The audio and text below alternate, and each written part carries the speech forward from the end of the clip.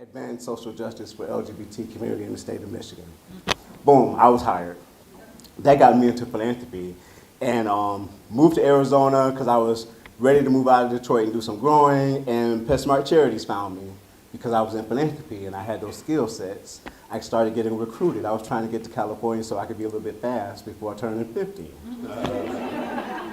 The universe decided that, Johnny, you can't be fast, you need to go home. You need to go to Arizona and be with your mama and slow your little fast tail down.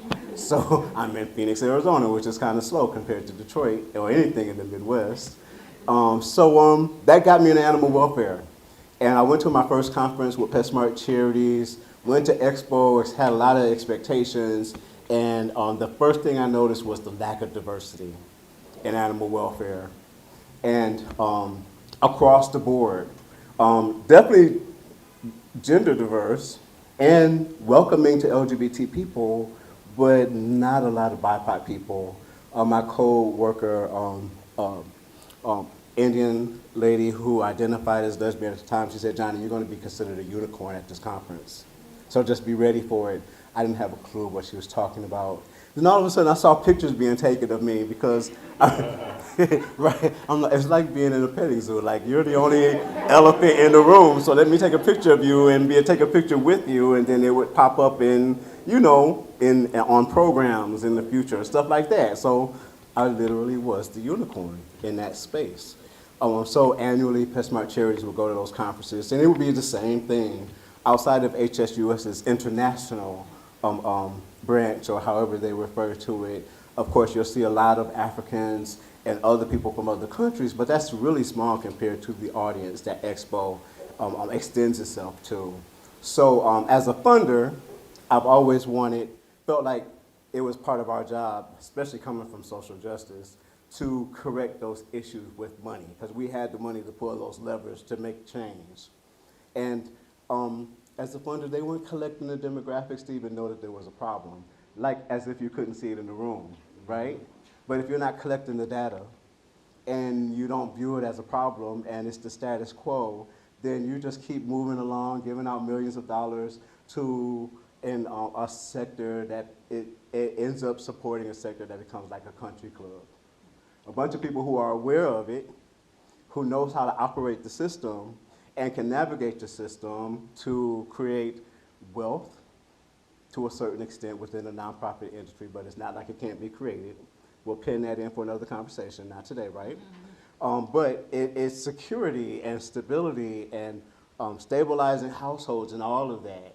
All of those things that come with establishing a sector and bringing in millions of dollars from donors and grantors to support jobs, six-figure jobs, middle-class jobs, working-class jobs, getting into skill set positions where you can acquire knowledge in an area that you have a passion for. And in animal welfare, that is for pets, companion pets. People love dogs and cats and reptiles and all sorts of companion pets out there. There's a diverse range of them, and those pets need to be taken care of. So there's a whole ecosystem that's set up to do that.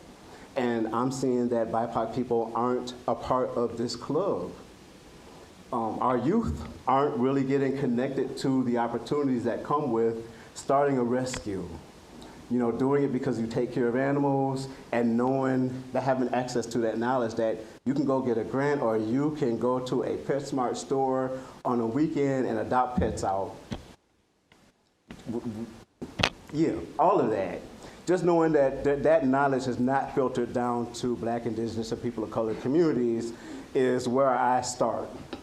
And that's pretty much where C.A.R.E has started to focus its work in terms of advocating, yes, for diversity, equity, inclusion within animal welfare, but more importantly, focusing in on developing the community wisdom within our communities, where we know we have proximate leaders such as yourselves that are already doing the work, that don't even know that you can plug into something like animal welfare. But that's okay, because we're going to change that. We're going to shift that. That's why y'all are here. That's why C.A.R.E is around, to change your thinking that there's something you can plug into, and there's something that you can plug into that you can build that's more culturally relevant to how you are doing the work within your own communities. You don't have to what's the term? You don't have to code switch, right? You can continue being who you are, doing the work within your own communities, having that impact, and also focused on humans. So we've been developing this framework called human and animal well-being. And we use that instead of using animal welfare. We talk about animal well-being.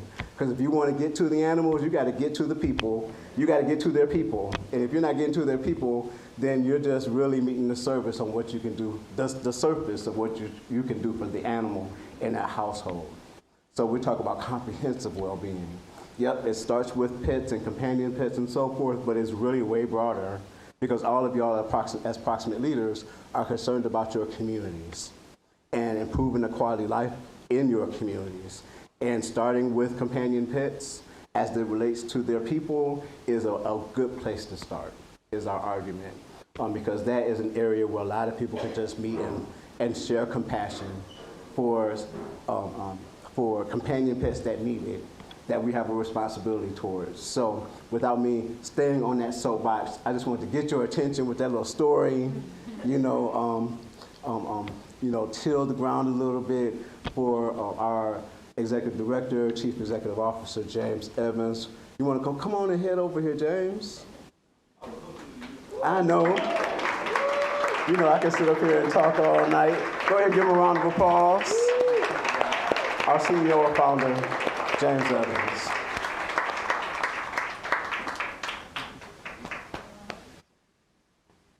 I'm glad he didn't take his fast butt to California. Bear with me. Thank you, Johnny. Johnny is amazing. If you all don't know Johnny, get to know him.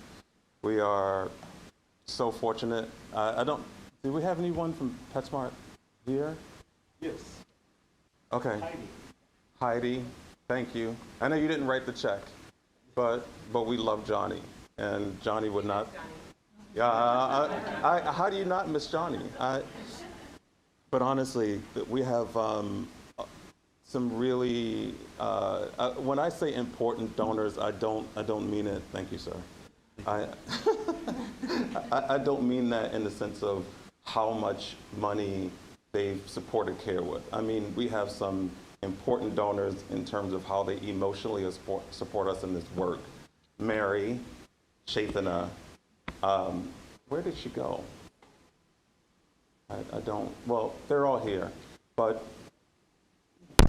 we have sat on the phone with Chaitana and Mary, Jen and I, on multiple occasions, crying about this work, laughing about this work, agonizing over this work. So it's the kind of support that, to me, is well within the human and animal well-being space, because it's not just about, here's a check, go off, do your thing. This work is really difficult, really, really difficult. And to be able to call a donor up and have a human conversation about the trials and tribulations that we're going through,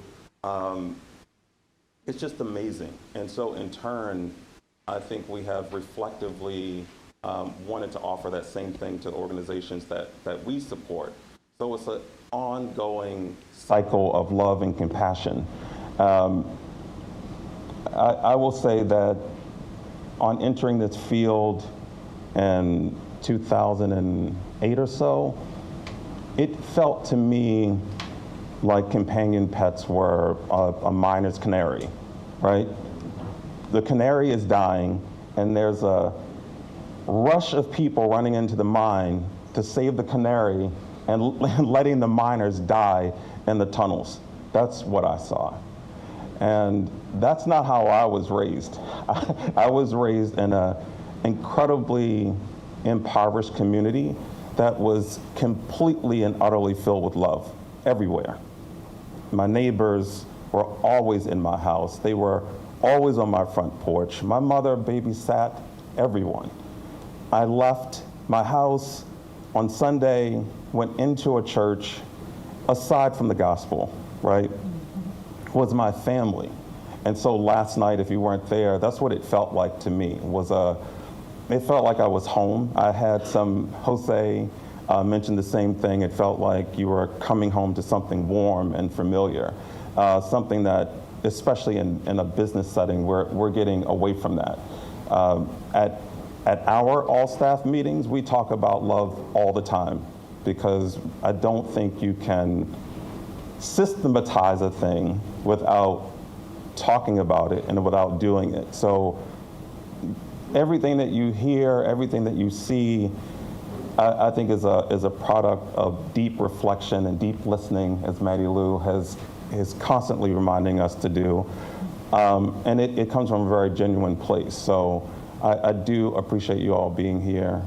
I will say that the theme, Stronger Together, I gave that a lot of thought, unlike the talk I gave last night, which I didn't have time to think about sharing. They surprised me last night with the Avanzino Award, and you don't have to clap for me. But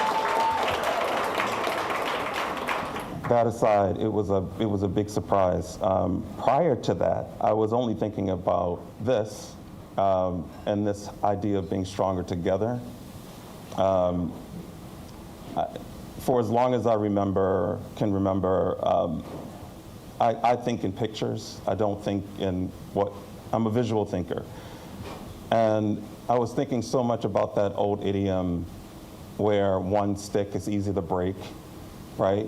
But a bundle of sticks is much more difficult to break. And that's absolutely true, but there's a lot of privilege in that, right? Immediately I thought about the sticks that I knew that were already broken and discarded. And what do you do when you're trying to build a bundle of sticks that have already been hurt, molested, discriminated against, stolen from? What do you do with those sticks that everyone else says, let's just use them for kindling, burn them, discard them?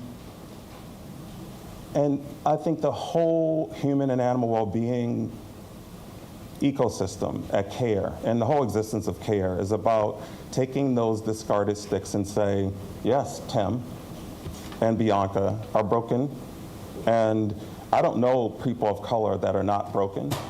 And so the question is, how do you build something with broken sticks? And the reality is it takes a lot more binding. You have to bind those sticks with something. You can't just hold them in your hand and hope to build something. You have to bind them and wrap them, and you have to leverage everything those sticks have left in them with an overdose of love and compassion. And we're doing it every day. And I think animals somehow end up being a great exemplar of that product. It doesn't matter what shelter or rescue they come from. Once they're in your house, once they know you love them, they turn into completely different animals. And so I only wish that we, as donors and communities of color, communities of people with disabilities, and people who are seniors who are always pushed aside in this community, that we can offer the same thing to one another that we so often offer to our companion pets. The proximate leaders that we work with, that you'll hear from today, are some of the bravest, most courageous people I have ever met in my life, and I have met an enormous amount of brave people. And I can hardly hear from them like we heard from them yesterday, and we often had Zoom calls with them, and it's just humbling to see people who are living on the margins that find a way to give back to their communities constantly. Bianca is a great example of that. And I love the fact that Spring Point, Life of Riley, and Chaitana and Maddie's Fund and PetSmart Charities have given us an opportunity to put all of those sticks together wrap them, bind them with love, and together we're going to leverage that and build something amazing. And hopefully you'll be there to help us along the way. So with that, welcome to the gathering.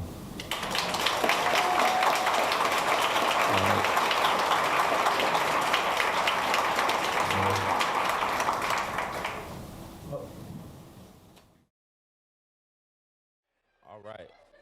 I hope they can hear me well. Alex, welcome to the gathering. Even though we're on day 2 now. Looking at that camera or looking at you? Whatever feels most natural. Those are the people. Matter of fact, before I tell the people who you are, maybe you could tell those people who you are. Okay. My name is Alexander Contreras. I'm from Miami, Florida. I'm a veterinarian technician, recently turned entrepreneur / philanthropy. And I want to tell you a little bit about the Pet Trio charity and all the amazing things I hope to accomplish with Pet Trio charity moving forward. I wish you didn't have the sleeves on so they could see what I saw yesterday when we were talking. I'll definitely show that when we're done here today. I'll definitely put that in front of the camera for sure. So Clip Trio is a product that you created. I want to say you started in 2006. You said yesterday. So, 2016 was the idea conception of Clip Trio, which essentially is the first ever 3-in-1 pet nail trimmer with the first ever disposable styptic powder cartridge. Basically, what this is going to do is going to set the standard to the nail trimming process. For all my vet techs out there who struggle with the painstaking nail trimming process of having to pour out the styptic powder when we unfortunately make the mistake of nipping it quick, this is going to make that super fast, super safe, and definitely in a more hygienic fashion. So definitely be on the lookout for Clip Trio soon. Have you been able to speak with any vet techs since you've been here yet? Oh, man. So I spoke to a couple of vet techs. Obviously, everything's been via Zoom. I have not spoken to any vet techs here today. I'm hoping that there are some amongst the groups because once they hear my story on the things that I plan on bringing to this community, they'll resonate with them because at the end of the day, I will always be a technician at heart. I just had the opportunity of chasing after a vision that I had in my mind of Clip Trio, which essentially kind of cascaded into eventually throwing me into Pet Trio charity and all the amazing things I plan to do with the success of Clip Trio. So with where we are today, can you speak a little bit about how you ended up here at the gathering in Philadelphia? Oh, man. So obviously, thanks so much to James and Jennifer. I linked up with them via LinkedIn during the pandemic time. I told them my story about what I was doing in the vet world and with Clip Trio. Then I just so happened to tell them about my vision or my idea for starting my own nonprofit, Pet Trio charity. It just so happened that the timing and everything lined up. James gave me the opportunity to see something in me and see my vision for what I want to do with the Pet Trio charity. And thus, they gave me the opportunity to come here today and hopefully present this to the people at the gathering today to hopefully see what we could all do collectively in this. And one important thing about this mission that I've been on, I would like to, dedicate everything I've been busting my butt for to my late grandpa who at 10 years old, literally set me in front of a TV to watch Animal Planet, the Discovery Channel, Nat Geo Wild. So that's really where that passion really started at a young age. And then now, at 36, being able to do all these things and still be passionate about it, I definitely want to dedicate that to my grandpa. Now, let's say we're here today. This is a big opportunity. You said opportunity a few times, I believe. So I want to know, where do you think on this date next year, what does it look like for Clip Trio? So definitely for Clip Trio, I'm hoping that we could get Clip Trio set as a standard to the nail trimming process, both in the veterinarian profession world and also for the everyday pet owner. And I'm making that statement clearly right now that I plan to donate a Clip Trio for every animal that gets adopted from a rescue organization that I plan on partnering up with, because I want to give equal access to anybody and anybody who has a pet that wants to learn how to do the nail trimming process. They could do it in the comforts of their own home, or they could do it at the vet's office. But either way, I plan on cementing Clip Trio as a standard to the nail trimming process. And hopefully with Pet Trio Charity, right off the top, I want Pet Trio Charity's first project to be to renovate an existing vet assistant program at a Miami-Dade public school where I'm from, because I want to give those students the opportunity to truly immerse themselves in what this profession is and show them that if I could be the example that you don't necessarily have to be a veterinarian, you don't necessarily have to be a technician, but you can start that route and eventually become an entrepreneur or anything in that profession, but still have that same passion you had with it since you were a child. And lastly, I would like to ask, just speak to a point of pride of Miami-Dade County. You're out here in Philadelphia. Can you speak about some of the folks that you're working around? So because I'm so fresh to this new, nonprofit world, I haven't really connected with anyone that we could do something collectively. I'm hoping that after this gathering today, when people see my vision and see my mission, hopefully those talks can start, because at the end of the day, we're all here for the same cause, and this is, continues to support the animal welfare industry that we're in. But most importantly, exposing the industry that there's another person out there like me, same skin color, who has these ideas and has these visions. They just need that damn opportunity to present it. And when you present things, chances are it's going to resonate with somebody in there who has those resources that can take your vision to the next step. Well, Alex, I appreciate you being here with us today. I hope you get the most success out of Clip Show today and tomorrow. And then next year, I want to have these all over in all the vet tech's offices. That's the goal there, man. My goal is by 2028, I want a Clip Trio in every office in North America. It's a big goal, a big vision, but that's what I attain to try to make that possible. Thank you for being with us. Enjoy the rest of the day. That's just our first contact from the gatherings. This is Alex of Clip Trio, Miami-Dade County's finest. There, yeah. If you can, I want the people to see it. You got to take that over to the camera. Make sure they get the close up. All the way over there. Let me adjust my hair here. I got this headpiece on. Mic down for a second.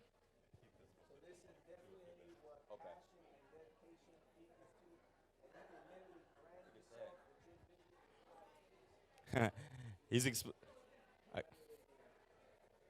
tell him again. Tell him again. Remember the name, Clip Trio. There it is. When you know it's dedication, when you have it tatted on your arm. That is product placement on his body. And we got next up. All the way from Chicago via Atlanta, right? Yeah. All right. So before I get too far into your introduction, can you please let these great people in TV land know who you are? I am Jasmine. I go by Lady to Dawn. I'm a poet. I'm an author. And now I'm a philanthropist. So I get in the community. I'm out here and we just trying to do the Lord's work at this moment. There we go. Out in Philadelphia, making a big difference. Now, Yeah. you said an amazing poem yesterday. I don't want you to get all the way into it, but can you just tell people some of the feelings that went into that, some of the reasons behind what you do, why you do what you do? Definitely. Well, my organization is a Love for Animals Incorporated Outreach. Go follow us. And when I got into doing the animal work, I saw that it was like giving me peace from my community. I'm in the hood. I hear a lot of gun violence. I hear a lot of things that, you just hear screeching, crackheads fighting, all of this. So you kind of have to find your peace within that, your concrete jungle.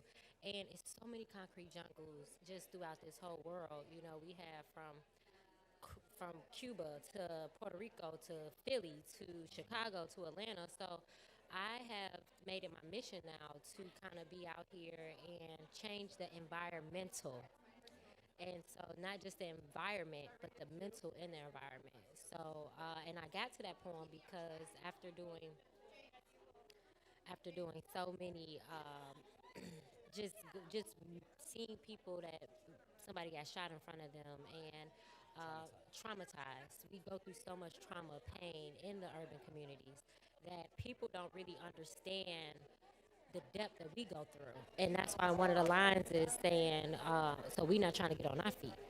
Because a lot of people try to put our problems on us and say, oh, well, you could have did this, you could have did this. But a lot of it comes with education. A lot of it comes with changing the mentality. So I can't change until I change my mentality.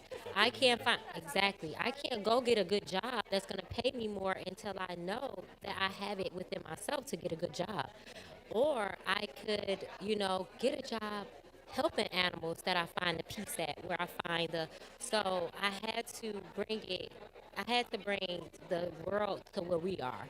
And with the poem, Welcome to, it did that. I want these people to hear it. At some point, they all got to hear it. Yeah, please look out for it. But before we get into this next session, I would like to know, what are you most looking forward to for today's session of the gathering? Letting people know about what we do out here as a BIPOC organization, as a Black organization, as a woman organization, I think that it's good for people to see this. Social media, the world, different cultures, see how we do, and that it is hard, it's challenging for us, but we still show up. We still show up in these spaces. And we talked about showing up yesterday, Yesterday, right? yeah, we did. And so when she said that, I was like, I'm here. So I did my part in a way, right?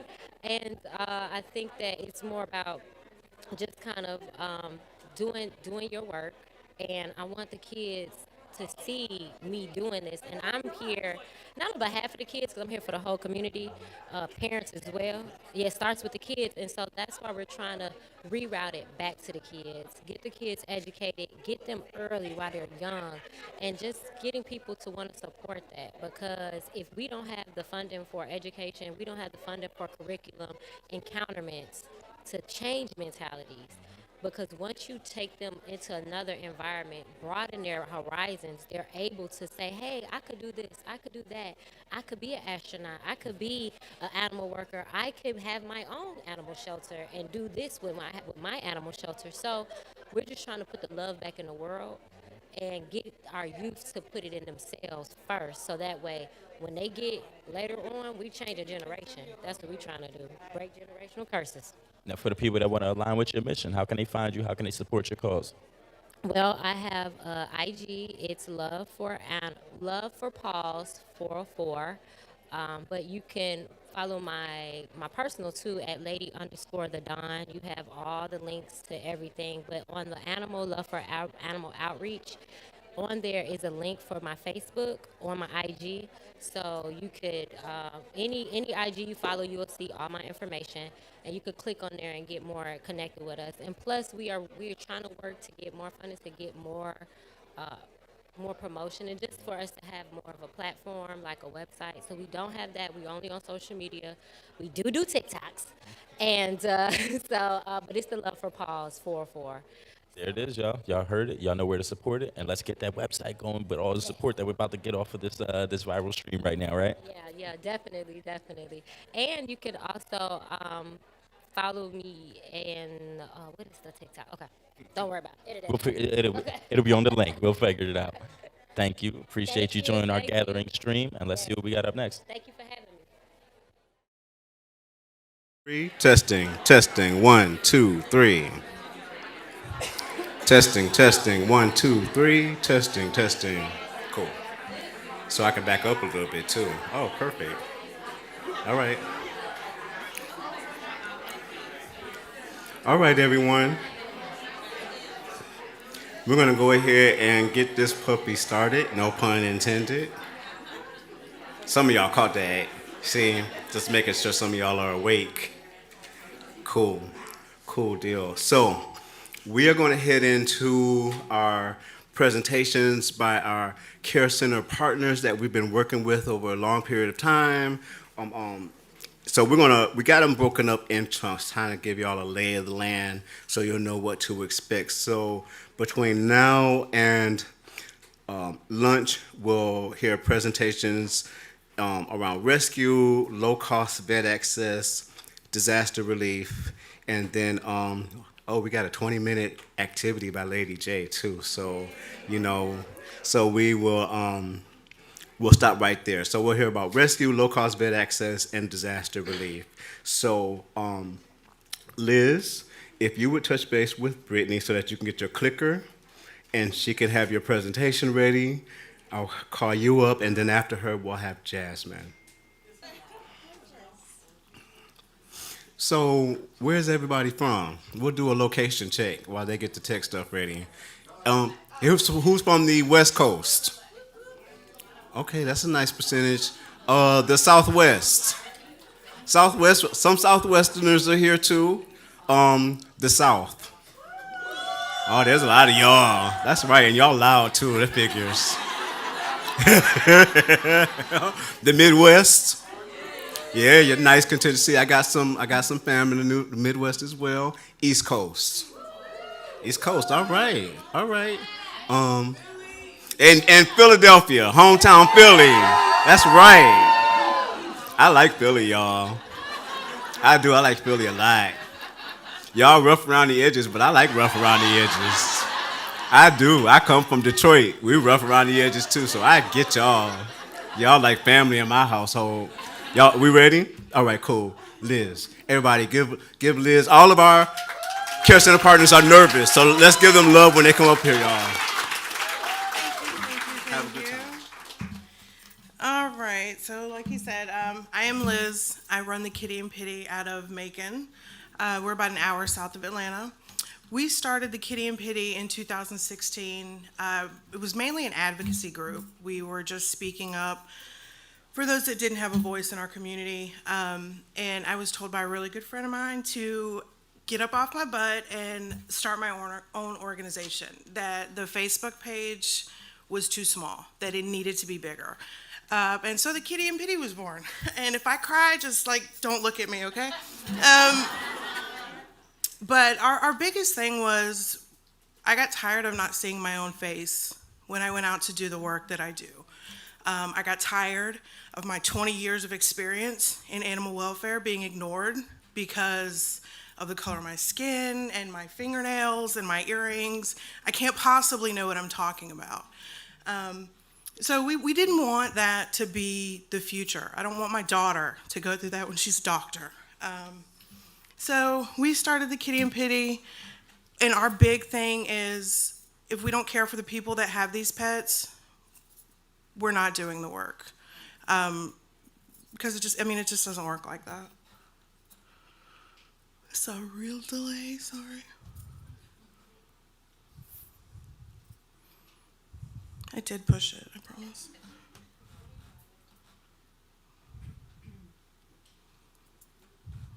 Maybe.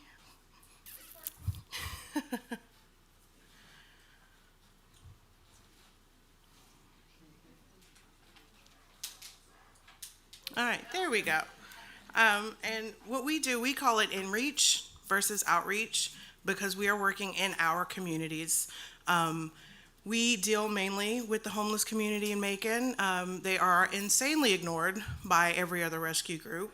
They're looked down on, constantly told they shouldn't be pet owners because of their living situation, and that's just not true. A lot of the times these pets are keeping these people alive and grounded, and vice versa. So we currently support 3 camps. It's about 150 people. Right now there are 8 pets that we've been allowed to interact with. We have our Neighbors in Need, which is a seasonal outreach we do that is open to absolutely anybody. We do supplies, clothing, food. If they need it, we figure out how to get it to them. And then we are also a licensed rescue. We do focus on the pit bull breed and kittens. That just seems to be our wheelhouse. There's 100 of them. So that's where we do. We are at a 20 animal capacity. We filled up overnight. Go figure. We are one of the only rescues in Macon that takes guinea pigs, rabbits, ducks. Animal control no longer takes them in. So when those calls come in, I get that phone call. So we've got rabbits, we've got ducks. If you want to adopt it, I probably have it, so come look at our page. Everybody should add a rabbit to their family. Yeah, we do it all. Yeah, everybody gets a rabbit. And you get a duck. I have white ducks and black ducks and green ducks. I have all kind of ducks. Some of our success stories, most recently was Coco. She was removed from a DV situation. Her mother's life and her life was being threatened. The dad didn't want the puppies. Mom came to me in tears. She actually lives at one of our homeless camps. So we kind of took her in on a whim. She went into labor, had 7 puppies that are now in our rescue. If anybody's looking for a puppy, they're adorable. They're about 3 months old. Please.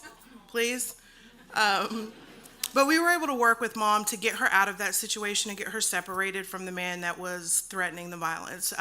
We try to work really closely with Bibb County Sheriff's Department to be 100% transparent with them that we're dealing with a very sensitive community. We have to tread lightly, but they've so far been really good. Coco is now back with her mom, thank goodness, and Mom is in a much safer situation. Our food donation program has served over 2,000 human meals and about 3,000 pounds of pet food. Anybody can message us at any given time, They need dog food, cat food, rabbit food, and we deliver. We don't ask questions. I don't ask you to prove how poor you are to get any of our help. We just offer it. There are community fridges in Macon that we routinely fill. It's a big thing for my kids that like to, it's an easy way for them to give back and for their friends to give back is to fill the fridge. Diogi and his sister are two of the 8 dogs that we support.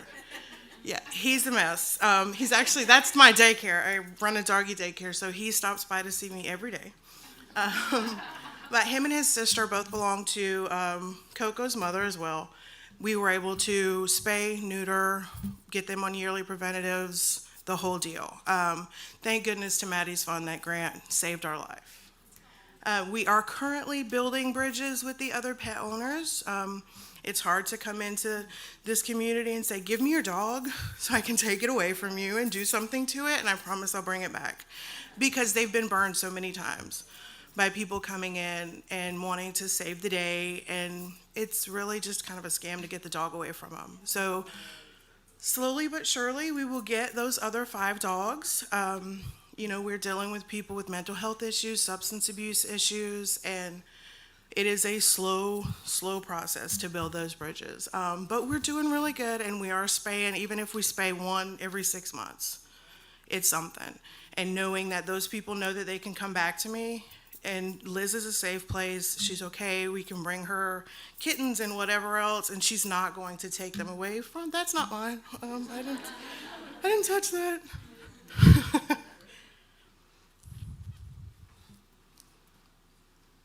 I'm just not gonna touch that remote. Let's get that rid of it.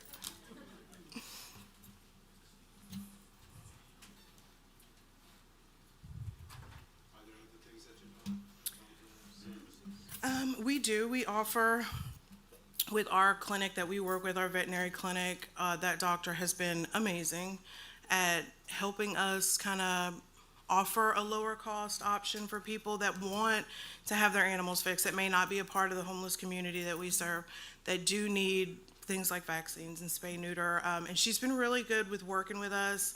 She recently got set up with the scratch pay, and there's another one that just lets them break those payments up, because you're looking at $300, $400 to fully vet an animal on cheaply. So she's been great at. It's nice to have her there that we can say, go see her, let her know that we sent you, if some of our budget needs to help you cover this cost. So we do that too. Our barriers to growth, we are insanely small in Macon. There are 3 of us, and we work like crazy.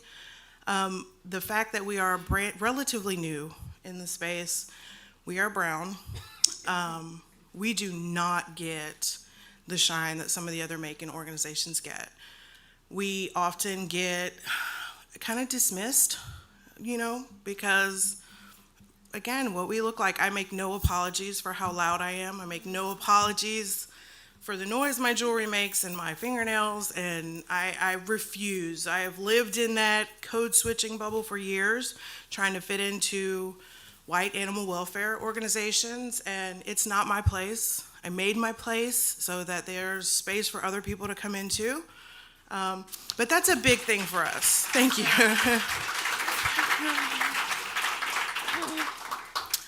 But pulling those funders away from organizations that they've been donating to for 20 years is insanely hard. I swear I didn't touch it. On top of, we kind of started growing right after COVID. Nobody has any money. People barely can pay their bills. So to ask somebody, give us $100, it's a big ask. Funding it's a huge ask. We're like 1 back, no? We're 1 back, yeah. Yeah, we need to go. I didn't touch it to go back. Let's go ahead and touch it.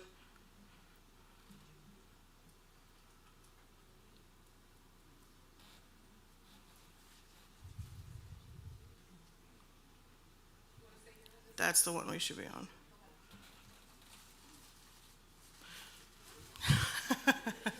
You got a quick glimpse of the barriers, just keep that in mind. And as well as partnerships, I don't know all the people that I need to talk to. I don't even know the kind of people I need to talk to.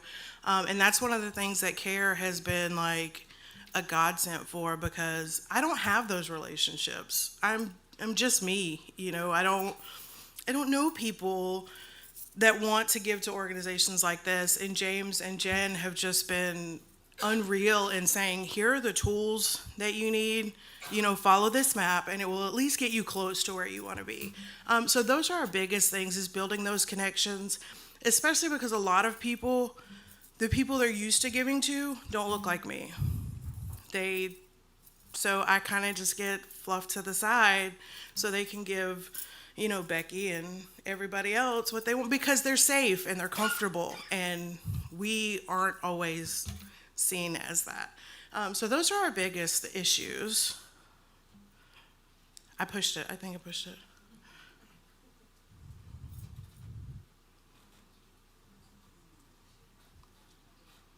There we go. Our continued growth plan. Our end of the day, super, super dream, if money wasn't an issue, we would love to be on the same level as like the Amisa House, for those of you who are in Georgia. We know that a lot of people do not enter the programs they need to enter because there's a dog at home. Macon has a center called the Brookdale Warming Center. And it's kind of like the Amisa House. It's a transitional program, helps get people off the streets. And I personally know people that will not go into it. What are they going to do with their dog for 6 months? You know, and that's a big ask to tell people, well, just, you know, you need to work on you. But we would love to be that. Your dog comes here.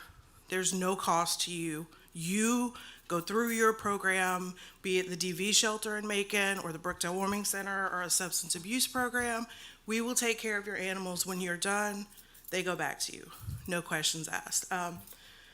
So that is our dream, to have the halfway house. I would also probably move all our rescue animals out there, just saying, get them out of my living room. And to also to support that work with the doggy daycare. I've been working in that field too. It's the best job in the world, easiest job in the world. We would love to have a mobile pet food pantry. Macon has some pet food pantries, but they are in the middle of nowhere, 20 minutes off of a bus route, and the people that really need this help don't always have the ability to jump in their car and drive over there and get it. You're not carrying 40 pounds of dog food back to your house on the bus. It's just not happening. So we would love to be able to have that option to deliver on a monthly or a bi-weekly basis to get the food, to the people that need it. I would never want pet food to be the reason that someone gave up their best friend. And right now, especially, that is a huge issue for people who are deciding, do I pay my power bill or do I go buy dog food? And it really does come down to that a lot. We, of course, want to continue to provide the assistance to these families that need the help. Financial strain should never be the reason that you have to give up your animals. Like, we want to erase that. Take that out of the equation, and it makes a huge difference. So that is my spiel. I don't think there's another slide. That's one of those puppies, if anybody's interested.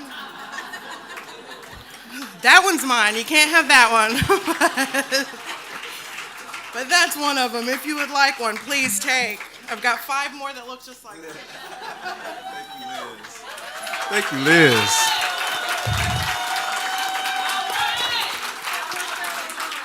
Liz, that's a tough job, being the first one to do a presentation and then have to go through all the tech issues. So you made it easy for everybody. You did a wonderful job. Thank you. Yep. Round of applause. Good job. Good job. Couldn't even tell that you were nervous. You were excellent. You're like a pro up here. So, one of the things that'll be consistent is that all of our care center partners are going to touch on social justice issues, which, the human and animal well-being framework that we are engaged with it's about engaging social justice issues that are impacting Black, Indigenous, and people of color households. and we're arguing that you can't go to these households and offer to spay and neuter a pet without talking about the other security, food security, and housing security issues that are impacting that community and that household. So thank you for definitely your presentation and also touching base on housing security issues. Next up, we're gonna get a little bit of creativity, and I'm loving the pants she got on. I love bell bottoms. You don't know how much I love bell bottoms and a boa. Bell bottoms and a pink boa. What else can you ask for? Jasmine, y'all. Hey guys. Hi, Liz. I cannot follow up behind you, girl. Okay. Hi, my name is Jasmine Crisp. I am the founder, president of the Love for Animals Outreach, and we are rescuing lives, people, paws, and restoring hope. And I chose the Love for Animals Outreach because they were like, you need to, we've been out here for a long time just loving on animals. And I was like, what is the name? And I'm like, Love for Animals. I'm out here doing Noah's work, so it's the Love for Animals. And I started off feeding, well, had pit bulls. We'll get into it, but we just don't feed the cats and the dogs. We do goats. We do farms. We do. I had squirrels on my actual porch the other day. We feed the birds, you know, because birds eat cat food and squirrels eat cat food, if anybody didn't know. So how does Love for Animals, I'm going to read off my little cheat sheet because I don't have my glasses. So how does Love for Animals rescue? So we rescue by changing the environmental for the people in the paws in the urban communities. So what I mean by environmental, it's the environment, but it's also the mentalities in the environment. So we are all about changing that up, learning, letting people know it's okay to love on animals, love on your community, love the people in your community, and it's okay to give back. I know you ain't got it because I'm in black and brown communities. I'm from the hood. I actually stayed, I'm from Chicago, but I stayed in East Point area, Tri-City, College Park. People not coming over there to do TNR. People not coming over there to give food. And I had borrowed a trap from a local organization, and he was looking behind me like, you know him? I'm like, no, he just part of the city, you know? But they were scared to be in my neighborhood. My neighborhood is embraced by me. So when people see me, when the kids see me, they're waving like, hi. So it's a representation that I have to be because no one else is gonna be there in that space. So that's why I'm here with, like Liz say, with my nails, my hair, my lashes. People don't expect me to be who I am in these spaces, but I'm here. And so that's why we do what we do. My vision is, like I said, I'm in the Atlanta area, but I'm from Chicago, so a lot of the social media gets bleeded over to the other concrete jungles, like I like to say. And that's in Chicago, that is in Miami, and that's just in different areas that when people see me and they grace my presence, they see it and they like, oh, you like animals? Yeah, I do, and you can too. You could just start by feeding your local cat. And too, I like Liz say, I have 2 kitties that are ready to be adopted. Just TNR them, my first 2, and they live on my porch. So please come get them. Our vision is servicing the Atlanta metropolitan area that provides a healthy, holistic environmental for the growth of every child, adult, and pet in the concrete jungle. And I have 3 black boys, 3 young black boys, who no one can show them right now. In animal welfare, in music, and social media world, it's not cool to be out here doing like the Trap King said, just out here being in that space. But what I'm trying to teach my boys and all the other kids that's around us in the projects, because we live right next to a project building, so they see the cats. At first they were trying to, hit the cat, burn it, the regular what you do, but now it's like, oh, we see cat cans and we see cat food, and so it's like, oh, well, I got some food I could give it. Well, they don't eat meat, lunch meat, but Thanks for trying. So we are all about changing the mentalities between the children, the adults, and learning that, like Leah said, you can't give up your pet just because. And a lot of us, we go through that. We have to give up our pet because we don't have the money. I have to worry about my kids eating. I have to worry about me paying my bills. I have to worry about me getting into transportation, and I don't know how I'm gonna pay for the MARTA. So a lot of people, I just had a dog that someone let him go because she had a tumor in her breast, and you could see she was walking. I'm like, baby, who let you go? She was a old baby. And I said, dang, like who would let you go? But in this space, a lot of our black people don't know, and black and brown people, we don't know it's resources out there. We don't know it's funding, it's assistance, it's things that can be done to avoid this. And that's why I'm here, because I am that conversation starter.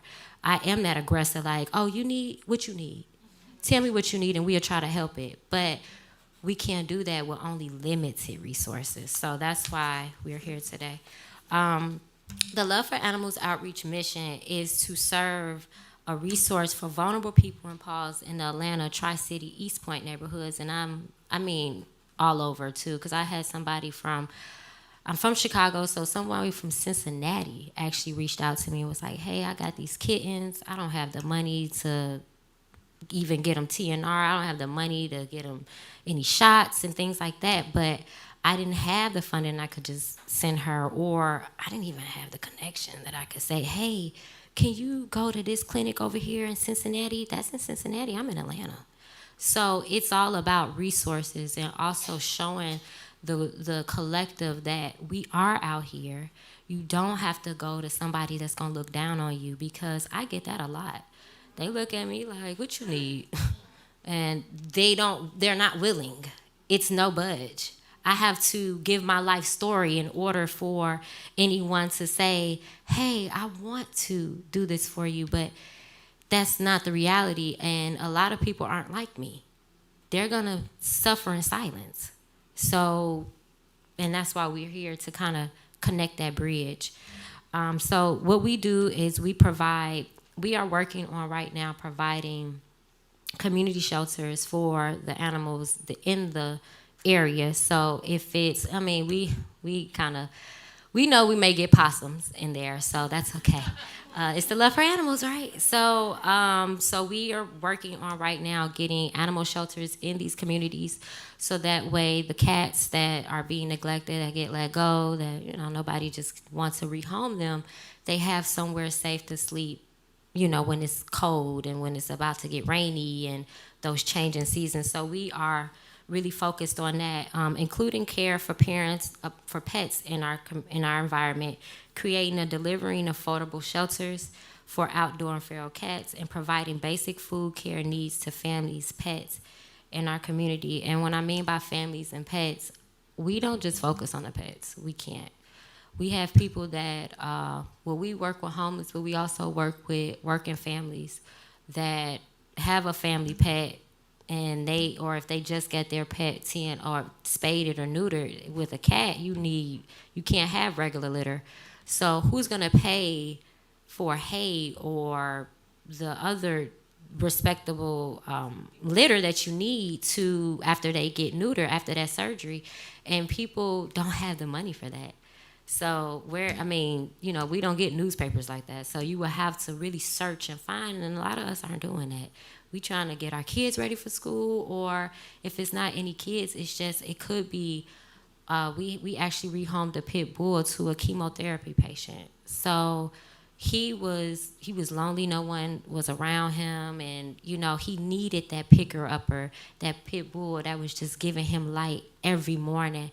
And so that's what we focus on. Everyone that's trying, but they can't get there. So we are that bridge. And our goal is to serve as a resource to those often ignored by traditional animal outreach organizations, and instill our core values of restoring hearts, minds, to include care for animals, the environment, the world, and linking different lifestyles through the process. And what we mean by that is, when we link in different lifestyles, we're linking black and brown to white to Asian to Hispanic, we're linking it all together because we all are together on this earth. So that's why I like to go into exposure, because with exposure, we can change mentalities. And the other day, I was asking my fiance, I'm like, how did we get here? No, like, seriously, how did I get here? Like, I don't even, like, how did I get here? And while they work on this, I'm going to just say my journey. I was 7 months pregnant with my second son, and I was helping birth 11 puppies. I had 3 pit bulls in the house, and my pit bull ended up getting pregnant. Don't ask me how. And I was on the floor birthing with 7 months pregnant, big belly, on the floor helping my German Shepherd birth her babies. And then it was just, I was up from 12 to 7 in the morning. And I'm just like, come on, Bella, come on, girl, you got it. And at first, it was, she was a little discouraged. But after so much encouragement, so much, love, she was like, I got this. And she birthed 11 puppies. And so we birthed 11 puppies, 10 survived. We rehomed all of them, potty trained everyone. And we put pit bulls back into loving homes and showed that pit bulls can be loved on. They can be family dogs. They're not this vicious breed that every Chihuahua is more vicious than them. But, if I was to argue. So, so we rehomed everyone. And when you see the pictures that come up, we end up getting homeless with my 2 babies, my newborn child, my son, who was 5 at the time, and my 3 pit bulls, because as I said, we had 13, but we rehomed 10, and then we had 3 with us. And so they were my fur babies with my 2 human babies. And so at a point of time, we were in a weekly for months, and we could not find a place to stay. And it became a do or die between me, my kids, or my fur babies.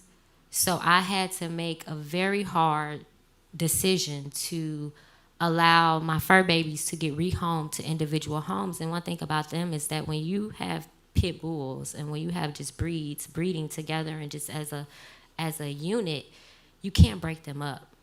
I can't say I'm gonna keep this dog and not this dog, because when she's home, she's yearning and missing the other 2. So it was only right to give everyone their respectable home. And I did have a success story, but I didn't have enough time to put it on there. But every one of those pit bulls was rehomed to a loving home. And then we start finding peace. So these were the dogs. This is Bella when she had her 11. That's the 11. That's her with my babies. And this is when we was in a weekly with my newborn son. And that was life-changing for me, because this was before the organizations. This was just me having a love for animals. This was just for me watching Animal Planet at 8 and like, hey, well, I don't know what I could do. But I actually just started to see it was more than what I thought it was, and that's why I'm here today. And so, and then we went to, after this, we got into an apartment after we had to, and then we started going to the farm. I started showing my sons other lifestyles, because with 3 black boys in the hood, that's all you see is rappers and gang violence and pop, pop, pop. That's all we know. And so I wanted to bring them into something a little bit more culture, a little bit more in depth of what's going to give them life skills, not just them feeling bummed down by their environment and what they can't do. We not in my household, it ain't what you can't do. It's what we gonna figure out. And so with 3 boys, I have to be that strong, well, both of us we're parents. So on my side, I try to do different encounterments, and we bring other children into that as well. So when she gets it up, you will see we actually did a encounterment with a nature class. So I ended up linking the nature class with the rec center. And so we got the nature class to the rec center.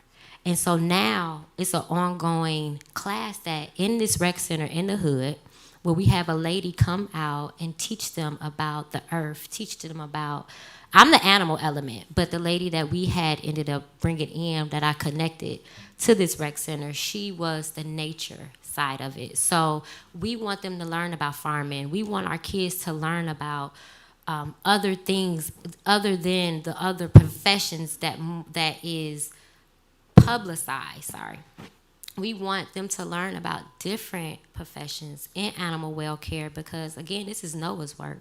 So we're just picking up, we're just doing what we need to do as of people, as of humans, as of beings, to just love on the unfortunate, the ones that can't love on themselves sometimes, the ones that can't feed themselves or can't hunt. And so we do that. And with this, with the community, our biggest focus is, I'm gonna just read off of what I got since they don't have it. With that, we help coordinate again the 6 month after school nature program. They said it should be about 6 months, but we know that it's gonna prolong for more because I just was on the social media the other day, and they have classes 2 times a week. And this is from us getting out there and showing them, hey, let's connect our kids to this movement that we're doing. And so from there, I had to just coordinate it with some other community leaders for the Youth of Change. So it's a day in Atlanta that we brung different people. I'm the animal person, but we brung rappers, we brung sheriffs, we brung just all different type of community leaders, and we spoke about the social injustices in our communities for our youth. And that's what we're trying to do. We're trying to change the mentalities for our youth because our tagline is changing the environmental. So we hope to broaden horizons, give our kids and their parents, because we do field trips. So we'll get that later on, but we do field trips, and this is the class that we did, and that is going on now, but I said that to say we do field trips to broaden horizons, to make encounterments, because a lot of these kids have never fed a goat or have never been on a farm or have never did a class like this. So a lot of kids like, I can eat rosemary, and it was like, yeah, you can eat rosemary. So they are really intuitive, and if you start them young, if you let them know young, like, hey baby, you could do this, they they will be the generation that we aim to see, right? Let's go. So regardless of the educational, we give back. We do, like I said, we go on the farm. We actually work with a couple of farm leaders that have their own farms. And like right now, we have a goat called Angel, and she is special. So she's both. So she's a woman and a male. And so we're just trying to get her some grazing jobs and things. But we actually bring the kids to learn about her, and we're trying to get more kids to learn about her and just learn about the farming and just to learn and help. So we give back to like Lifeline, and we highlight pit bulls and things like that. Those are my two boys. And it was eye-opening for them because they'd never been to a shelter, and they didn't know how pit bulls live. And they was like, wow, why are nobody getting them? Why is nobody rehoming? I said, well, that's why we're here. And so with that, we do the farming, and we just try to do the field trips. We feed cats, and that's another thing. That's why we say we love for animals, because we feed all the cats in the area, in our respectable area. So we don't go any further because we don't have the resources to go any further. We can only do what's in our area. And this is what so our day-to-day, because we do a lot. So our day-to-day is the kitty soup kitchen is what I call. Okay, the Kitty Soup Kitchen. We do rescue shelters, youth field trips. Currently working on a youth curriculum for colleges and preschoolers, and trying to get them encountered with the things that we do and whatever we do. If we're farming, or if we're planting, or if we're going to encounterments, field trips for them and their parents is where it's at. And I wanted to finish with a little bit of poem beat to kind of let people know the community I serve and the community I'm here to represent. I'm from the hood, like I said. We deal with a lot of gun violence. We deal with a lot of, I'm not taking my child to the park. I'm not. So we don't have a space to be comfortable. We don't have a space to teach our kids farming, and we don't have the land. We just don't. We don't have the access to the land. So what we're doing is something that's changing generationally. And so the poem is called Welcome To. It is an opening to a bigger conversation, but I'm gonna just start it off with saying, and you all could just, yeah. They say we are a different breed, that we are numb from what we see. Yeah, I say we got a little PTSD with a splash of insanity. It ain't us, it's all in the setup, so in God we trust. Product of our environment is all it is. We learned survival of the fittest since we was little kids. We knew the world was unfair when the privilege gave us snarls and stares. They not the ones that had to go home to pee in the stairwells. Who cares we fit in? Because we made being from the hood the best place to live in. We what every sedity person wants to be until it's time put you know into them streets. Kill to be killed, get finesse to be the finesser. It's wise to keep all your belongings underneath that dresser. Just a dangerous game we forced to play. Now, what did you say about us being totally sane? Oh, we make our own issues, so why not complain? Like we ain't trying to get on our feet. Where we made it from, it's hard to sleep. Now let's go take a look and see. Walking in these buildings might just cost a little fee, 'cause one slip will lead the finest 6 feet deep. Having this wit is hard to get, something that one can't beat. See, this what a hustlers play. Where you learn you gotta be quick with no games. This how we living, these bullets have no name. It is what it is how it comes. Wait, don't step right there, you about to step on a broken crack bond. Or with my brother, he about to be released off on felony bond. Messed up, ain't it? Hustling, trying to make a living just to feed his son. Different apartment numbers, but we all got the same pain going on. Repeating itself over and over again. Welcome to our reality. Shall you read it again? Our lives are a perfect hood song. Make sure you chuck your jewelry in your iPhone. I'm just saying, quickly, it could be gone. Thinking it's only one way out, 'cause everything we do is not all for clout. Watch your back or your best homie might just sell you out or set you up. We always taking risks of being faced with the end of a barrel from a gun. We just trying to get to school. This ain't even for fun. We trying to figure out math equations while battling with demons that's nothing far from basic. We inherited drinking, tricking, and bad credit. We were 6 years old, we all had a debit. They ain't never even been credited. Police scared to serve, reports getting shredded. Most of them couldn't handle it. Empathy, they never aimed to get. Understanding, not even a little bit. Could you relate your mail being 3 days late because the mail lady got grazed?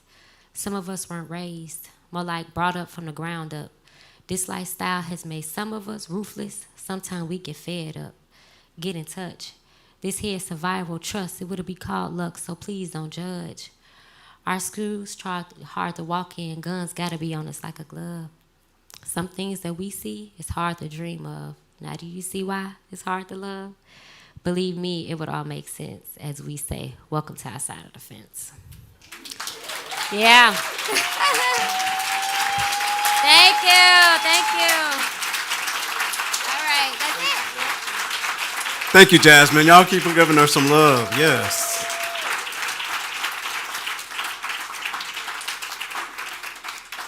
And you got a standing ovation there too. Look at you. Uh-huh. Liz set you up though. You know that, right? Liz set you up. Cool. Before we transition into the low-cost vet access, you and Liz both talked about pit bulls and being on the grant maker side of adoptions. In animal welfare, pit bulls is constantly been a challenge to get them adopted out into communities. Behavioral issues, all of those things that are thrown up as challenges to getting them into homes. Looking at it, I would always say, well, if we engage BIPOC populations, these pit bulls will get adopted. There are solutions, and the solutions exist within our communities if our communities are engaged. And what you and Liz are doing, Jasmine, are showing that there are solutions and communities that love pit bulls that can be a part of that solution and that engagement. And that's across the country, across the board. It doesn't have to be pit bulls just filling up our shelters. There are solutions that can be identified if there's a partnership, an authentic partnership built with the communities that adore them to help solve that problem and decrease that what's the statistic? Stay in the shelter. Like yes, life saving. So next up we're going to get into low cost vet access. We have Alexander and Serena. We're going to go with Alexander first, and then oh no, you know what? Do I have this wrong? Oh no, are y'all changed? Okay, it's Dr. Clark. And then are we going with Alexander and then Dr. Serena? All right, cool. All right, cool. Dr. Clark, you can come on up. I love that sweater. Yes. Wow, we made it to the day. I am Dr. Makiba Clark. My group, we're going to talk about low-cost vet access. We have Alex following next with Trio Pet Charities, and then Dr. Serena. So I want to tell you a little bit about myself and how I got here. I'm the founder and executive director of Vettorious Community. I originally grew up in Boston, Massachusetts. I was part of a program called METCO. It was a busing system. I was bused from the inner city to the suburbs for a better education.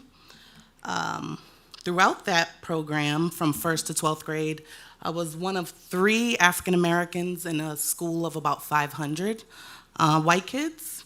And then in high school, I was one of 100 out of 1,200. A lot of the education that went on happened outside of the classroom. We learned about adversity, identity, and the politics of race and money. I then went to Roxbury Community College, which is a 2-year program. It took me 4 years. During that time, I worked as a groomer's assistant, a bather, and in a smoothie shop. It was very hard to break into veterinary medicine. A lot of people wanted me to volunteer. I could not. I needed to make money. So I could not volunteer. I just had to do what I could in the hopes that I could get into veterinary medicine. At 21, I met my first African American veterinarian. And at that time, a whole new world opened up. His name was Dr. Alfred Gaskin. He went to Tuskegee University and introduced me to other Black vets that went to Tuskegee. I was gonna go to UMass Boston, but in meeting the Dr. Gaskins, the Dr. Jarrells, I then decided to go to Tuskegee, who coincidentally graduates 75% of all Black vets in the United States.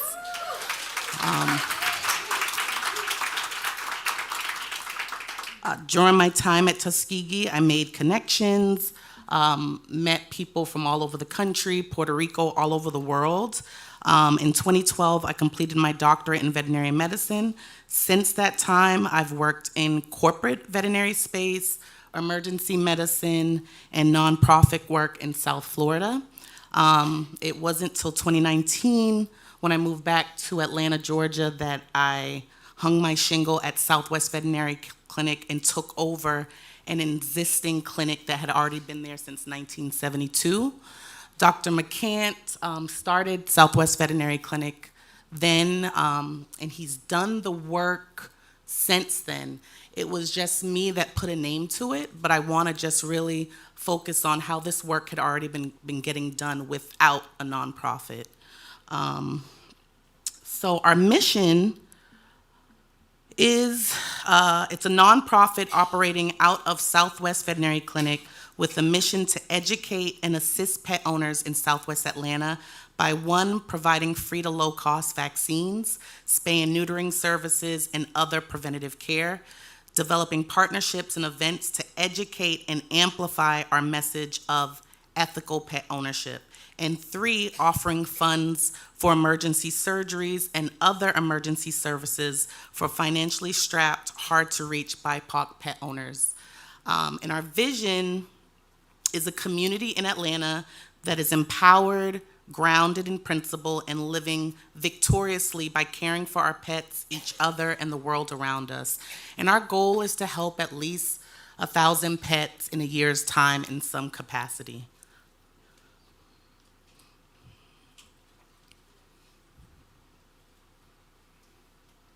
Like I said, it was founded in 2022, but Dr. McCant had been doing the work since 1972. And since 2019, I have been doing things behind the scenes. Pet owners come to me for help. They may not have the money, but they have the heart. They have the pets. So since that time, we have helped a few pets, and we'll get to that slide after, but we help about 5 to 10 critical pet families weekly, either with resources or money. Right now, we are helping, I call her the cat lady. She does not have a nonprofit, but she traps cats and brings them to me, and I spay them. And we do about 5 to 10 a week, kittens or smaller cats, and then we release them back into the environment because they don't have any homes. They're basically feral. And then we talk about the relational coordination. So between the pet parent, the veterinarian, the community, there has to be, for the relationship to form, there has to be shared goals. Our goals is to help the pets in the community, shared knowledge and mutual respect. I've been in the veterinary space for 10 years, and in that time, I see how some owners are treated when they come into clinics. When they come and they look a certain way or they talk a certain way, they are assumed to not care.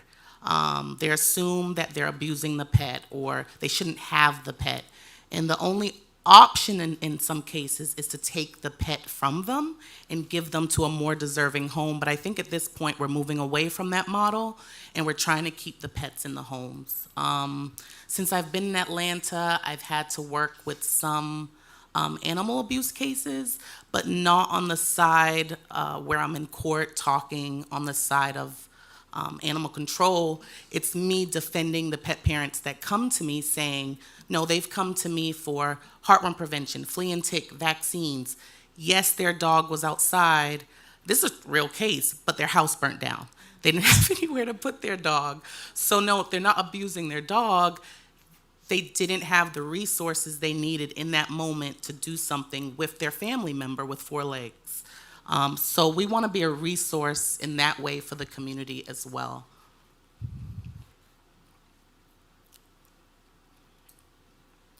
This is our Instagram, Victorious Community, and the name Victorious is an offshoot of Victorious. When I was starting my first company, I kept seeing this word, victory, victory. Sometimes when you're doing something you've never done and you don't know anybody who's ever done it, you have to be your biggest cheerleader.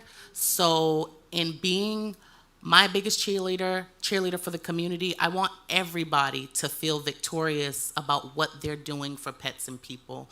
And the community aspect is me as a vet, pet parents, organizations like care centers, Pitties and Kitties, For the Love of Pets, all coming together to help pets and their families live better, more victorious lives.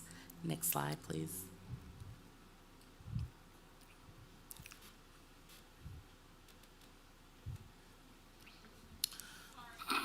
It's okay, it's coming.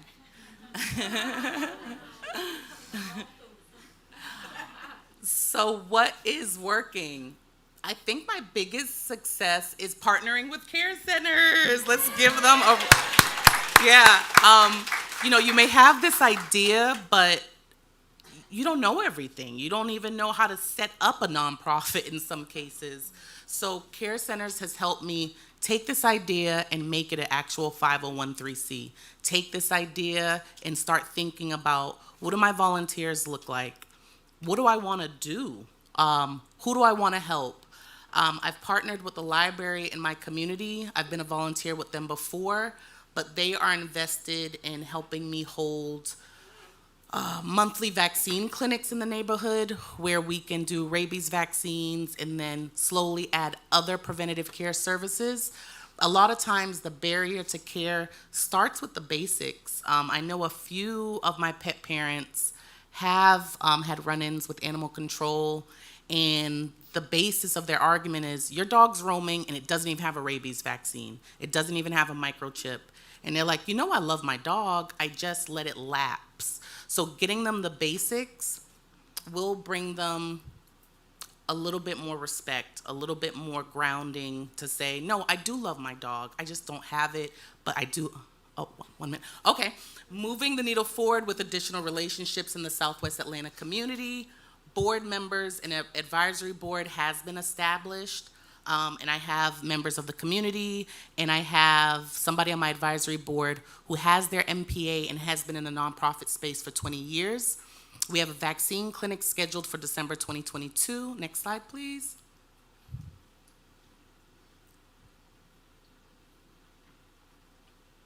Challenges.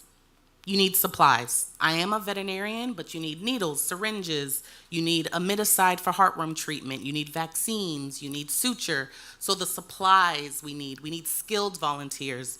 When we think about volunteers, it can't just be anybody in the veterinary space. They have to be able to hold a dog and know animal behavior, and then a sustainable infrastructure. And I think that's it for now, but we can talk more individually, and thank you for letting me have this time to talk about Victoria's community.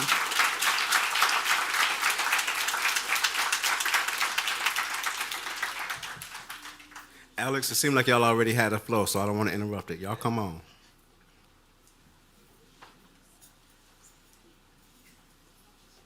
Oh boy, it's gonna be a tough one here.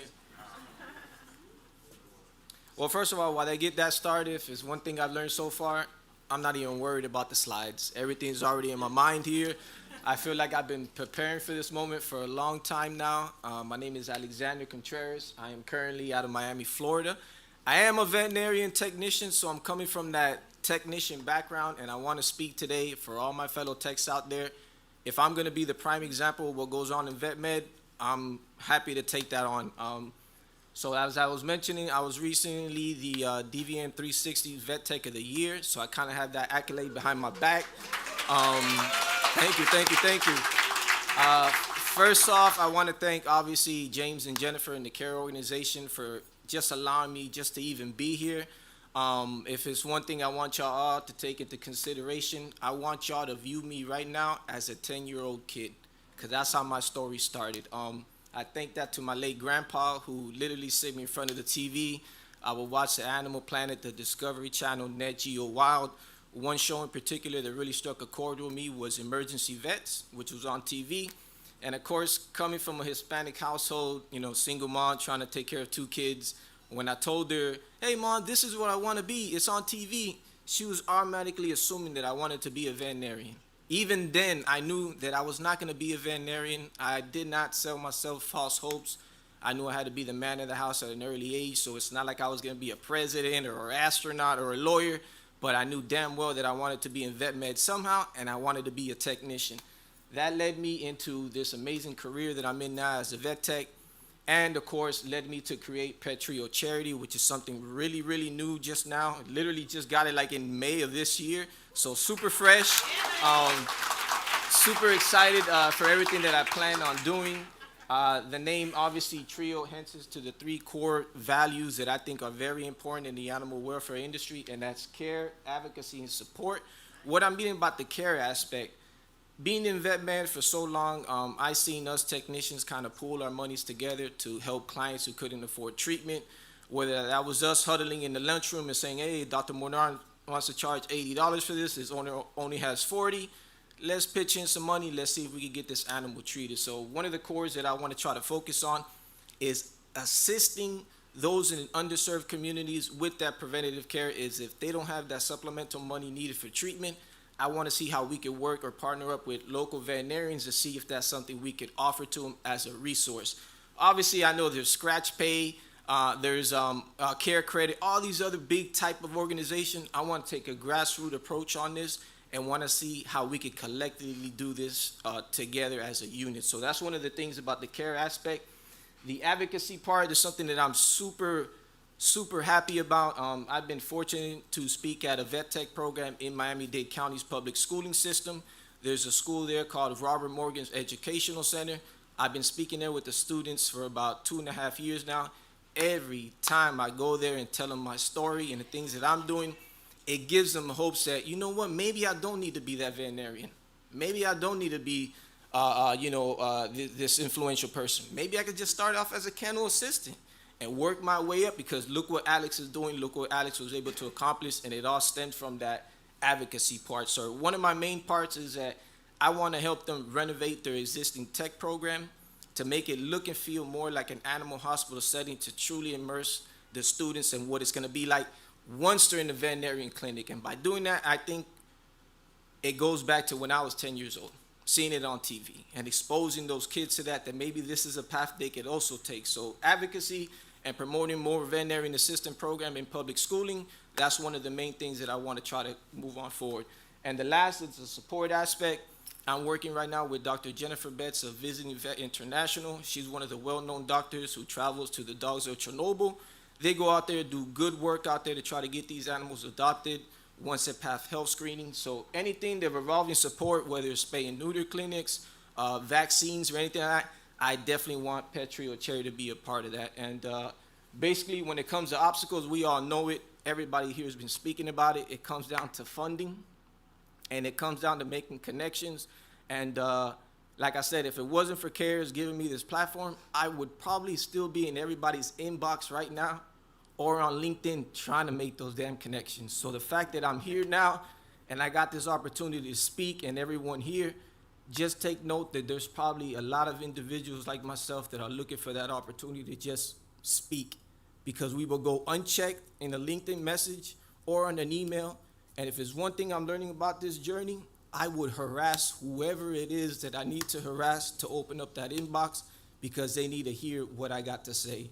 And again, just super grateful to be here. Obviously, the website is up now, like a first landing page, just to gather some information. I'm hoping the website will go live November 1st. This is me actually speaking at one of the classes there. I think there was like 20 students at the time. Obviously, it's been established already as a 501c, got the tax exempt. You can see it on there. I don't even need to speak about it. It's right there. Again, I just want to get the opportunity to show these students that there's a path here. You don't need to go to the streets. I came from that environment while most of my friends were out there doing what they need to do. I was like, you know what? I want to deal with these animals. I'm okay with that. And if it's one thing that I learned about that route, it made me more sensitive. It opened me up a bit. It introduced me to a side of me that, yeah, on the outside, like I look like this rough and tough person, but inside, I'm humbled as hell. And just working with animals allows me to continue that same passion that I had as a kid, even though I'm 36 now. And one thing that I will hold dear as I continue to move forward with this is legacy building. When I'm dead and gone, hopefully my 3 kids can carry this on, and it's gonna cement me as a tech who started this journey, picking up dog poop, taking dogs out, picking up shifts when nobody else wanted to pick up, but yet again, I was able to get this started. So again, it just adds to the story that we're all humans at the end of the day, just looking for a way to connect, and I'm just super humbled to be here, and that's how I'm gonna close this thing out. Thank you.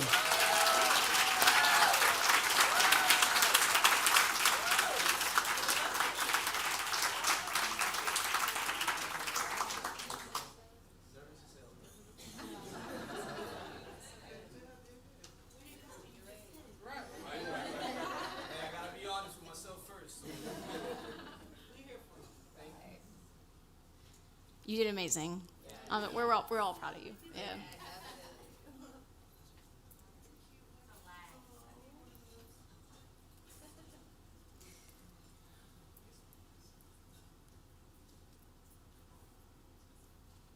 All right, good morning, everybody. My name is Dr. Serena Nai, and I am very proud to introduce a new chapter in veterinary medicine, Chapter 8, where the Roman numerals 8 stand to Veterinary Inclusion and Intersectionality Initiative. So we're here today to bring together a community that is more inclusive both for pet parents as well as veterinarians, veterinary paraprofessionals, technicians like Alex, and you can go ahead and, oh, you did? Oh, okay.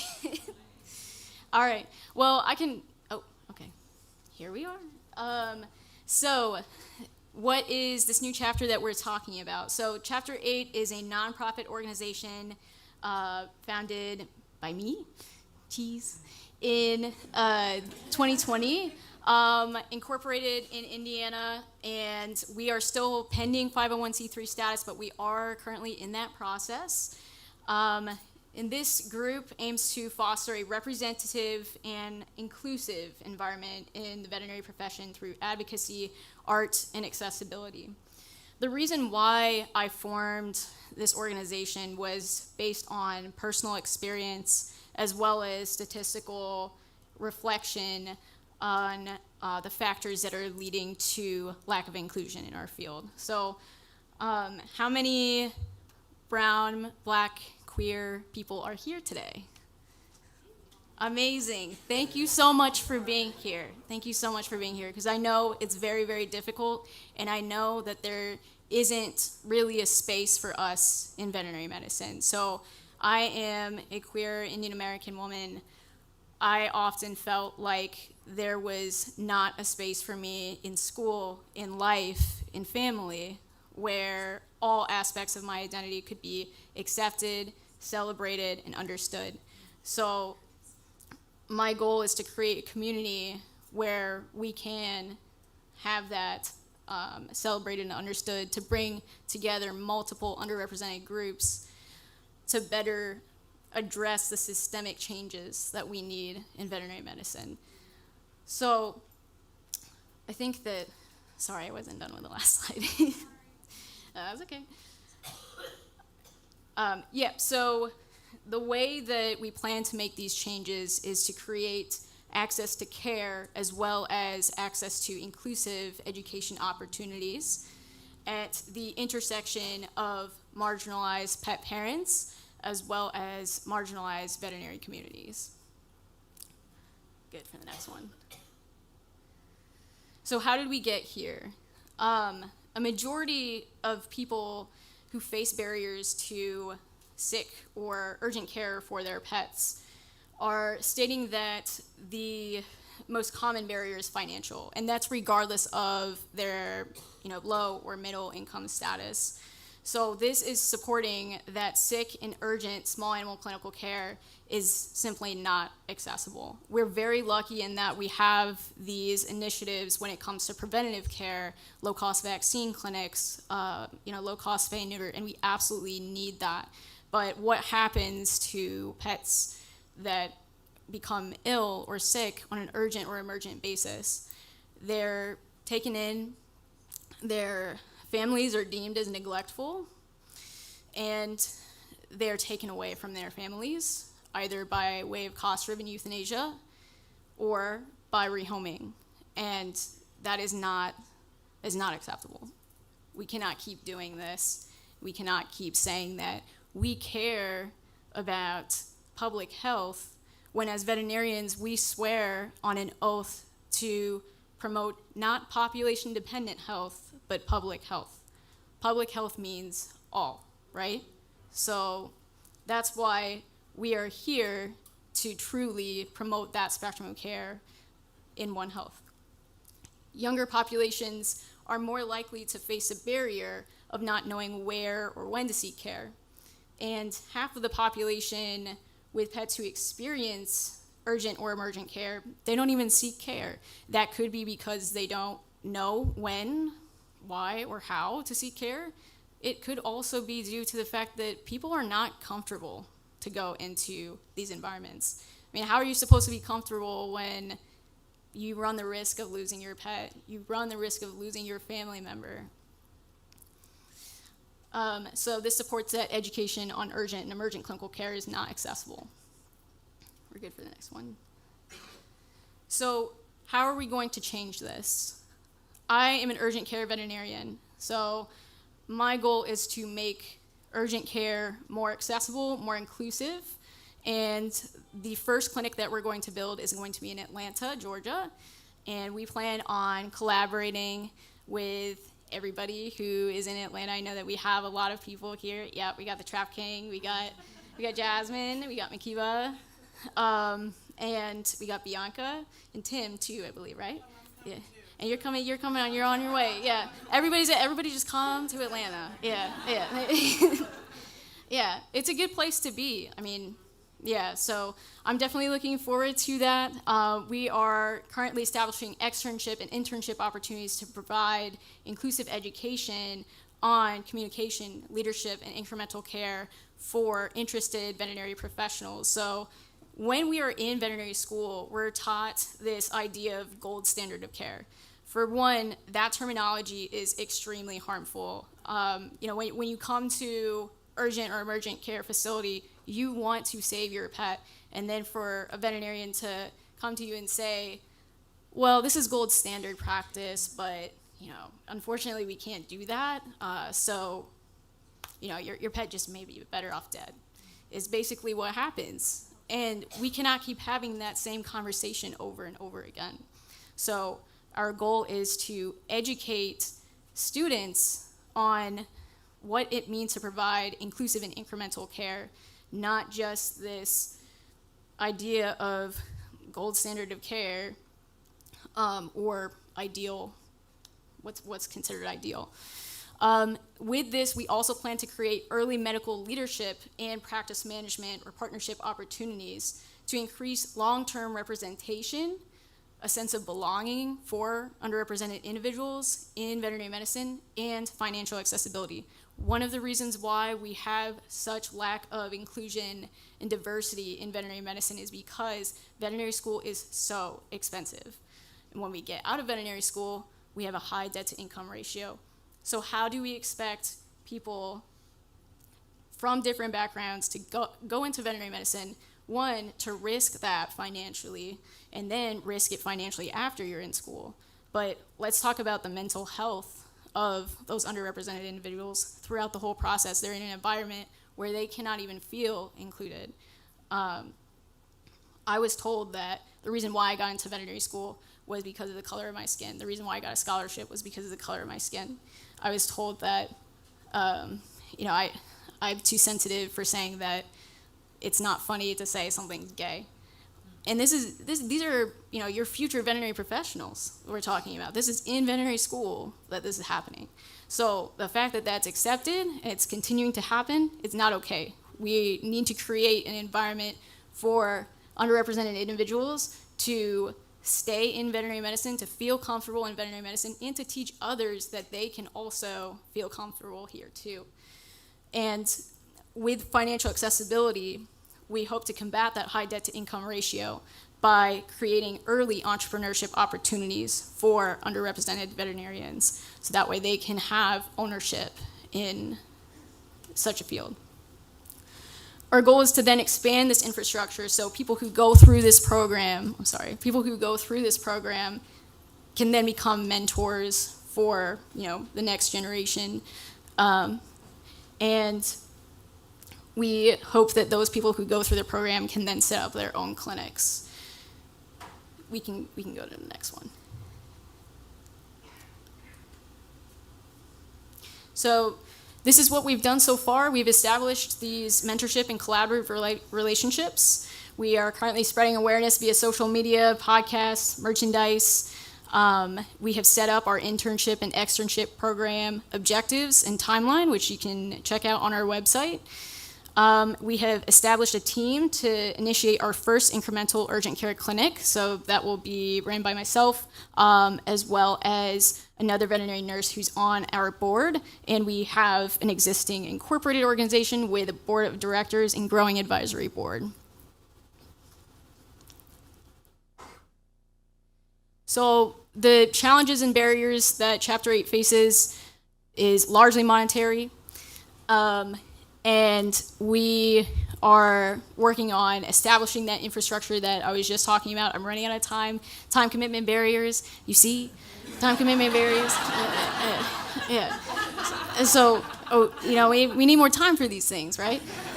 And collaborating with for-profit organizations, but that is a whole beast to get into that we can have on an individual basis.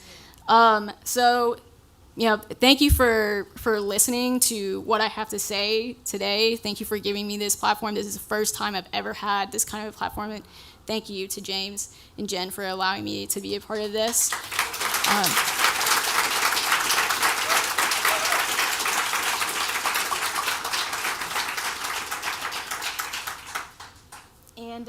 I just wanted to say, keep pets in homes, because families deserve to be families, right? That good job. And all y'all so nervous, and y'all don't need to be. Nobody can tell y'all are nervous up here. Y'all doing an excellent job, man. Y'all give it up for our low-cost vet access cohort right there. Y'all did an excellent job, y'all. Excellent job. Almost makes me want to be a vet. No, I'm not. No, thank you. I'll pass. But I support y'all in doing so. That's for sure. All right, cool. Next up, our next cohort is about disaster relief. Both of these individuals are from Bowling Green, Kentucky. I've had the pleasure of going there. And who's going to go first? Are y'all coordinated? So John Alma's going to go first? All right, cool. As she comes up here, kind of like church. I'll keep y'all preoccupied while she comes up here. They're going to get, John Alma, you're going to get a clicker from Brittany over here. And for all the presenters, our artists talking to us. And they're all from Bowling Green, too. That's why. All the artists from Bowling Green. Cool. You ready? Did you get your clicker? Oh, it's over here. All right, cool. Good deal. All right, everyone. John Alma, welcome.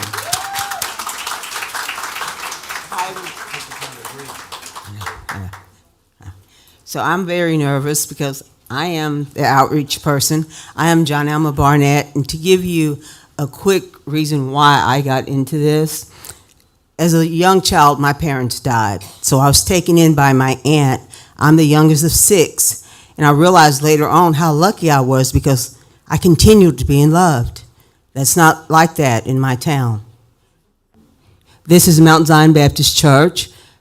We were formed in 1886 by my great-grandmother. That's her sitting on the end. You can go to the next slide. December the 11th, which was my birthday, I had planned on just having a good time, but this is what I woke up to. My town was devastated. Go on to the next. This is how my town looked. They talked about tornadoes, but we always just turned the channel because we lived in a bubble. We never had bad weather.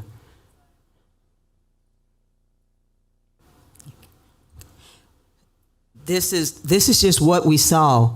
You can keep going. This is a woman sitting in the middle of what used to be her home. This is the water park area, which is where Francisco, you'll hear from him later. This is where that is. The water park area had a lot of brown and black people there. This is a historic area on the other side of our bypass.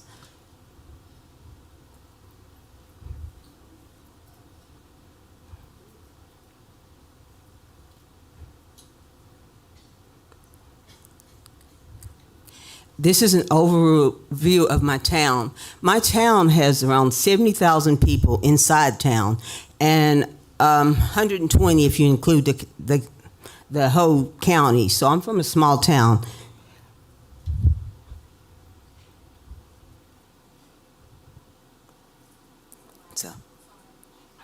So I'm sorry, all mine include the videos. And the reason why I chose this is because my church does the biggest outreach in Warren County, but we are not the biggest church. We're in the middle. This is our bypass. As you can tell, a lot of jobs were lost because the bypass was lost, so a lot of brown and black people lost their jobs from the fast food industries. You can keep going.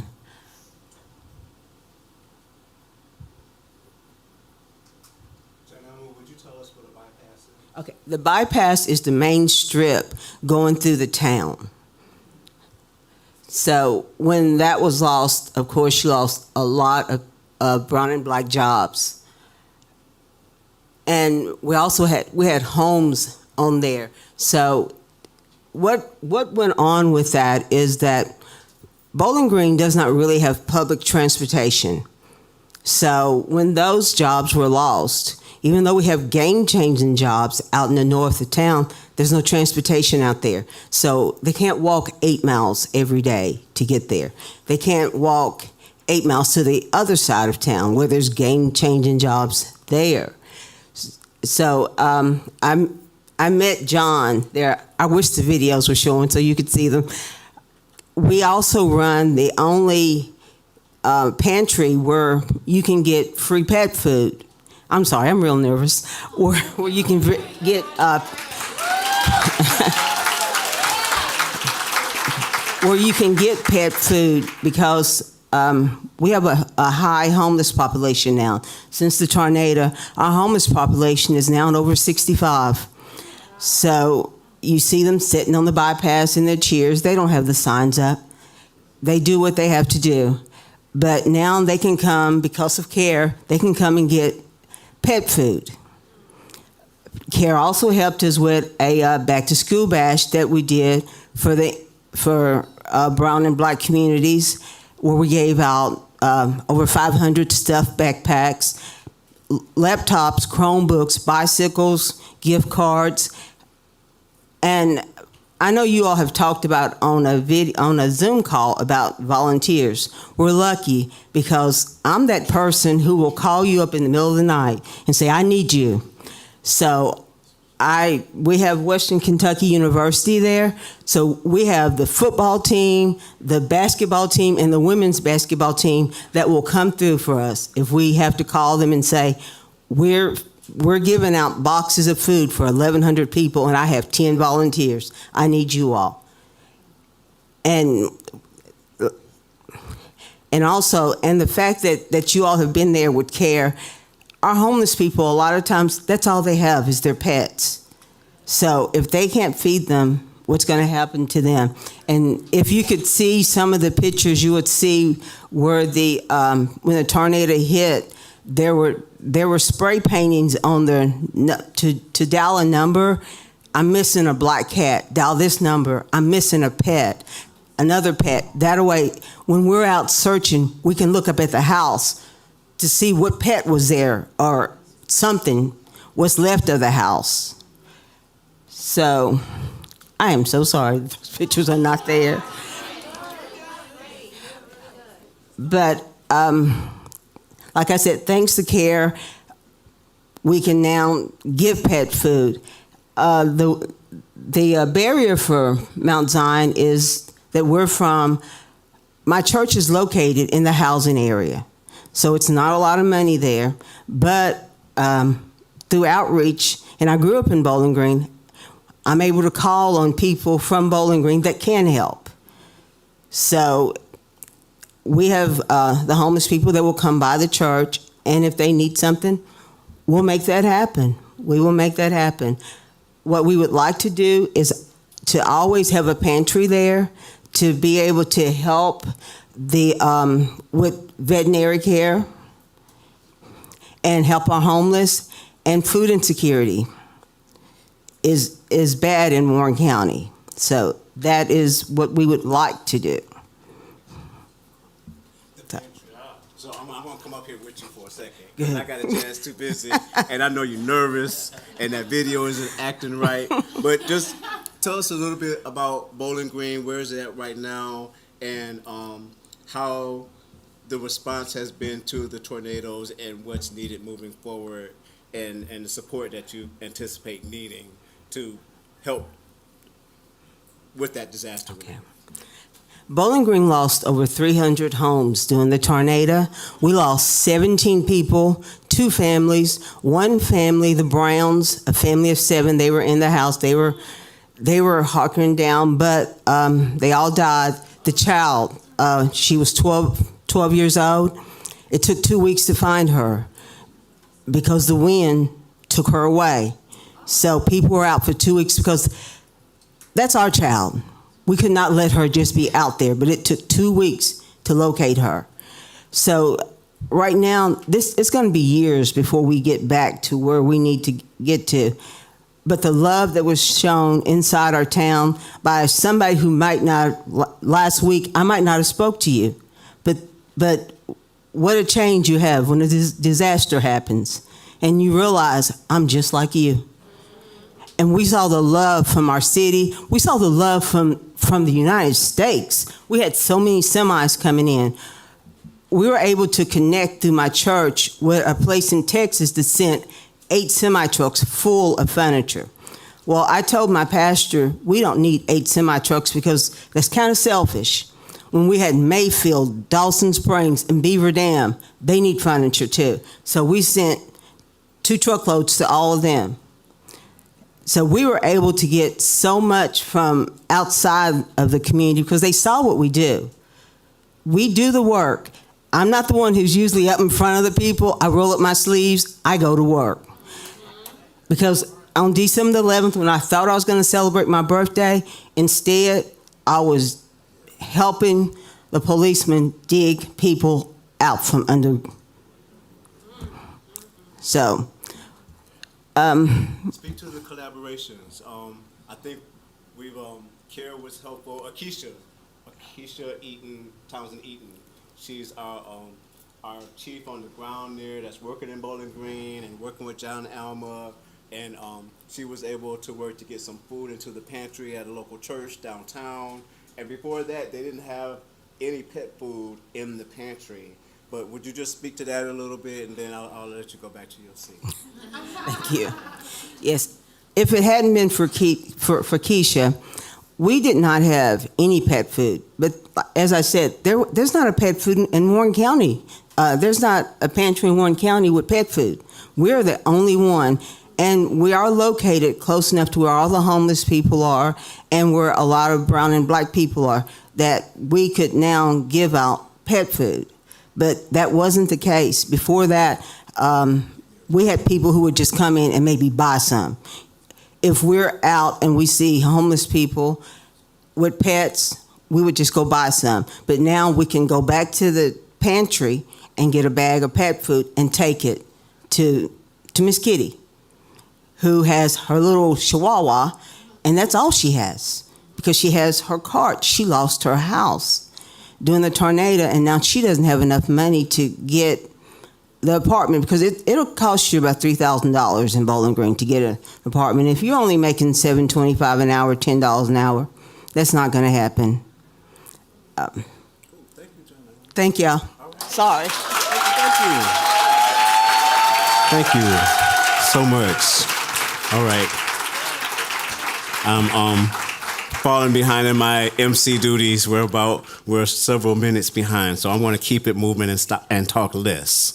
With that said, we got one more person for disaster relief that came here from Bowling Green. Francisco? Wait. We're actually going to do movement and then start with Francisco. We're going to do movement? All right, cool.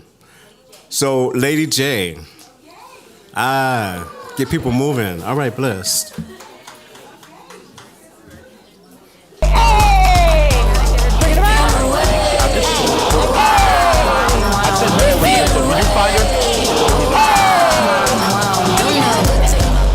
Good job, y'all.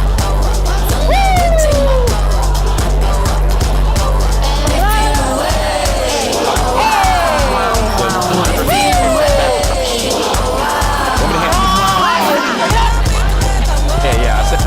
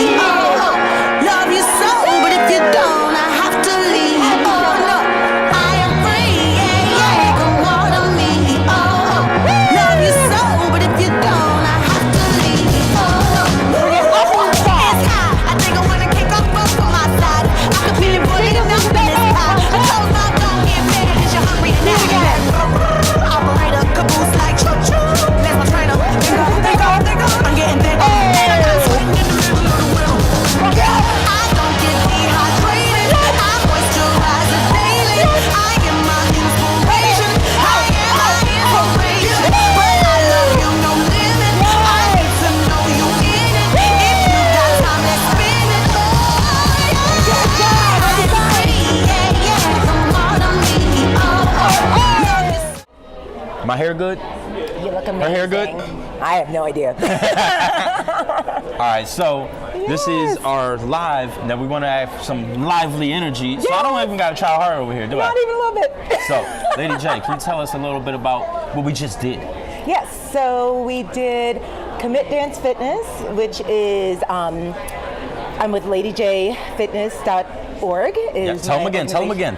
Okay, so I'm Lady J with LadyJFitness.org, and I just did a presentation of Commit Dance Fitness, which is CTYFitness.com, which is pretty much an organization that is all about love and caring and, you know, bringing things out to the community. We do compassion through action throughout the communities, and it's pretty much mostly BIPOC. I mean, it's for pretty much everybody, but the founders and everything are women of color, and you know, they just do everything in all these different cities. It's only been around for 5 years, so I love it. I think it's an amazing organization, CTY Fitness.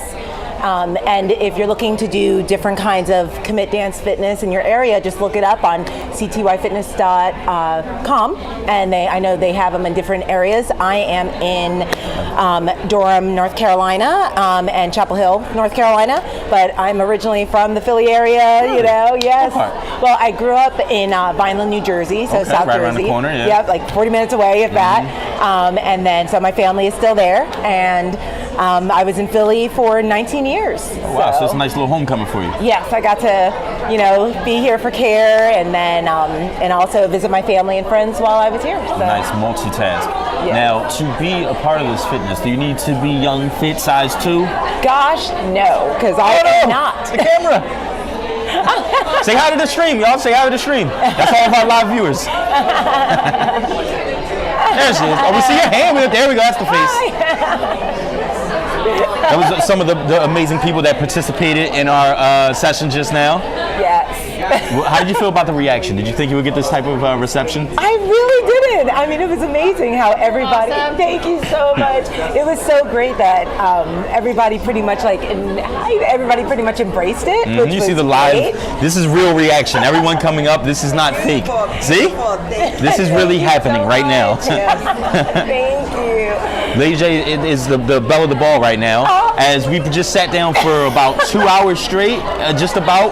Everyone had a big breakfast, and then we got working out. We're not sitting still. This isn't your average conference, right? Definitely. Oh, wow. Yeah, this is definitely not the same type of conference. Oops, everybody's walking through.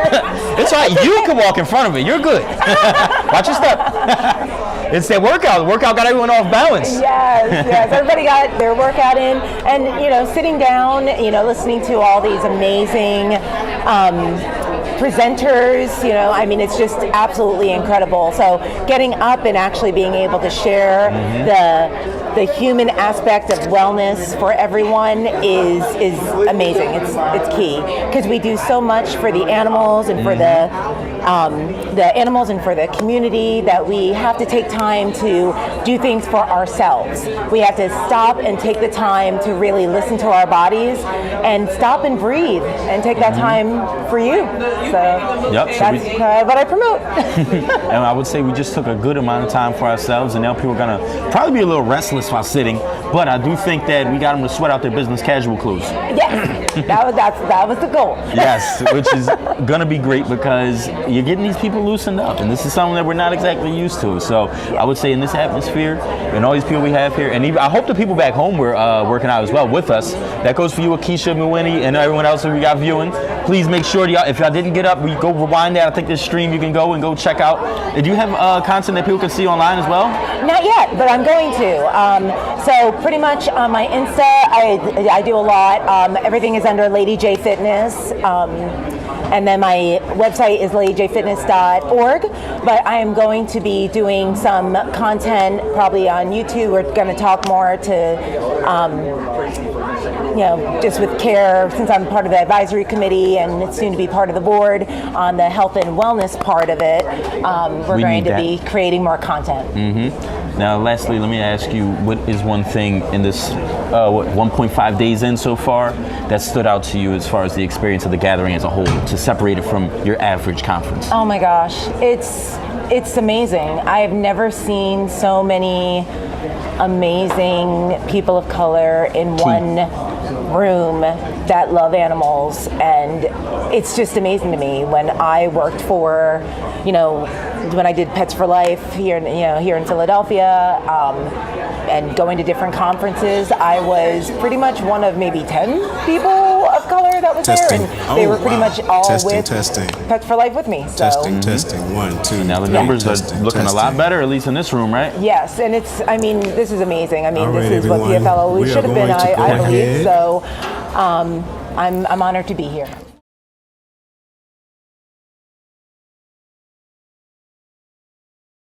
Going to get into youth and community programs.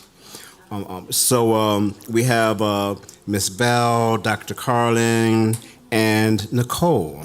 So did y'all have an order? I see that, Dr. Carlin, your stuff is up here first.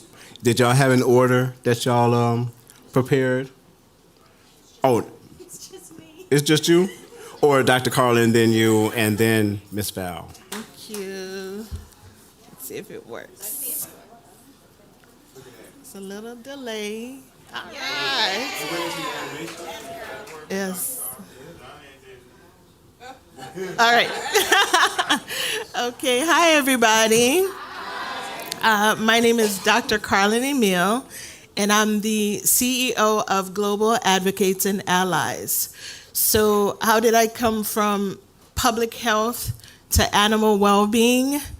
Well, being the recipient of the benefits of owning an animal, I felt it was my duty to sort of promote the fact that pet ownership could be another social determinants of health.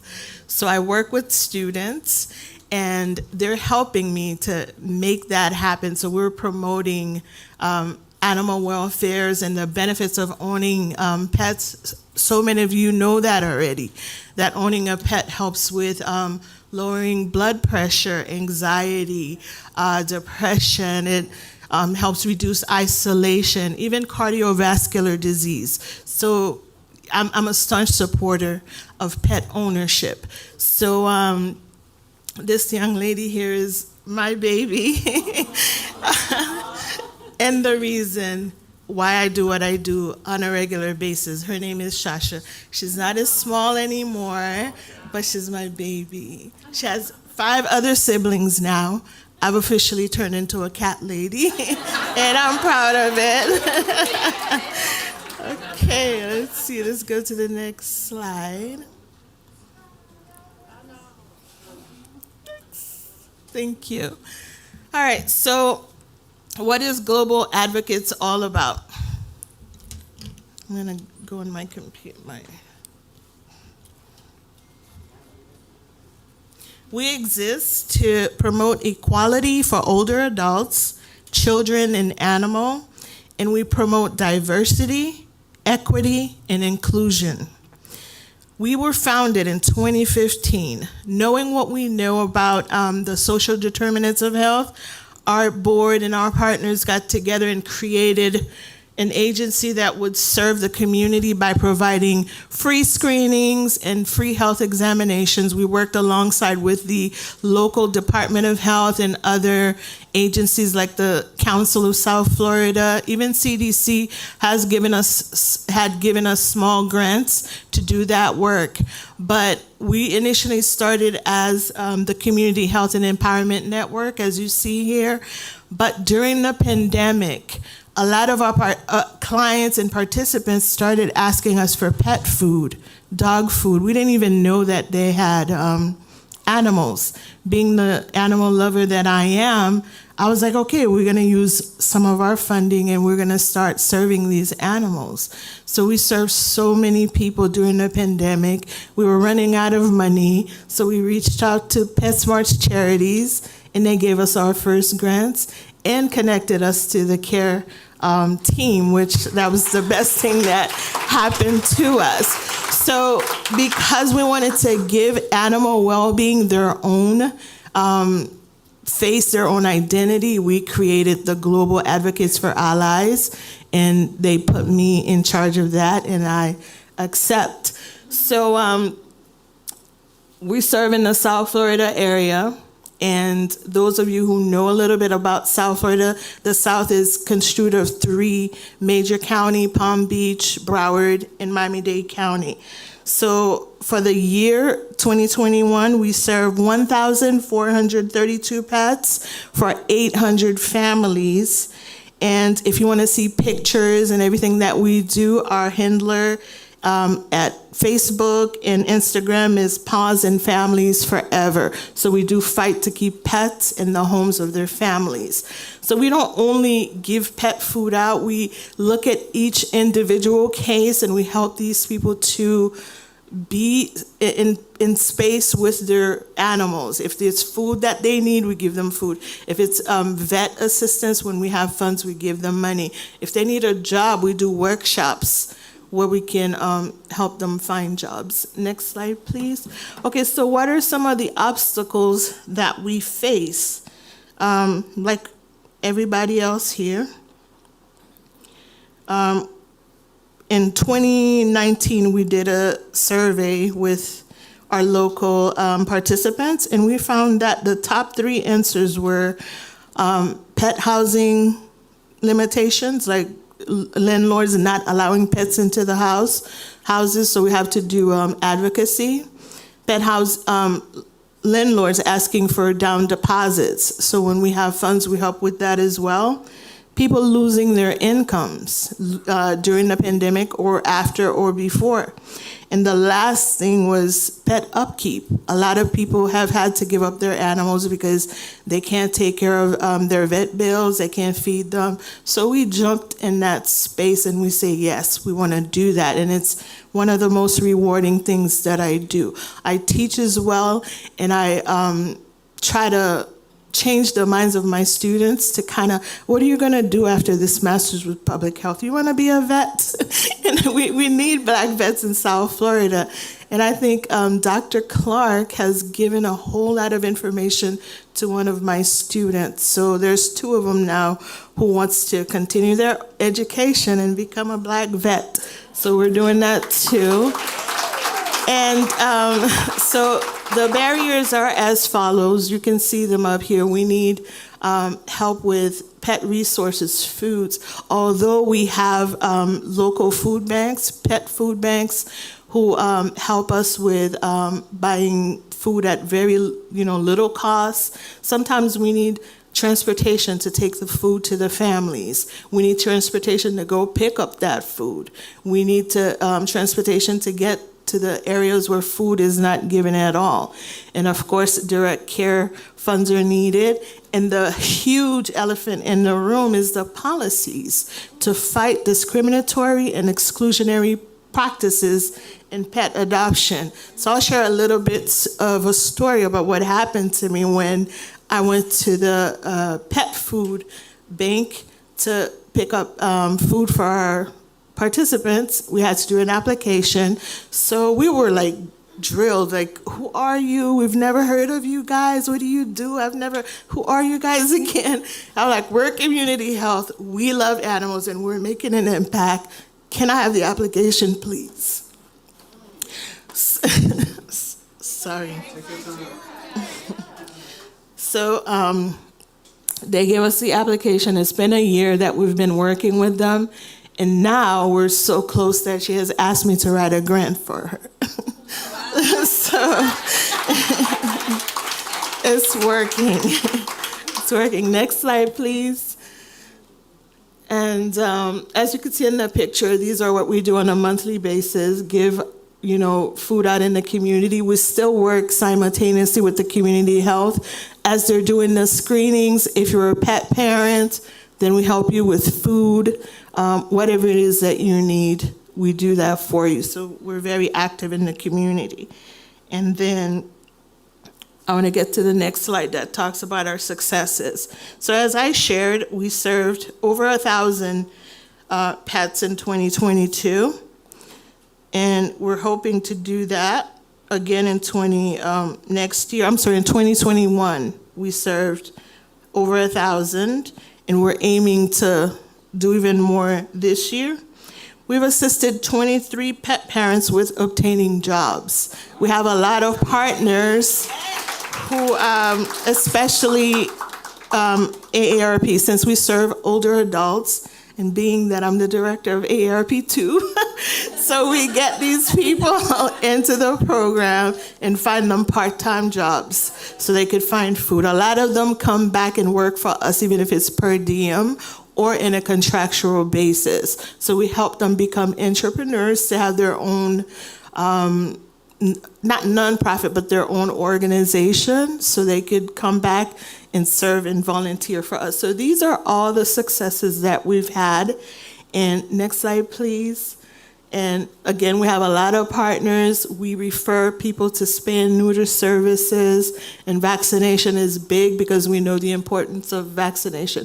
Here are some other barriers that grant makers rarely support small grassroots organization. I was taken aback when PetSmart's Charities chose us to give us, actually they funded us 3 times. And of course we need a vehicle to get, to where we need to go to get food. Paid staff, it's only me and someone else, and I'm like begging everybody, interns, volunteers, to help me every day and not pay them. And the whole 9, adoption and wraparound services. So in a nutshell, next slide, please. That's who we are, that's what we do. We want to continue doing it, and we do appreciate the help and support of C.A.R.E. This is an adoption story. This dog was left in the house by the previous owners, and my sister and my niece took her, and I feel like she's gonna end up at my house with my 6 cats, but that's the story. Thank you.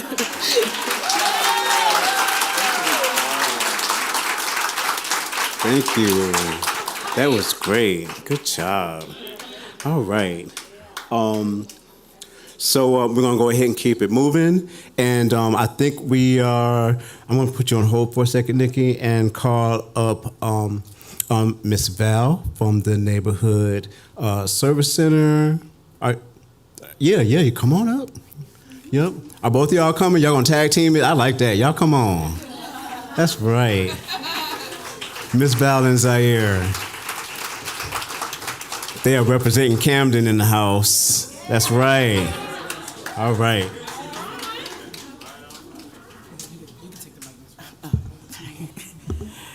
Good afternoon.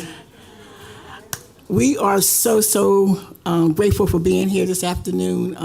As we were introduced, we are from right across the bridge in Camden.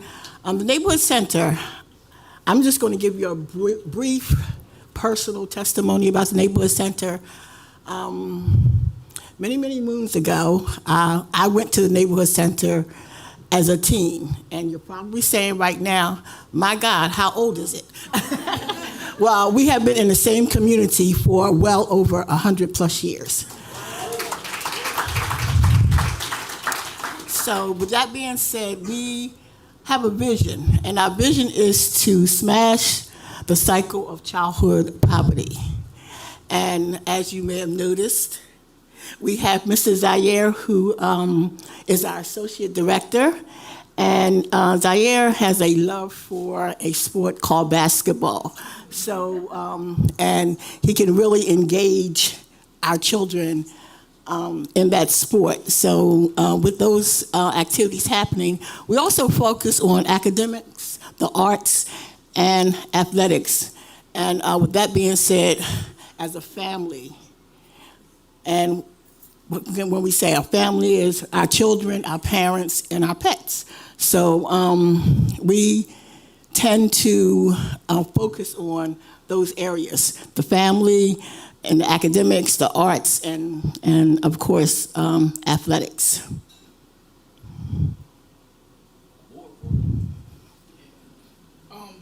I can't see, yeah. Sorry about that. Yeah, sorry about that. So the slide that y'all seen before, with me doing the basketball, I started the basketball program at the Neighborhood Center in 2019. Just a little history lesson of me. I was brought to the Neighborhood Center by my youth pastor, 2012, part-time, full-time in college, part-time working at the Neighborhood Center. It was my first job out of high school. And I remember telling my fiance now that one day I'm gonna run these programs that are running me, and I'm running the programs now. So full circle, it's a blessing. But just like I tell my kids now, it was a lot of hard work, it was a lot of consistency, it was a lot of sacrifice. The basketball program, I start kids as young as 3, and I have 3 people that play professional. I have a bunch of college, a bunch of high school, middle school, and the 3-year-olds that they love to play and hop. But yeah, I'm gonna let Miss yeah. Okay, that's why you wanna allude to the history of that, please. That's it. The arts. The arts. We use our spacing, which would be, well, you'll see further in our presentation. That's one of my limitations, our spacing.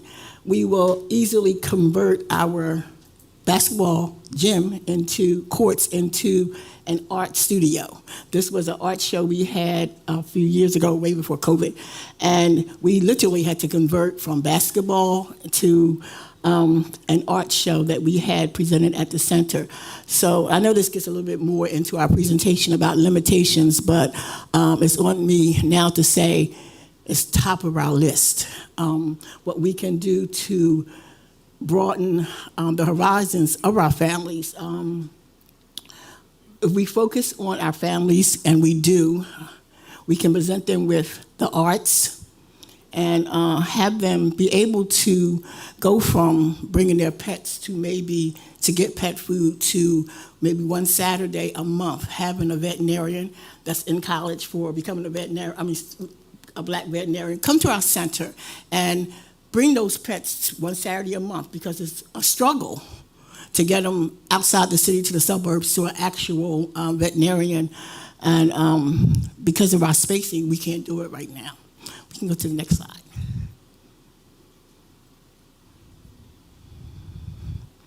Still talking about spacing, we're still talking about the arts. This is now a performance in our gym where the basketball takes place. We have a stage, and this is a presentation of a drama presentation.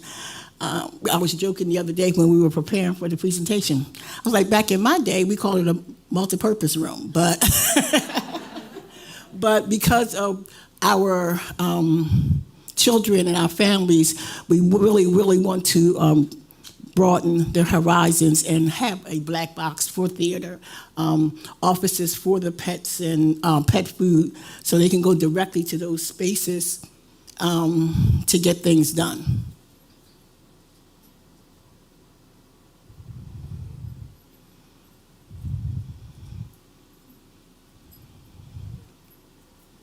C.A.R.E. This is probably dear to my heart, being a former educator. This is a snapshot of our C.A.R.E. facility. We are now in the planning stages of getting larger spacing. Our children grow and our families grow. So with that being said, we are really looking forward to I know, broadening and making larger spaces for our child care facility. And with that happening, we can have more families, if we have more spacing for our child care, more families with pets, and more facilities to accommodate our loved two-legged children and our four-legged family members as well. Oh, Kristen.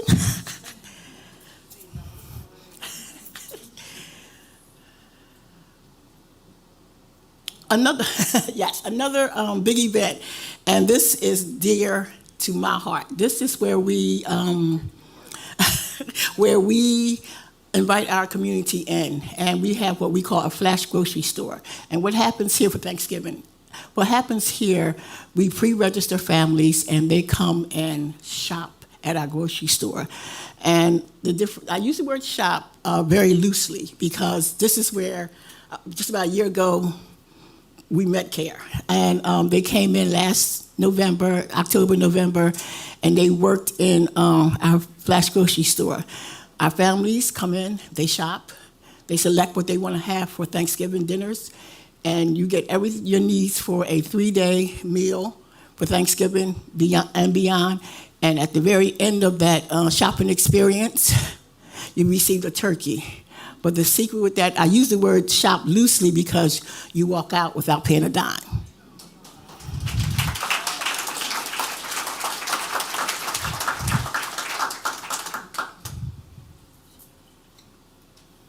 So, but with lots of volunteers, this happens with lots of volunteers. I am the volunteer coordinator at the Neighborhood Center.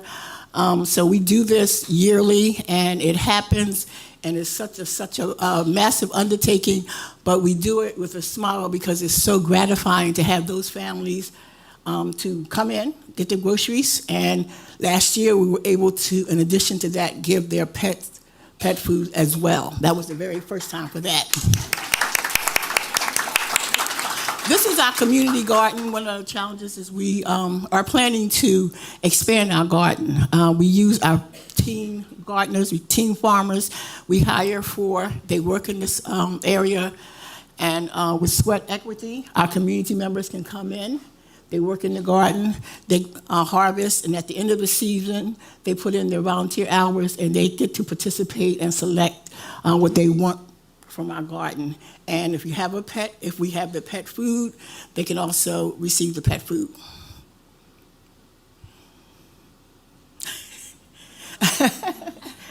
I think this concludes what we have to say.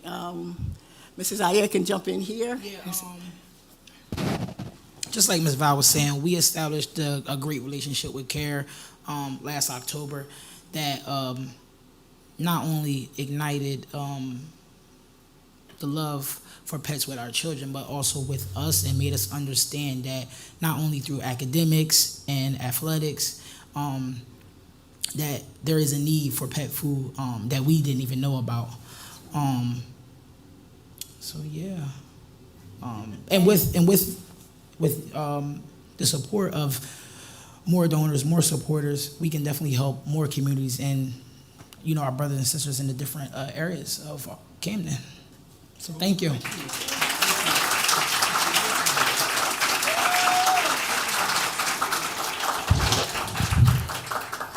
Pets, elders, and children. What more can you ask for right there?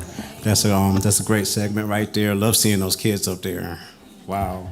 The Neighborhood Center is doing great work in Camden, and Ms. Val and Zaire, they got a great relationship with that community in Camden, and we're honored to be able to support their work and intersect that work with animal well-being as well. Like he said, they didn't realize they had so many families that also had pets, and that there was a need there. And sometimes it's just that simple, having those conversations and intersecting that work with animal well-being. All of a sudden we've reached a whole new audience, right, in that space of animal well-being and reaching out as a sector. So this next nonprofit is doing some amazing work. We talked for a long time last night at the bar. We didn't even sip our drinks because we were talking so much and I was learning so much about her work. So I'm going to let you talk about it, Nicole. So why don't you come on up here? I know you're a little nervous. Don't be, because we got it in last night, so now you get it in with them. Educate them, because you educated me, for sure. All right. Thank you so much. Hi, everybody. First and foremost, I want to say thanks to Jen and James for giving us a chance. Sorry. For recognizing us and giving us an opportunity and continuing to present opportunities where we can be supported, because we really, really appreciate it. My name is Nicole Jackson. I am the founder of an organization called Adventures with Autism. And we are located in Atlanta. We serve basically anybody that can get to us and participate in our events, but we're located in Northeast Atlanta. What we do is we serve children with autism and their parents or caregivers. And in 2023, we will be placing autism service dogs in the homes of these children. BIPOC families, marginalized families, disenfranchised, low income.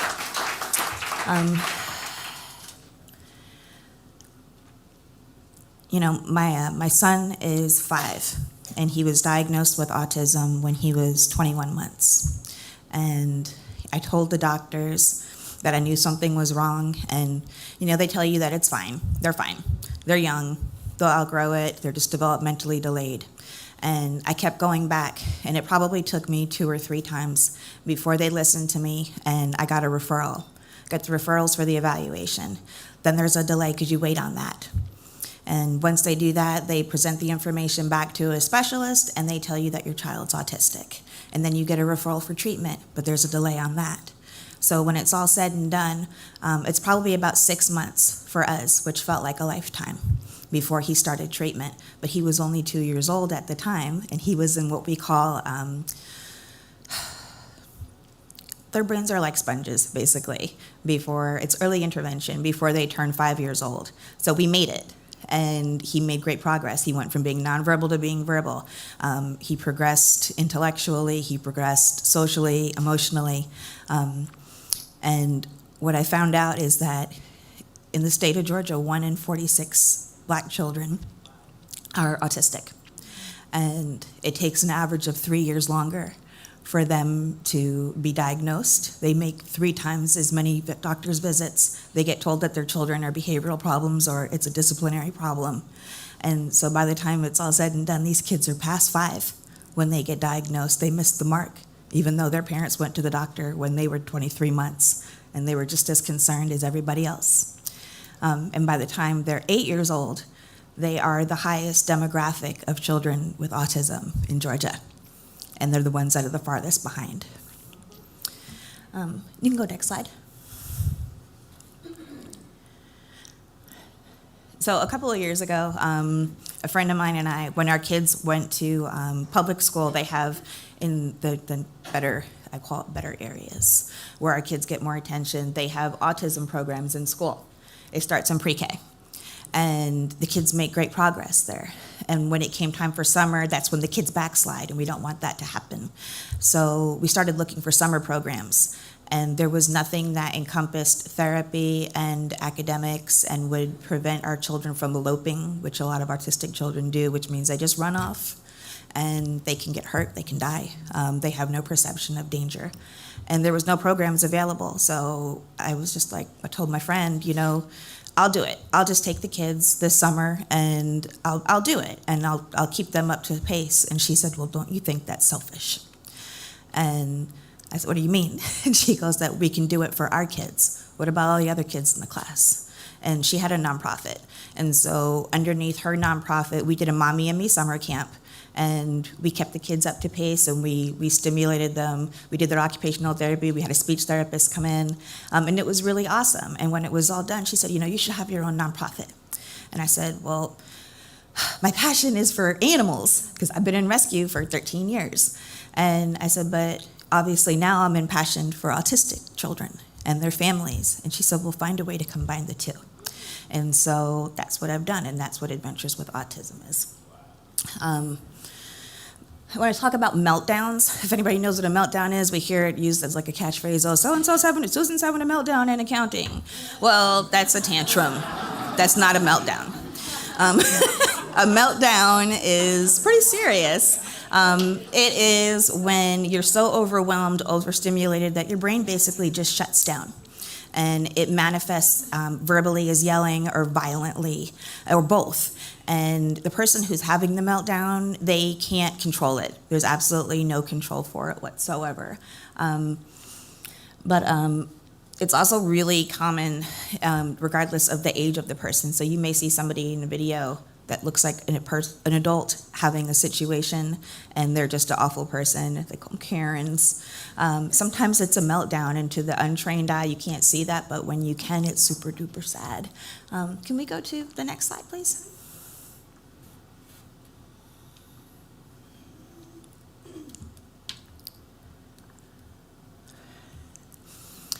Inside of our community, we have a lot of challenges. One being that, our kids are, the behavioral challenges that they have manifests long before they get their diagnosis, and the parents have to contend with that at home. They call it white knuckling it. the anxiety that parents deal with when we have a child that has meltdowns or that elopes. When we go out in public, everything has to be planned to the T. We got to try to account for, these situations. I was telling you that I can't even tell you how many times we leave full buggies of groceries in the grocery store. It took us twice as long to get them in that buggy, and our kid has a meltdown, and we got to get him out of there. Plus, people are judging us, and they're saying things like, your child needs to be disciplined or whatever, and we end up in the car crying, both of us, and not wanting to go back. And there's things that, we want to do just like everybody else. We want to have the same experiences. I want to go to the zoo. I want to take my baby to the birthday parties. I want to go to the park. But the fear of what's going to happen and the backlash of that taking hours to recover from just isn't worth it. Because we don't have even though our kids go to therapy, we're not being educated. And so we don't have what's called intervention techniques to help our babies recover so that we can go back and finish these activities.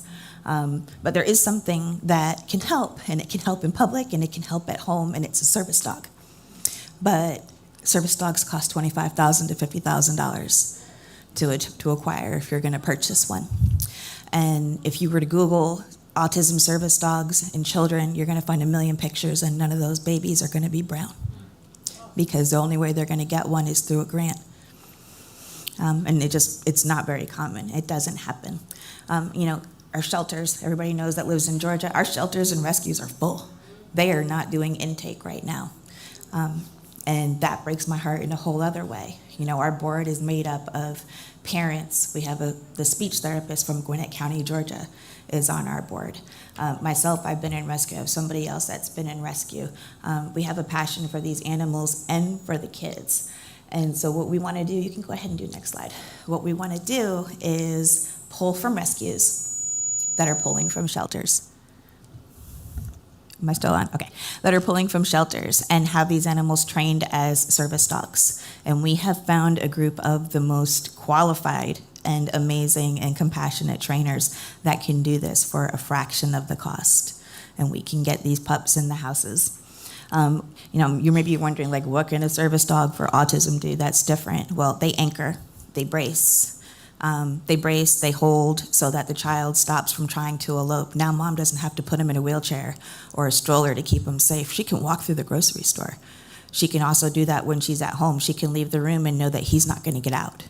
He's not going to run down the street and end up on the news. So that relieves anxiety. Going into places, the child has tactile stimulation.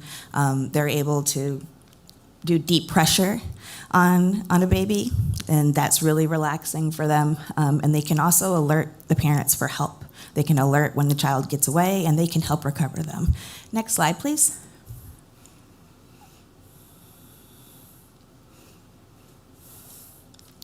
So maybe you're wondering, what kind of dogs can be service dogs? Any kind of dog can be a service dog. It could be a little teeny tiny dog, but that doesn't serve the purpose for an autism therapy dog or service dog. We need a dog that can weigh, that can do deep pressure, that can anchor a child and keep them safe.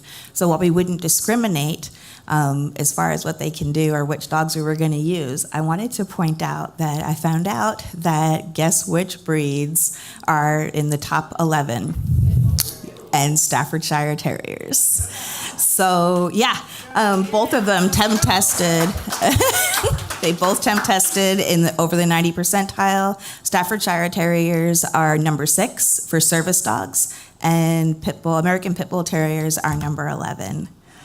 So we would like to be able to utilize them, and they're strong. They can do the deep pressure, they can brace, and we also all know that they're really amazing.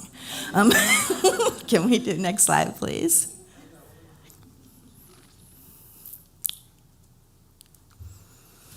Successes. So we've had successful adventures where we go out and, these real life situations, we take a behavioral specialist with us. And when mom encounters an issue, baby has a meltdown. I call them all babies, even though they're not babies. Baby has a meltdown. The behavioral specialist is going to observe what's going on, see what kind of technique mom is trying to do to recover. And if it's ineffective, she'll kind of step in and say, hey, mom, let's try this. so that we can have the baby recover, so that they leave this interaction, this event, the Children's Museum, the aquarium, which, by the way, is a certified autism center in Atlanta, the Georgia Aquarium. We might go to the park. We might go to Costco. Things that are really difficult and scary that we don't want to do on our own, that we've kind of scratched off our list or where we tackle. And so that way mom and the little one leave, on a good note and empowered to go out and do this again. But we also follow up with them, and the behavioral specialist will write down, because we're not really logging it. Hey, I saw this happen, and this is what you tried. It wasn't that effective. This is what we did, and it worked. And now mama's got that in her back pocket, in her toolbox for next time, and she can go out and do that.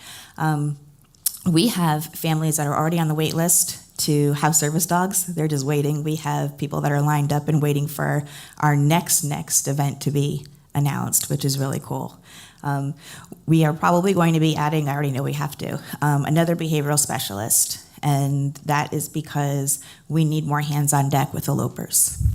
So we can only have one eloper if we have one behavioral specialist with that group, because they need a little bit extra care. Can we do the next slide, please? Thank you so much. We had, I'm going to call it a success and the success and a challenge was that in one of our events we had 2 elopers. It didn't go well. They went. So that's really important that we have funds to support being able to have another one on staff. We need donations, we need volunteers. We need volunteers that are skilled with interacting with special needs children, specifically with autistic children, because it's not the same as just interacting with a child. And the cost of hosting events, obviously, because it takes money. I just want to thank everybody so much, and thank you for the opportunity.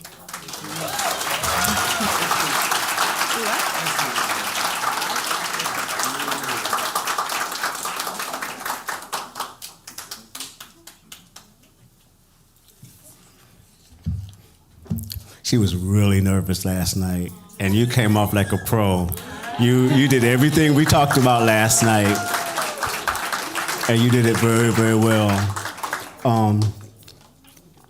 Last night you could just feel her emotions as she was talking about her lived experience with her children. We talked about everything, things I didn't know about autism, and how working with service dogs helps to ground not just the child, but the parent, and how important that is. And it was really important that you shared your story the way that you did. So I appreciate you. I really do. All of y'all are doing such amazing jobs across the board. And I'm looking at all of y'all. Y'all notice we got a lot of Atlanta people up in here, right? Because we've spent a lot of energy in Atlanta. So that's our most developed collective, and we are putting the same amount of energy into Philly and Camden, into Kentucky, specifically Bowling Green, and am I missing the city, y'all? Who am I missing? I think I got them all. Who? Minnesota, the northern tier, which we're going to hear from Cassie to close us out. So y'all going to hear from her about the work that we're doing with Indigenous communities and Little Earth United Tribes specifically. But for right now, y'all got 2 more voices from Atlanta that we need to hear from. And I don't even need to set y'all up. I'm just going to call y'all name. Do y'all have it coordinated how y'all doing this? Okay, we're going to start with Bianca and Tim. Are y'all doing it together? Lunch is here. Oh, we're doing lunch. Oh, I was getting on a host role and stuff, and you stopped me again. All right, y'all. So we're gonna hold off for a little bit and let y'all eat, reconvene, and we'll have your presentations. All right, cool. Thank you for being so attentive, everybody. Go have some food, and we'll see y'all in a few.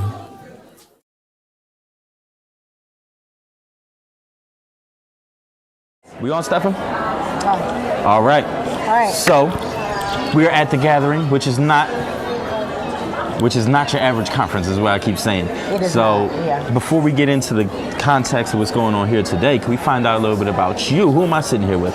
You're sitting here with Shafonda Allen. I'm the Executive Director of the Animal Protection Society of Durham in Durham, North Carolina. All right. I'm also on the board of CARE, but in Durham, yes, home team. Yes, in Durham, we are a 50-plus-year-old nonprofit organization. We see about 4,500 animals a year. We have a food pantry, spay-neuter program, and we employ people mostly from the community who've grown up in the shelters the same way that I have.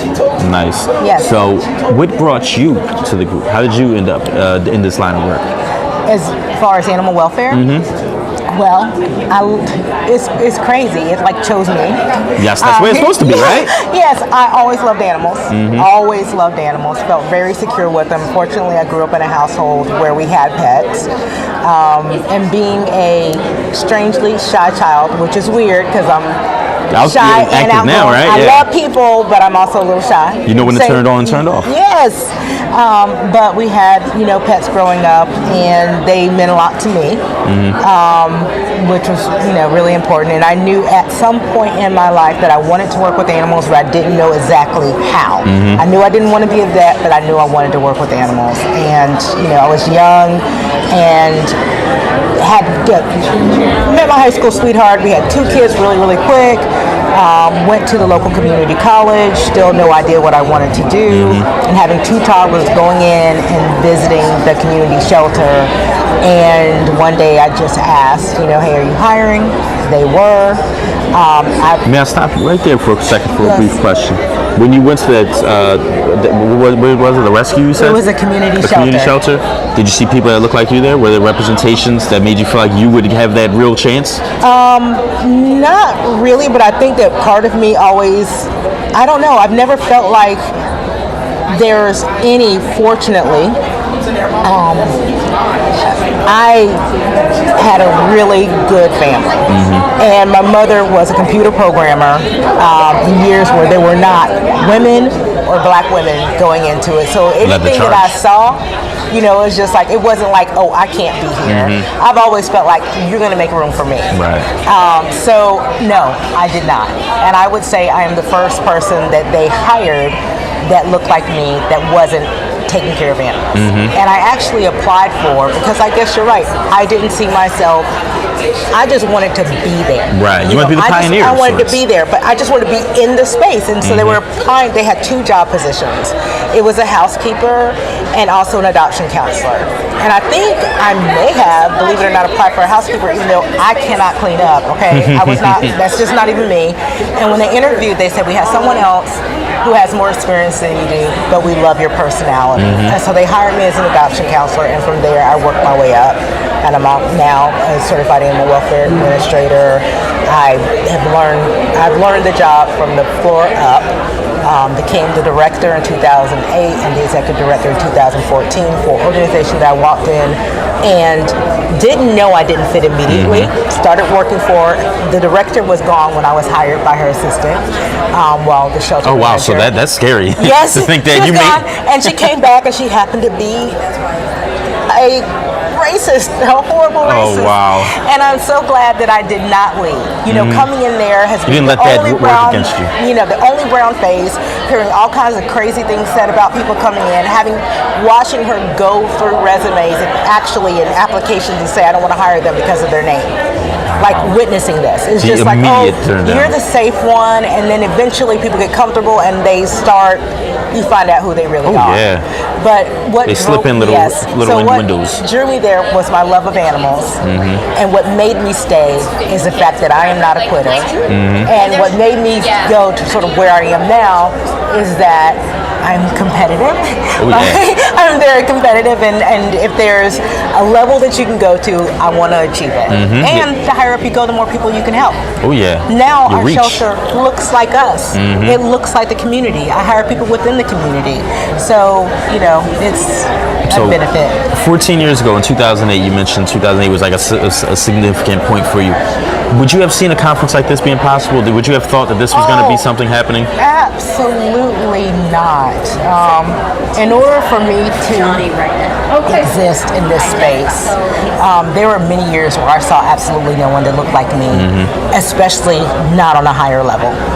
And this conference has been so fulfilling to my spirit, my everything. This is the dream. This is the dream that we see all all people participating in animal welfare, and that they can do it like themselves. Oh yeah.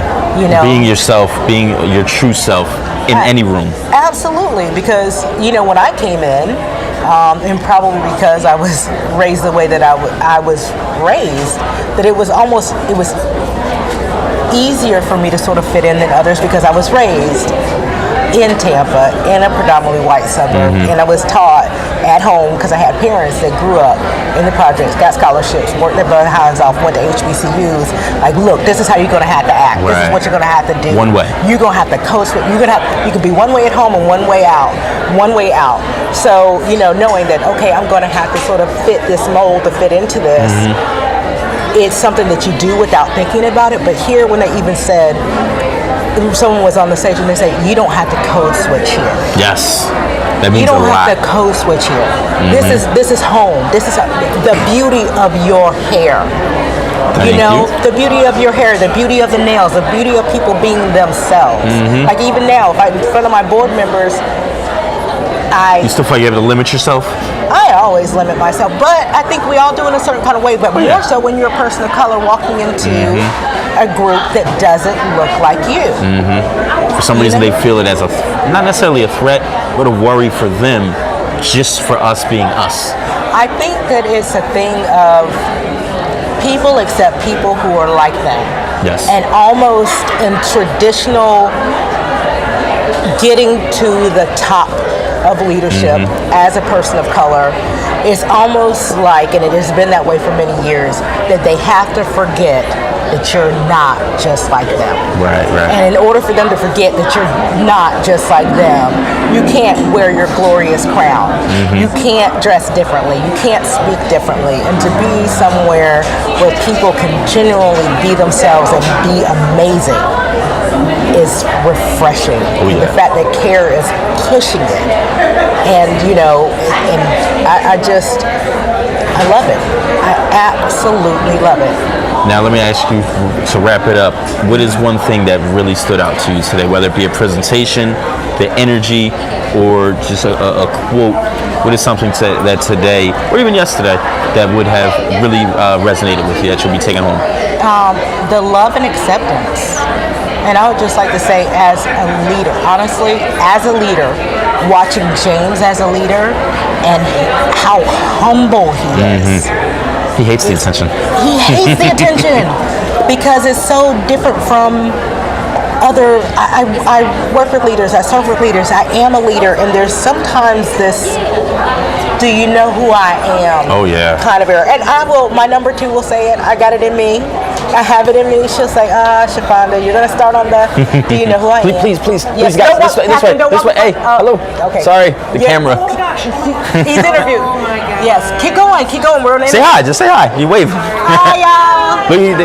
Very engaged guest. Yes. And I think that seeing how humble he is and how amazing he is just, I don't even know. You've met him. You've talked to him.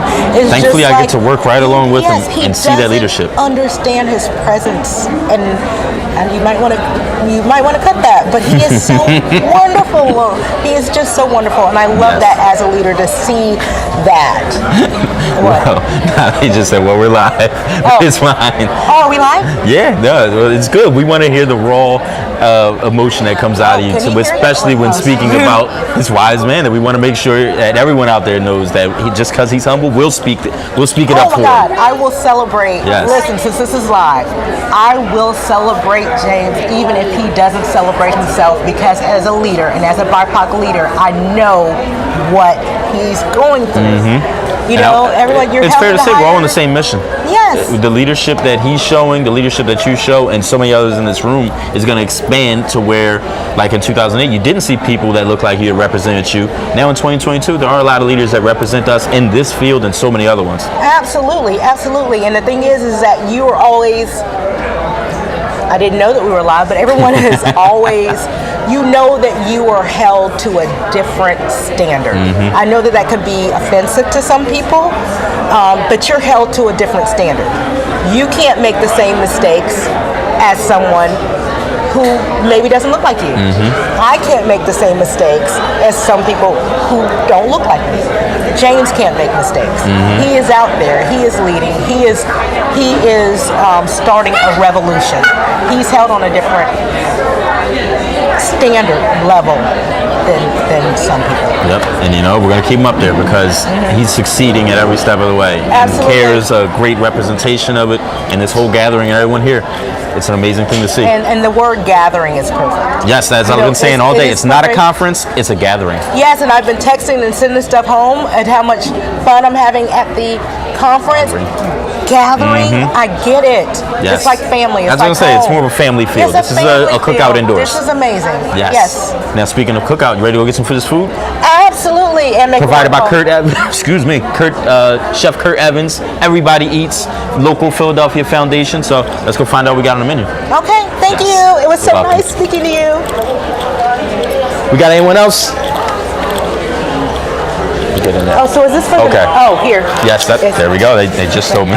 Don't walk away with that. Is this the virtual conference part? Yep, we're on YouTube right now. Oh, and it's being recorded. Okay. Well, at least I said James is amazing. Look, you got everything. We got 1 book, 2 books, 3 books, 4 books, and we're 5th. 5 selections. Let me get one of these here.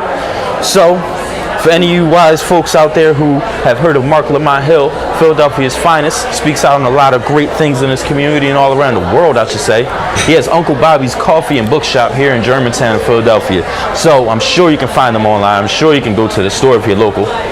But we got some amazing books that are recommended by CARE to take home, to network, to share with other people you met here. So these books will be going all around the country. We're all taking one. Right here we have The Warmth of Other Suns, the epic story of America's Great Migration. It's a big one. So if you're really into it, this is the one you want. People are going home with this. We're telling these tales. Here we have The Taste of Sugar. As we know, it tastes amazing, but there's a lot of information to be gained. Braiding Sweetgrass, Indigenous Wisdom, Scientific Knowledge, and the Teachings of Plants. You need this in your collection. If you don't have this in your collection, I'm telling you. Robin Wall, oh, that is a difficult name to say. C.A.R.E. It's 2 ERs. Minor Feelings. An Asian American Reckoning by Kathy Park Hong, New York Times bestseller. Not New Jersey, but New York Times bestseller. You want this in your collection, trust me. This is the one I picked. So I'm going to be reading this and passing it off to probably Tim. My OG Tim right there is going to be getting this book next. I wonder what book he's got. Then we got The Sum of Us All. I like the color. This one has a really nice cover. What Racism Costs Everyone and How We Can Prosper Together. I think in this time, we need this one. I'm looking at a lot of legends over here. I want to know what books they got so I can swap. We got Vet Serena over there. She presented a lot of great presentations in this last little bit of time. We got our local ones in from the Neighborhood Center, right over there across the bridge in Camden. Let me give you a little bit about Uncle Bobby's Coffee Shop. Uncle Bobby's Coffee and Books is a coffee shop and bookstore located in the heart of Germantown section of Philadelphia, right here, 215 Philadelphia. Go Birds. Founded by Mark Lamont Hill in 2017, Uncle Bobby's was created to provide underserved communities with access to books and space where everyone feels valued. In addition to our specially curated book selection, not just basic, a special one. We also have high quality coffee, food products, and more, including apparel and children's games. So you gotta go look at all this activity. This is entertainment, this is everything. We are also a community space that holds free author talks. So if you wrote a book, go talk to Uncle Bobby. Uncle Bobby and Mark Lamont Hill want you in there. All right? They got workshops and other events, including weekly story time for kids and back to school drives. So if your kids just went back to school, this is where you need to go. Speaking of that, one of the other groups that was here today, I should say, I presented, just spoke about giving out 500 backpacks. And the impressive thing was they all had Chromebooks in them. Who does that? They're giving out full laptops. This is one of the amazing groups in Atlanta. We had several groups present from Atlanta. We haven't even really touched the northern tier yet, so this is about to get really interesting.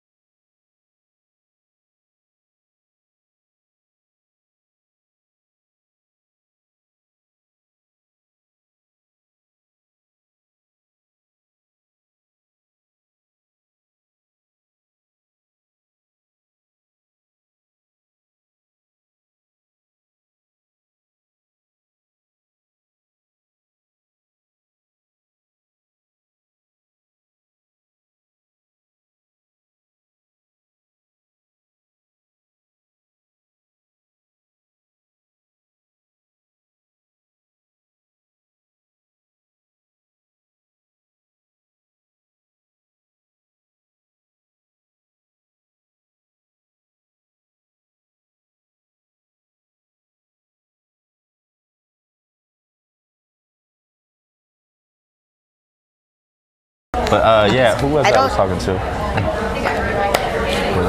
Oh, great. And we're back here at not a conference, but the gathering, the C.A.R.E gathering. And we have Diana here to my right.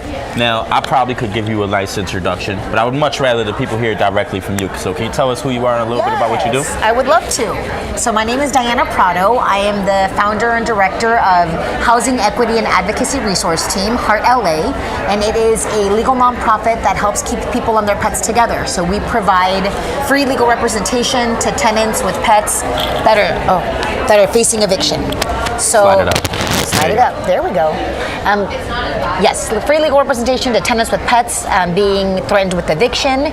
And we also do trainings, virtual trainings to animal welfare groups and legal services organizations to help them communicate with tenants with pets that are coming in to try to surrender their pets, how they can best communicate with those tenants so that they don't need to surrender their pets.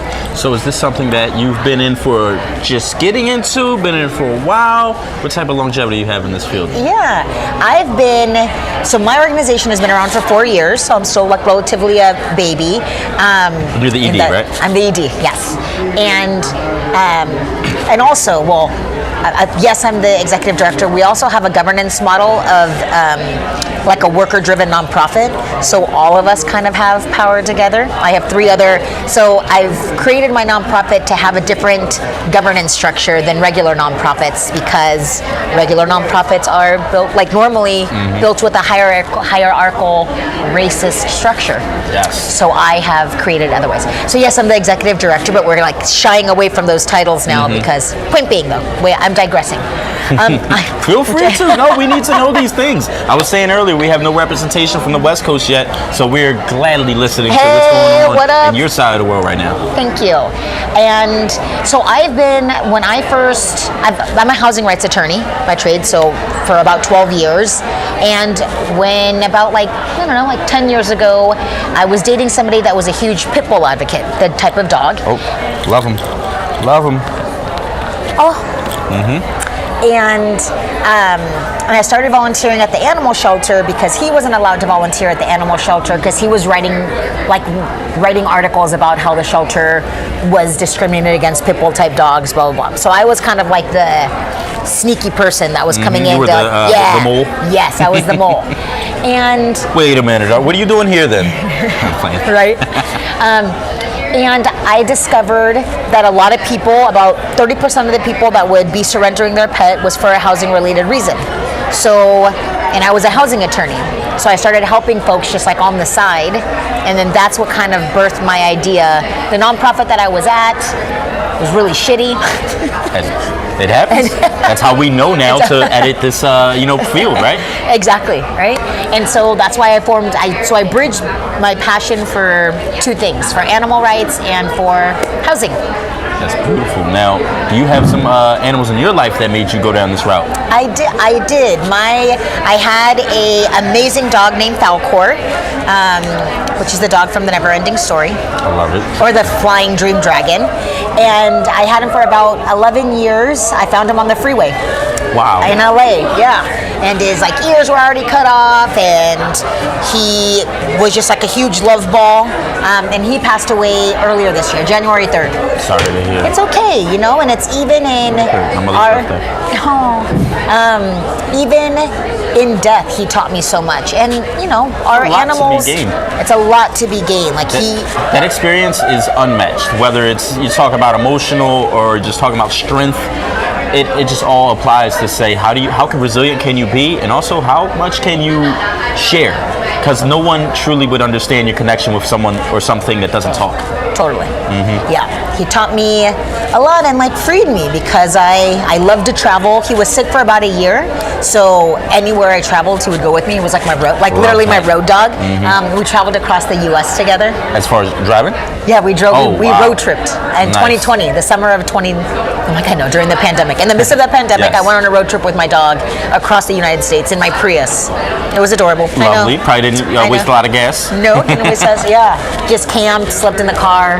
Nice. Airbnb. Become one with your pet, and I'm sure, looking back, unfortunately, at the untimely demise, you can look at it and say, "Wow, we really had some incredible memories." Well, and that was one of the things that I was taught in death, that I didn't have any regrets of, because I did everything with him, right? Like, I loved my life, and so it taught me, like, with everyone that you interact with, we're not promised tomorrow, right? Like, the only thing we are promised is death.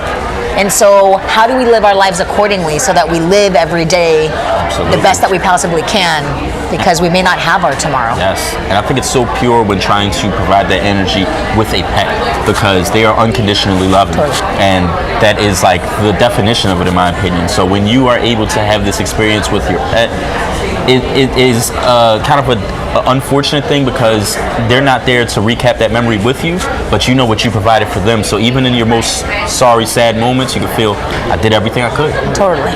Now, you mentioned you travel a lot, so you traveled from Los Angeles. We are now in Philadelphia. Yes, Is this your first time? it is my first time in Philly. Welcome. We are happy to have you. Thank you. And what are you thinking about this conference so far? Well, not a conference, it's the gathering.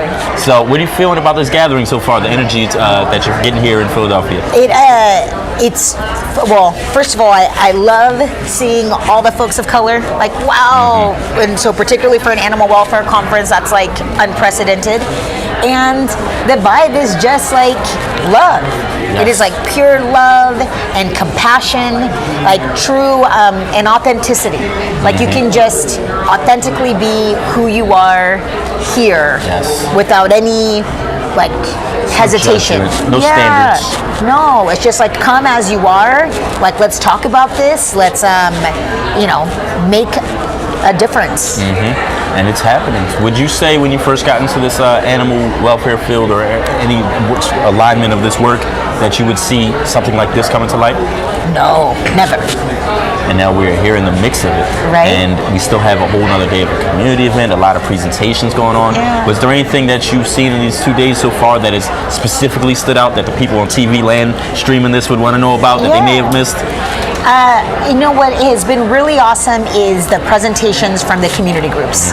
And what has stood out is that each community group that has presented, like this was their opportunity to be able to share what they're doing with the world, and giving them the platform to be able to do so when no one else is giving people of color that are doing the work, that are on the ground, doing the work, that platform, right? Like that has been the huge struggle. I mean, when I first started,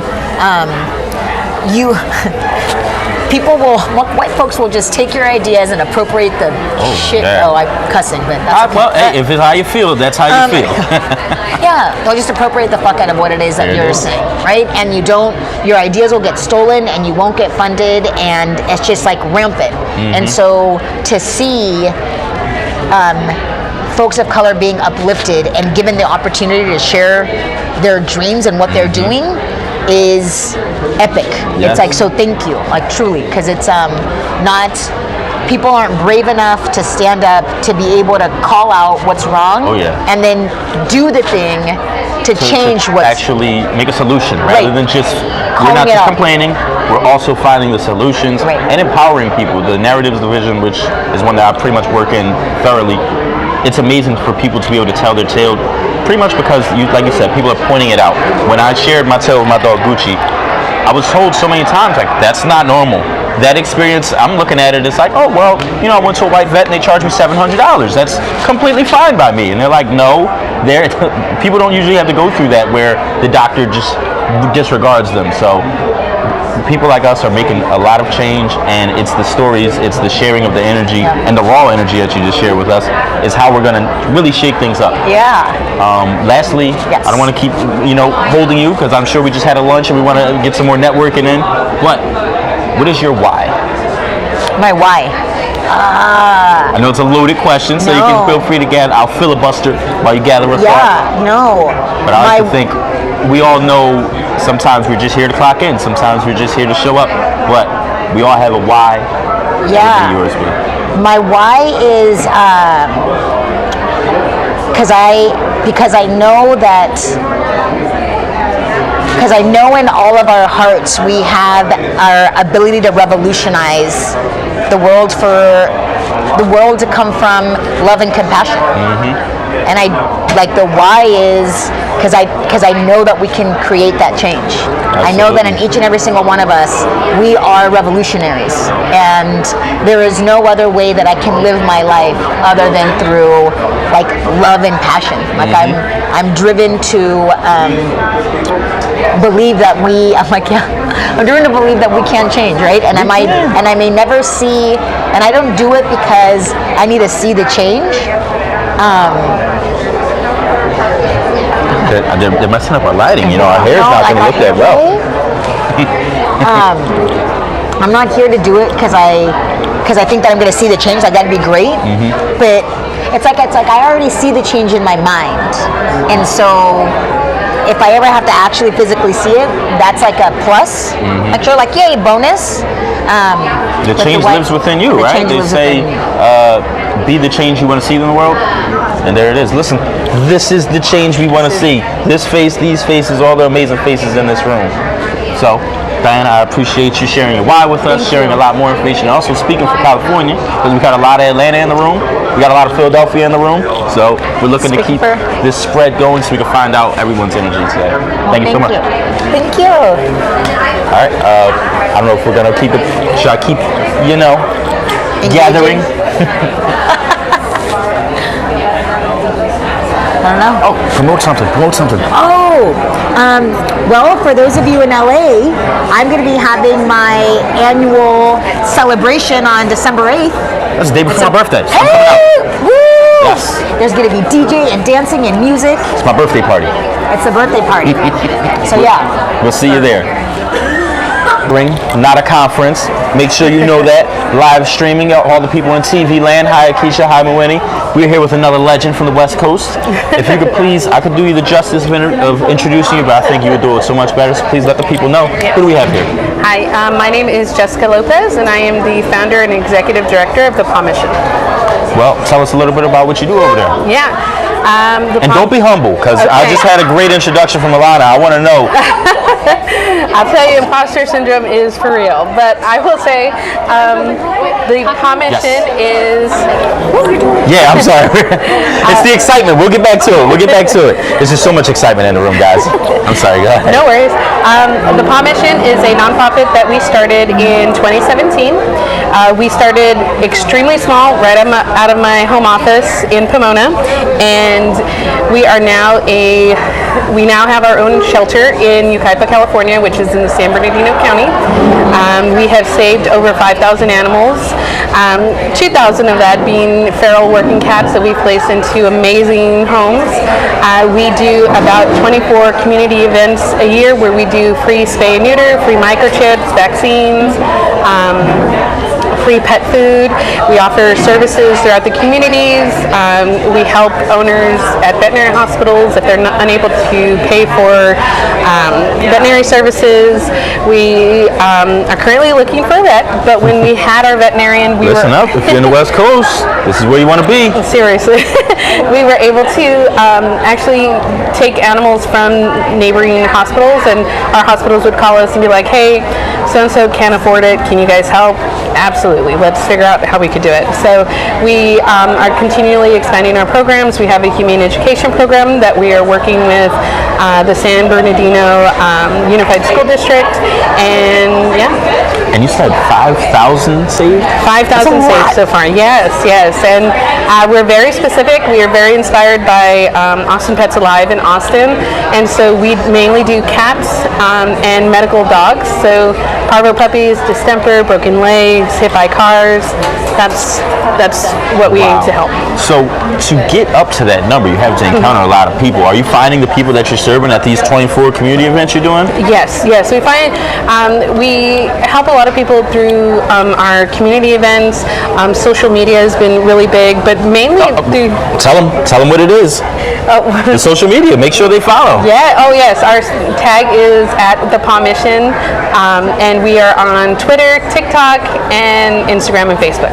We want if there's 100 people watching, we need 100 new followers right now on all those platforms. Yes, and we have our social media. That's been really big. Facebook's really big.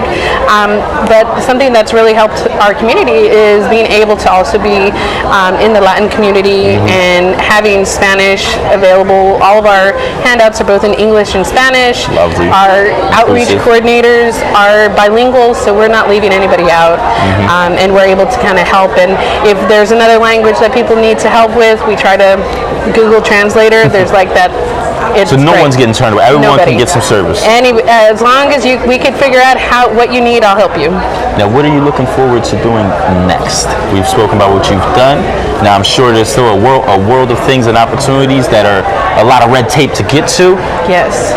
But we're gonna find out how to get there. Now, what is something that's on your radar for next? Yes. So we were recently donated a 40-foot RV. Oh my God! So you're going mobile? We are going mobile. Love it. I want to go out into the community. If you don't know San Bernardino County, we touch LA County all the way up to Primm, Nevada. So we are the largest county in. That's a couple of hours stretch, if I'm not mistaken, right? Yeah, it's about a 4-hour stretch, and that is the largest county inside the U.S. And so our goal is to go. Yeah, sorry guys. It's fine, Mary. Don't worry about it. Watch the camera, guys. Watch the camera. It's live. It's people are just so excited. So our goal is to go mobile, to go into communities, really under-resourced, underserved communities of color that we need to help reach. Now, can you speak? I know I'm familiar with Pomona, but not thoroughly. Can you tell us just a little bit about what the community is like out there? Yeah, so the community that we service is San Bernardino City, and they have a community that is about 82% people of color. Their annual, their median income for their household is $22,000. So it is a low-income community. That's one of the lowest in the country. It has to be, right? It's extremely low, and that is partly why we are actively working in those communities. Our goal is to help them kind of retain their pets in their, to prevent them from going into animal shelters, but also providing them the resources to keep their pets, whether that's vaccines, microchips, pet food, veterinary services. Now, can you speak to the value of being at an event like this? What it means to you to see representation all across the board and hear the people's stories from all around the country that may relate to you? How do you feel about this experience at the gathering? Yeah, I would say that the biggest impact that I'm receiving so far is that there are other people that see the same issues that we see and are actively trying to fix them. We can't create culture change if we're not within that culture, if we are not speaking from a voice of understanding and compassion. And historically, animal rescue in itself has been just kind of like, a white housewife's hobby. And a lot of Latinos and people of color do not have that opportunity to stay home and kind of just take care of animals on a whim. And so being able to see other people coming and really invested in this is great. And we can't create change in our communities until we're in there. All right, and lastly, I want to ask a kind of a general one, so if you need a second, I'll fill time. Yeah. What is your why? And what I mean by that is, what is the drive, what is the reason to not just get in this and start it, but why are you still in it? I want to help our community. Sorry, I'm not usually emotional. It's all right. Hey, okay. We need to know that you really feel this, so the emotions are going to be captured, and we want to know that that's real. Yes. I grew up in those communities. My parents, I remember very distinctly, one summer we wanted a puppy. My parents got us one puppy, it died. They went to the shelter, it died. And it took us a whole 3 or 4 puppies to find out that the first puppy that we had parvo. And we kept bringing puppies home because my family didn't know better. And I want to be able to help break that cycle. And I want my girl to be able to work in this community, and I think it's great. Sorry. No, that's fine. I think that says it all, I would say. That is the why. The fact that it can connect to you that much, to have that passion, and to be here in public and still be able to share that, it means a lot. Yeah. So, I really appreciate you being here with us. Yeah, no problem. Sorry. Live from Pomona. Yeah. And I'm really hoping that everyone that is viewing is understanding that this is real, raw emotion. So, Thank you for being with us. No problem. Mission. Paul Mission, look it up. All right, thanks Okay. so much. And Thank let's you. get back to the gathering. It's not a conference, it's a gathering. Go ahead and bring your pop and your waters with you. We got, what, 1, 2, 3, 4? We got 5 more presentations to go through. They're gonna go really quick. A lot of good information. We're gonna extend all that positive energy that we had before lunch into the afternoon. We have Lady J is gonna do some mindfulness stuff with us. It's gonna be a lot less sweating from what I hear. So don't be intimidated and don't go running off to the bathroom thinking you're avoiding anything. It'll be a lot less physical. I feel like Olivia Newton-John. Let's get physical. That's all right. I'll stop. All right, y'all. So we're gonna go ahead and get this moving. We're gonna have Bianca start us out. Oh, Tim? Okay, we're gonna have Tim start us out and Bianca, and they're going to represent the community in-reach portion of our modules. So we are good to go.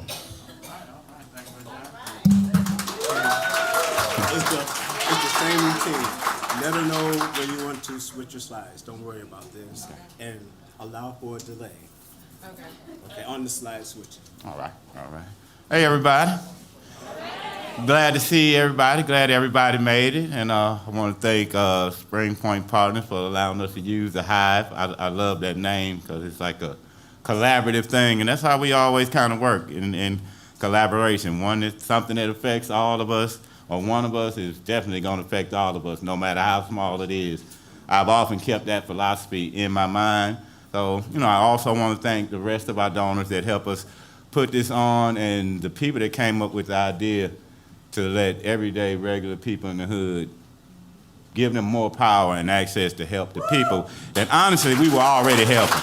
Every day we do this, so Bianca and I are going to present together, mostly because my country butt didn't finish with my presentation, okay? so it's working out cool anyway. So, my name is Tim Freeman. My nonprofit is braveheartpets.org. I don't really run Braveheart Pets or conceive it. It kind of conceived me because I've always had a passion for training dogs, and I was fortunate enough to find a way after my youthful days of training dogs with very little compulsion. I think with training dogs, there's always some type of compulsion that's necessary, but I've learned to get it down to just like 99% treats. And you know what my punishment will be? Withholding the treat. So it's like I don't really have to go through all the norms that we see most of the people in our society go through. Now, we both live in Atlanta, and it's got a name attached to it. They call it the Dirty South. There's a reason for that now.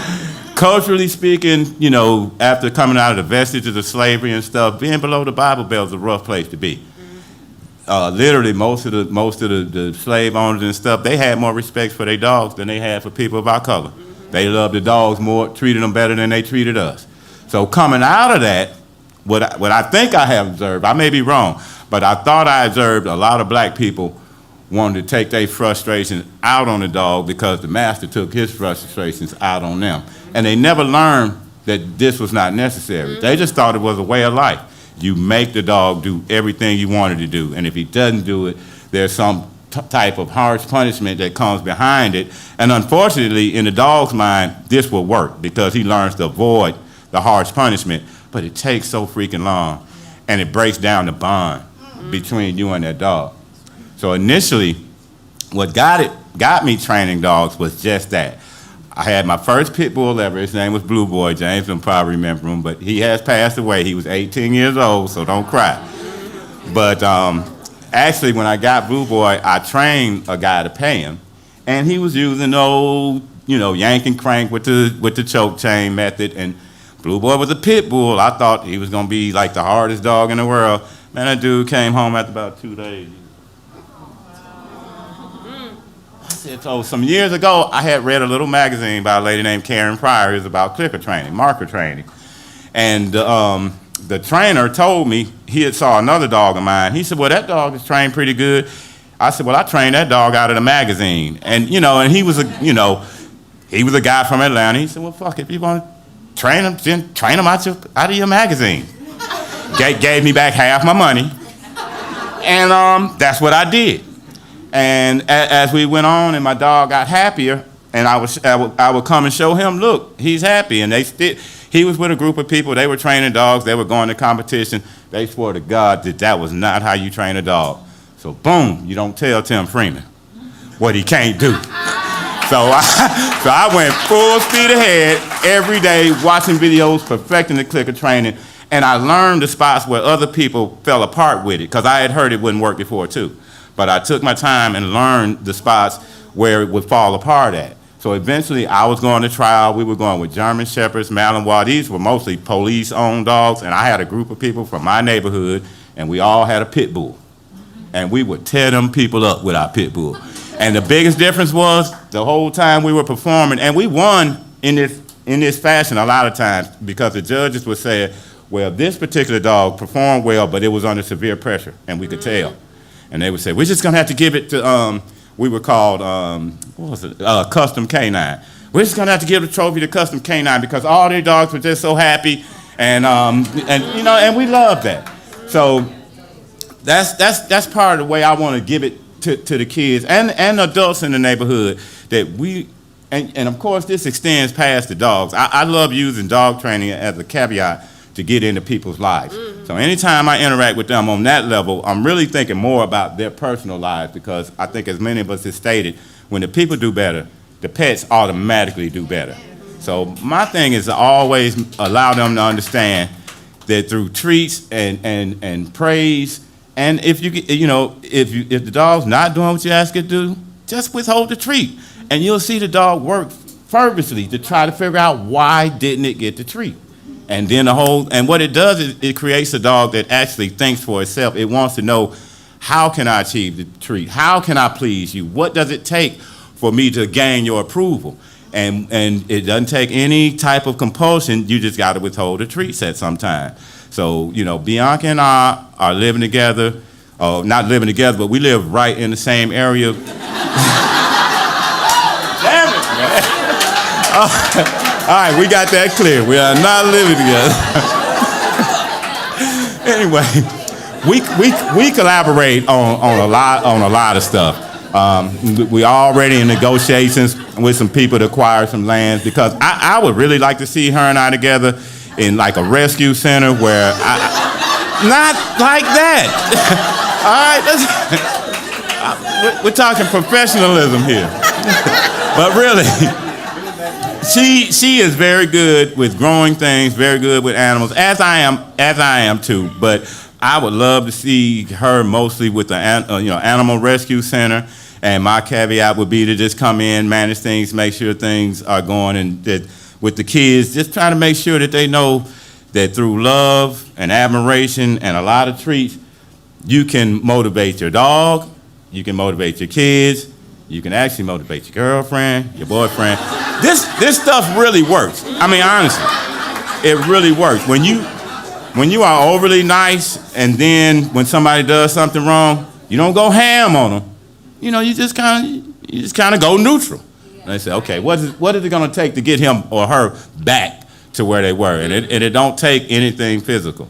So I love the fact that back in my days, I showed enough people enough things to know that they knew it was worthy to come back and reach back out to me to get this started again. Because actually, I hadn't been training dogs for a while. I've been raising my son, who's 15 years old now, and he's weathered a good part of his life, so I don't have to concentrate so much on him. But it's good that they recognize that, because I just got so much to give to the community, and I've already given it anyway. I mean, I live at home. I'm like the neighborhood vet, and no disrespect to the professional vets that we have here, but if they ain't gonna come see y'all, who they gonna come see? Me. So I learned a lot of home remedies. As I say, Blue Boy was 18 years old. He probably been to the vet twice in his life. And you know, there's a lot of things that these kids need to know that can really help them out. But dog training, it permeates into the way you handle situations. Do you handle them abruptly? Do you always just rush in with this over hyper masculine attitude, which usually ends you up in jail or dead? And I just knew that there had to be a way that I could reach more people than just a couple of people that were walking to my house every day. And thanks to James, Jen, C.A.R.E, and all our collaborating partners, they came up the way. It's about funding and showing other people, you know, I'm getting older, so my mission is not to be everywhere, but to show people how to do this. So eventually, Braveheart Pets will be mostly informational based, going virtually, and I'll have a character who Braveheart will actually be the dog, and the dog will disseminate my training information through his voice, so it'll be the first time y'all will really have a dog tell y'all what the hell he's thinking. So that's my stand. We're looking for a community center where we can, you know, help the kids. We're also looking for a rescue center because gentrification in Atlanta right now is crazy, and we've had generations of people living there that are getting put out now. So every other day, somebody's coming to me like, Tim, can you keep my dog for a couple of weeks? I just need to get back on my feet. Usually I keep them until it's about 2 or 3 dogs. The fourth person that comes, I'm like, man, I got 3, you know, I got my 3 and I got 3 other people's, so I really can't take on anymore, and I hate that. I hate that. So that's one of the things that I'm trying to solve. Not just dog training. I love dog training, but I love the wraparound idea that dog training gets me in the door and it allows people to trust my opinion.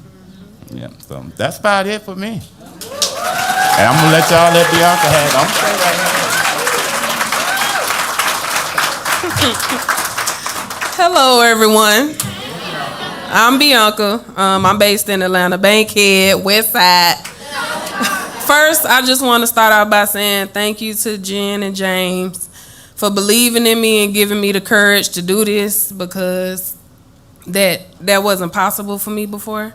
And also a big shout out to Nick for, I used to work at Animal Control, and he remembered me, and he the one who told James and Jen about me. And if it wasn't for him remembering me in my spirit, then I wouldn't be here. So that being said, I'm gonna give you a quick rundown of who I am and why I do what I do. So some people wonder why people are in the certain situations that they are in. Some people are just doomed to fail from birth.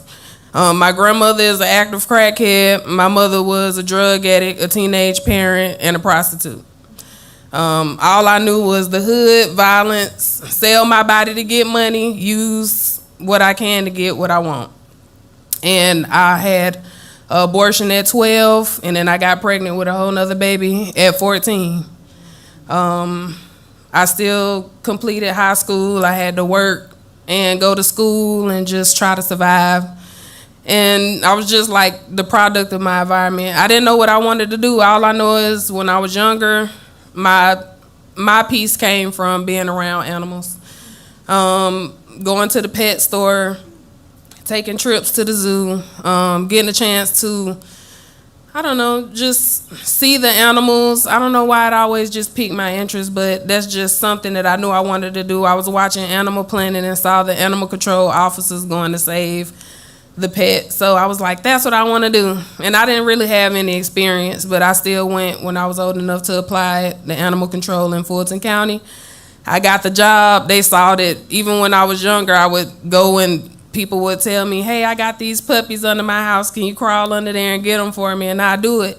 So by the time that I hit 21, old enough to work at Animal Control, they looked and saw my name and saw that even though I was young, I had already turned in so many animals, and I actually was doing the work. So they hired me. They was like, okay. But that was back when it was black then. Like it had a black owner. Most of the people who I work with were African American and from the neighborhood that I work with.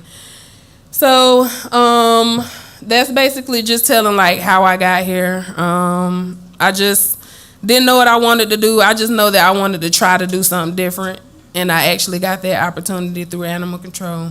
You can go to the next slide. So fast forward, this is emotional. But being overlooked, because like I said, I was just a person in my neighborhood. I didn't know what I was doing with animal control. I didn't really know what I was doing in my life. I just knew that I liked being in the neighborhood, picking up animals, trying to get people help. That's what I like to do. So I got in a lot of trouble because of my mouth, how I speak. I'm just like, I'm wild. Everybody know that. And that's not really accepted in the animal care field. Like, I couldn't really be myself. I got ridiculed and kind of like talked about a lot. And it kind of made me not want to do the work anymore. Because, I mean, I was just there to enhance my life so that I could be happier. But, you know, that kind of come off a little different when you wild like me. Because you know me, I'm a twerk, I'm a dance. I'm going to have a good time wherever I'm at. And it was like, you know, they wanted me to police my people. And I'm like, I live in this neighborhood. I'm not going to police them. I'm not going to write these people a ticket for not having dog food or the proper cages. Why don't we just find some type of way to give these people what they need? That way we can help them instead of criminalizing the neighborhood. So, yeah, I got in a lot of trouble because I wouldn't conform. And then eventually I kind of gave up. My other dream was to become a chef. So I actually ended up working on that, and I'm still a chef now. But I also work with C.A.R.E, and they allowed me to start my own nonprofit. And it started in the pandemic when I lost my job as a chef because it's a small company. And they didn't have any business. And honestly, I didn't know what I was going to do. I have a high school education. I don't have any college experience. I'm not really I don't really know too much about too many different cultures except for my hood. So I didn't ever really want to try because I didn't know what to do. And like I said, C.A.R.E, I ended up finding about C.A.R.E through Nick.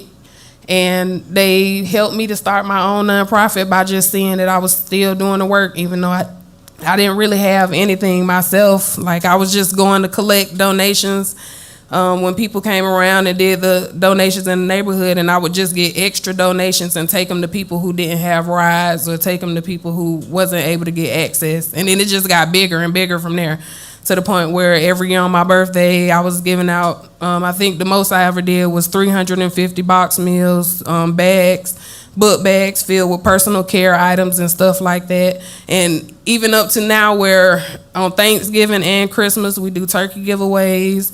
We're allowed to give the children toys, just because people in our neighborhood literally give us this stuff, and I'm able to just re-give it back to the people in the same neighborhood that don't have anything. You can go to the next slide. So, the successes, one thing people don't know about the city of Atlanta is we have so many turtles, because Atlanta is surrounded by water, different small bodies of water. So we got so many different wildlife that come up. And one thing that come up in our neighborhood is turtles. So me and my boyfriend and my kids, we actually dug a giant hole in the ground, and we built our own turtle pond, because we started getting so many people finding turtles and so many people who couldn't take care of them, that we just built our own turtle pond. So now we got our own little turtle rescue going on. Right now we got 8 turtles. Connecting with BIPOC pet lovers to create volunteer opportunities. Like, I got a lot of wild friends, like they super hood, and but they come around and they got this giant boa constrictor on their shoulder, or they, walking around and they got these reptiles, and it's like, you don't really see that type of love for your animals. You don't see us with our animals just showing love. You usually see maybe a little white lady kissing a puppy or something like that. But it's like, I'm using my social media to change that. When you look at social media, I want you to be comfortable with just seeing us and our pets, with our tattoos and us listening to our Cardi B and dancing. And it's fine. It's not a big deal.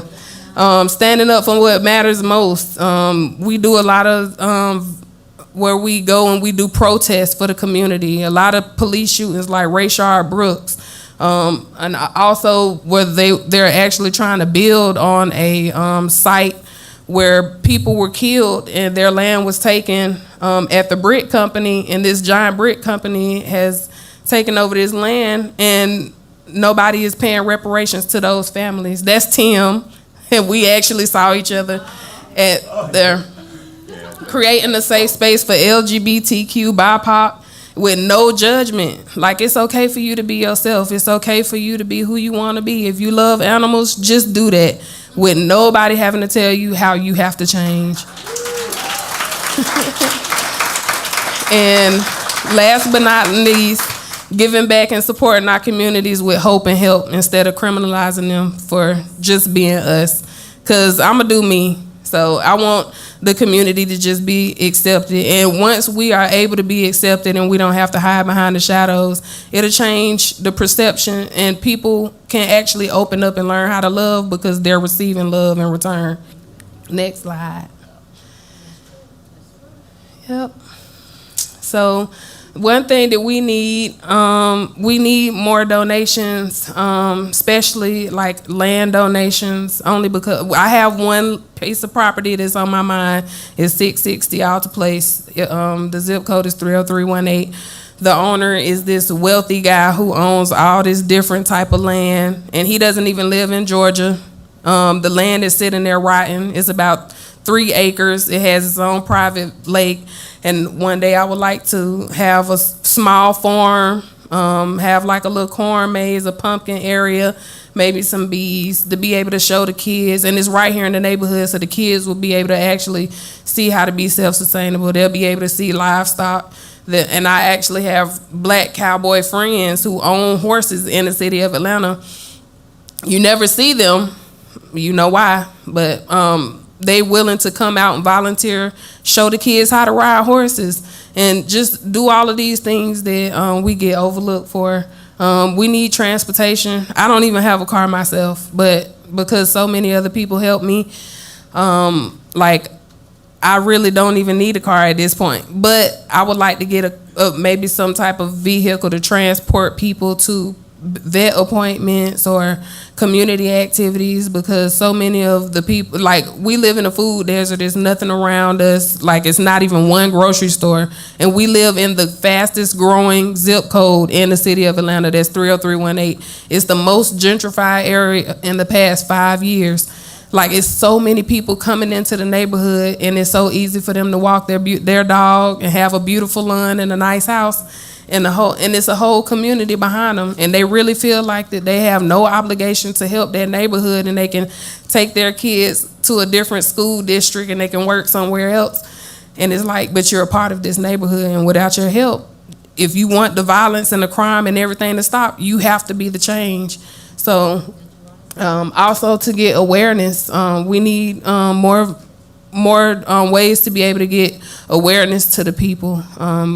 More volunteers and more partners to come in and ship people in to help volunteers, so that way they can help us and even branch out to another city, another state. That way we can all be connected together. Help people with vet bills and having more vet partners, because I only know of one vet and she is here today. Like, that's the only vet I know, and I've been living in this place my whole life. And how is that when I know that my neighbors have these big, beautiful dogs? They can take their animals to another vet care facility, but we have to, like, watch our dogs suffer because, one, we can't afford vet care, and two, we don't even have a way to get to a vet if something happened. We need more time. We need more time to focus on the important things. We need to be able to have the time as a community to have, like, resources. Like, I want to be able to throw a block party for the community and give out pet food and information on how to get vet care and shots and tags and things like that. And we also need a change on local laws, because in the city of Atlanta, pit bulls are banned. And that's crazy to me, because Atlanta is like the mecca of Georgia for pit bulls. Everybody I know have pit bulls. You cannot get an apartment, you cannot rent a house, you cannot get services. If you have a pit bull, it's outlawed. So of course I'm gonna hide my pet. Of course I'm not, I'm not gonna get care for it, because if somebody know you got it, you instantly gonna be criminalized, and you're not able to. It's just a trickle effect. Once we are able to change the laws, we are able to change the people. Next.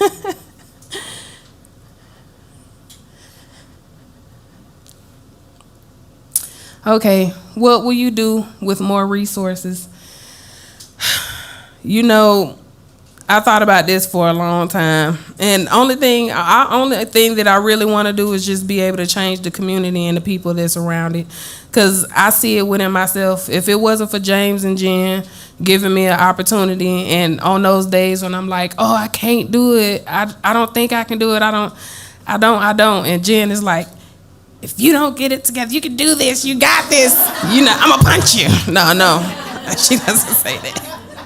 But no, like, if it wasn't for them, like, just giving me that extra boost, sometimes my confidence get low just because I've never had anybody to even believe in me enough to give me that confidence. Sometimes that's all we need. If I had the opportunity to get more resources, we could do so much. Like this picture at the bottom, somebody just dropped this beautiful Alaskan Husky on my porch. I woke up and she was just sitting there.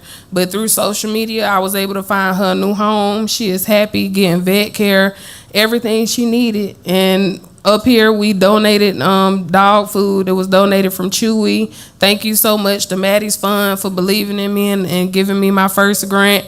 And that way we're doing, yes. We are actively doing Atlanta's first pet census, where we going around house to house collecting information on what the people actually need, because nobody knows. It's no real answer. So thank you, Tim. Thank you, Hakeem. Thank you, Muwini. Thank you, Reggie, because all of them came out and helped walk through the hood to talk to these people and collect that information. Thank you so much to the vets, just even helping me with my dog, like taking in my pet, because I didn't even know how I was going to get vet care for my own dog, and I work in animal care, and it's so hard for that. And just thank everybody for being here, listening to my story, giving me this opportunity, because just seeing that y'all believe and seeing that y'all are here, it make me even feel like I can do more. So thank y'all.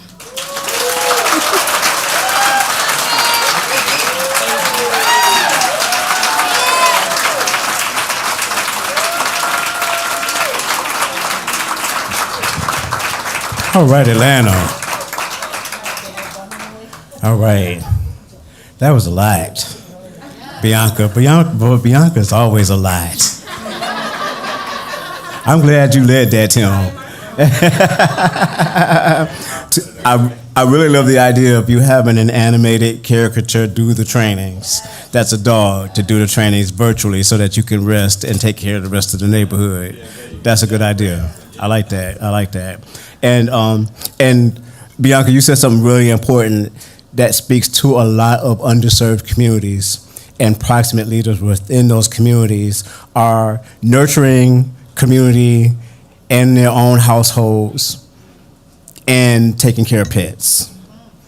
And they're doing it in spite of all of their own trauma, historical trauma, and personal traumas, still passionate about taking care of pets. And that's where a lot of this comes from, with a lot of our proximate leaders that are in this space talking about their nonprofits and how they're approaching this work and the work that they want to do, and to give back to their communities and doing that. So that's the focus of this work. So I'm going to segue this into talking introducing Cassie, who's with Little Earth United Tribe in Minneapolis. Y'all can go ahead and give her some love. I would be remiss in not saying that a lot of what C.A.R.E is building is rooted in how we've been engaging with Indigenous communities. And I speak to it with Mari Lou all the time. Mari Lou is our chief of the Northern Tier, or our leader in the Northern Tier that's doing our work in human and animal well-being in Minnesota. She has all these rich, deep relationships with Indigenous communities across Minnesota and beyond, and she's not Indigenous. She's not from that community, but she spent 10 years building out these really deep relationships with these communities and developing trusted partners. And she's protective of them like children. Don't do any harm, or don't even give a hint that you're going to do any harm to indigenous communities, or you will see the not so pretty side of Mari Lou. And if you know Mari Lou, she doesn't look like she has that side of her, because she's just really centered, peaceful, but rubber wrong. It is not going to be acute for you at all. And it's important, because that's what I feel all of our communities need, especially indigenous communities, right? Given the harm that's been done to them and supporting their right for sovereignty and all of that. And I feel like that work overlays with what Black and other people of color communities need in Western civilizations. So to me, it's just by instinct. Like, we're building out this C.A.R.E program to have that same type of passion for the communities that we serve, which is why we wanted to center the work that each of our partners are doing in all their communities, because y'all have just as much passion for all of y'all communities as well. And C.A.R.E is positioning itself to amplify y'all's work in this space, so that we can be that layer of protection, so that y'all can do the work that y'all feel passionate about doing, and making sure that nobody's coming in to do y'all harm while y'all look to take care of your pets in your communities, human and animal well-being, right? So I'm really blessed to be able to present you and have you come up and share with us some of your work with Little Earth United Tribe. Yeah. Cassie, y'all.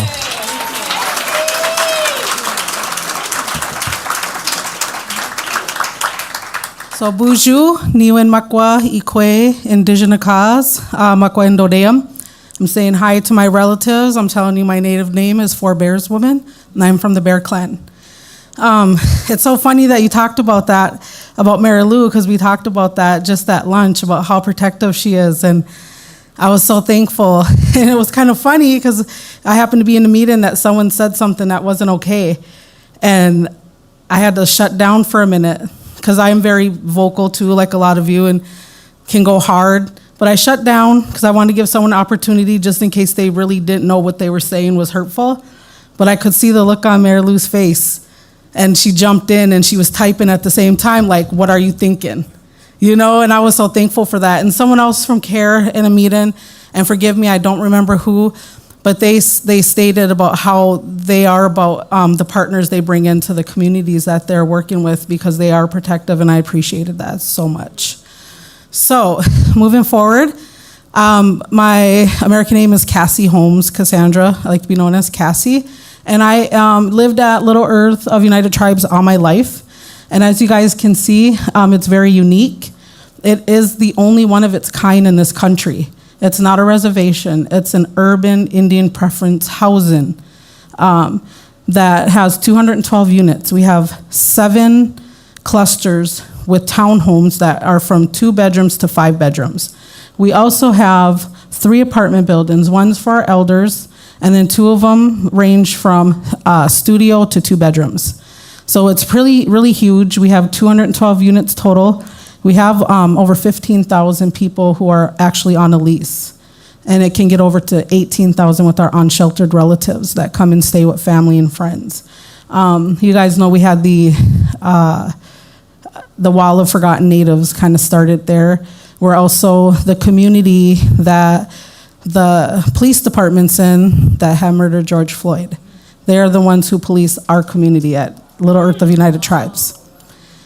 So just to give you some of kind of what we deal with in this community, there are over 38 different tribes represented, and those are people who are on the lease. So we have people from all over because of the Relocation Act that come here, and that's why our elders and our ancestors before us fought so hard to get this this piece of land and this housing that's specific for Native people. Let's see. Okay, so we have a lot of kids. If you can see that, half of them are 18 and half of that is under the age of 10. So we have a lot of children on our property, and it's a pretty big property. It's we have what we call the little side and the big side. And most of those are female heads of household and below poverty line. Can I get the next slide, please? I didn't even hear you, bless you. Okay, so a little bit more about our community is we're also located in East Phillips. That's our surrounding community, and it is one of the most diverse communities in the Minnesota area, Minneapolis area. We are also the most polluted area with another part of Northside, North Minneapolis. We share some of the same things that we have going on when it comes to racial, environmental injustices, and just everything you can think of, and the pollution, very toxic areas that we live in. So polluted that we were the largest Superfund site in an arsenic triangle in a residential area. So what that means is that we had over 500 homes and areas of our community where the dirt was dug up as far as 6 feet down because it was so polluted that one of our own state representatives, Karen Clark, who lived there, was at home and she had someone come up to her. They were going to dig out all her soil and wanted her to sign a paper for permission. And as she goes to walk across the lawn, they're like, stop. They're in their hazmat suit. Don't do that. Do you know how dangerous that is to walk across your lawn? This is how polluted it was. And this is what our animals had to live in too. They were digging in the dirt, and just the harm that was done to the humans and to the animals is just, and it's still happening today. I'm part of actually suing the city of Minneapolis because of the environmental injustices and racism that continues today. So we have a lot of animals that get dropped off on our property. We had a pet clinic there, and we had a guy show up who adopted 2 of our kittens that were found in a garbage can. We also had a cat that just came and laid out right in front of where we were having the pet clinic and got brought in and had a lot of health issues. One of our other big issues that we have is the opioid overdoses, and this is scary because we are losing a lot of people, but we're also scared for our animals who want to jump in leaves and play in the snow because they can step on fully loaded needles with drugs in them, fentanyl, eating fentanyl pills, and we have to know we had to find out that it was safe to give our animals Narcan and hopefully try to do chest compressions, even though it's not as successful, I guess, to do chest compressions for an animal, but something that about our community is we always want to do something than not do something. We have 8-year-olds that are trained in Narcan and chest compressions that can train other people because they're our first responders to opioid overdoses. So, again, we don't have vets that are close by or that are affordable. I personally drove a community member around who is an active user, had $20 in her pocket, and her cat was sick, and we drove all over after I got off work from vet office to vet office with no help, and her cat ended up dying. So, and that's just like one of many stories that we have. What else do I have up here?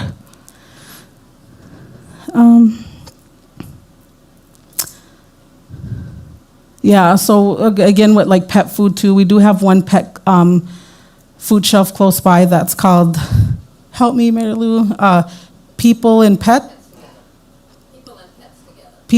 Together.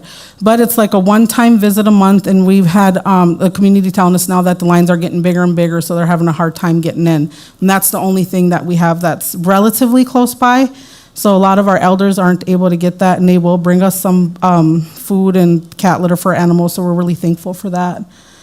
But we also have a lot of relatives that won't leave property because of all the uprising, and they're fearful and crossing the bridge because of people who are using and just their own personal issues that they have just leaving the property. Can I get the...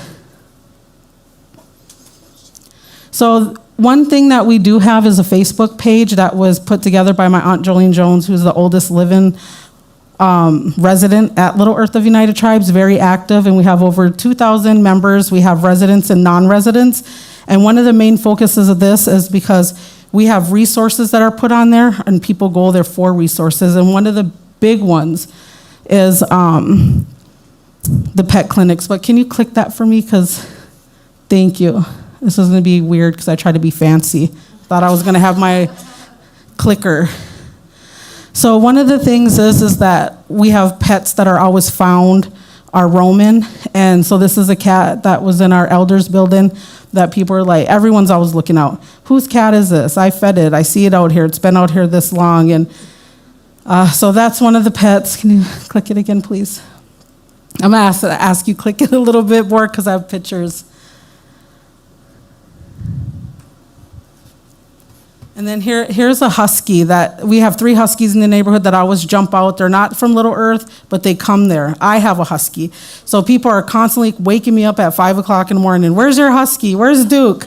He's running around. I'm like, that's not my dog, but I know whose dog it is. Just put it in my yard and I'll make sure that they get it. So we have residents who are they love the animals, they want to care for them, but they have a lot of, they have no money, they're dealing with their own issues or whatever. And so one of the things is we always go on to Facebook and share all this. Can you click it again, please? And here's a picture of our latest pet clinic where we had MinSnap, Mary Lou, a lot of vet technicians. On the next slide, I have all the names. I can't remember everyone, but they helped over 82 animals that day. So, yep, and that's our gym that we have that at. And we always have people who write messages to us or they'll write to me individually and they're like, we love it when you come. Thank you so much. Thank you to everyone involved because they get treated with respect. And that's not something normal, especially in the medical field, whether it's for animals or humans.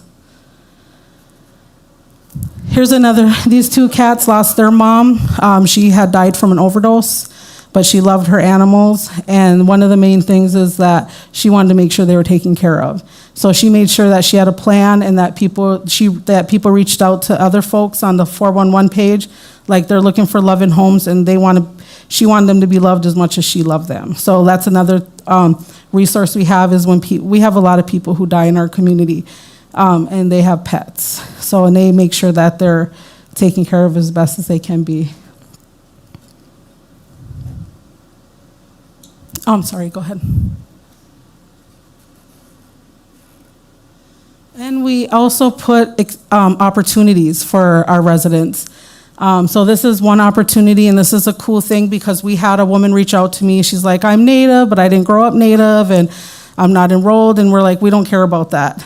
If you're Native, no matter how that looks. And how, you know what I mean? So we're like, come in. She's like, I want to bring my animal.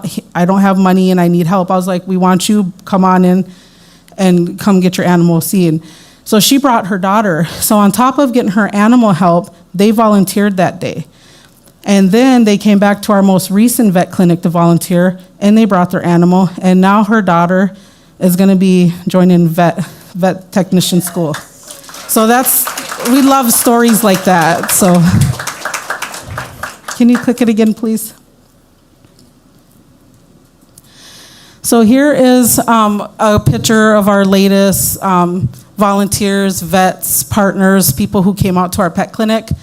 And Mary Lou is just like a big connection. She's the person that I connected with and just really, really thankful to know her and happy to know her and everything that she brought with. And then she brought C.A.R.E with, and then we got to meet Johnny and Muani and everyone else. And I really appreciate getting to know that and being part of this team too. And however that looks, I'm just grateful for that.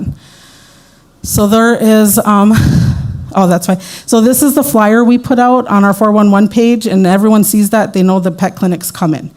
And then we always tell them if there's gonna be spay, neuter available, and if not, when they come, we set up something where we can still transport them there. We'll get it set up. I myself or my wife, one of us will drive them right to get it done and bring their animals back to them.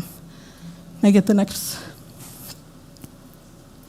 And then we just start doing microchips. So that was fun. And that's something new for us. Again, please. And then another picture of our pet clinic in the gym. You can go some more. I love it, so I'm sharing it. And there's so many stories. I think this is my aunt's dog. I think. Can you go again?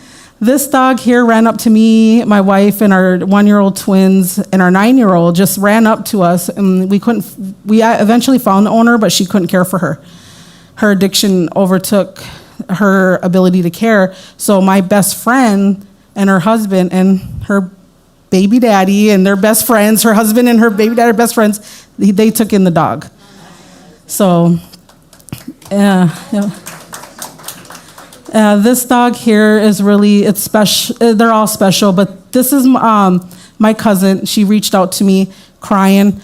This dog's sibling got hit by a car and she didn't know what to do. All I could think of was to reach out to Mary Lou, and Mary Lou contacted her. Mary Lou did everything she was supposed to, but the dog ended up passing away. And when they got to see each other face to face at our latest pet clinic, it was very emotional. She was very thankful even for that help. That meant a lot to her. And this is a line we had outside. It's usually longer. This was tame because we have a line all the way inside and we had it wrapped like all the way out. That's our office.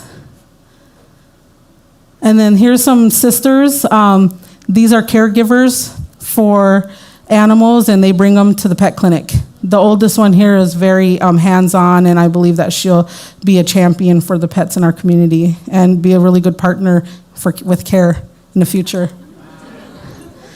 Okay, and there's me and another a community member learning how to chip a cat.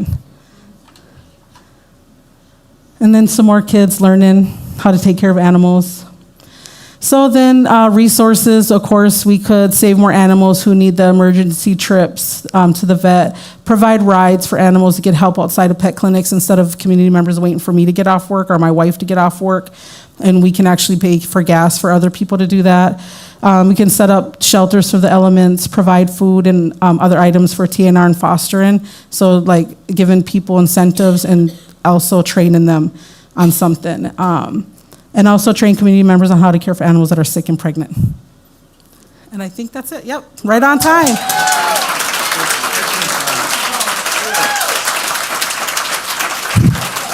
Thank you. We're on the tail end of this, y'all. We got 2 more presentations. All right. So I'm going to go ahead and call up. We got Sassy and Sterling. What order are y'all going to go in? All right, and they are representing TNR, Trap, Neuter, and Return. All right, that's how we're going to close it out. Come on, y'all.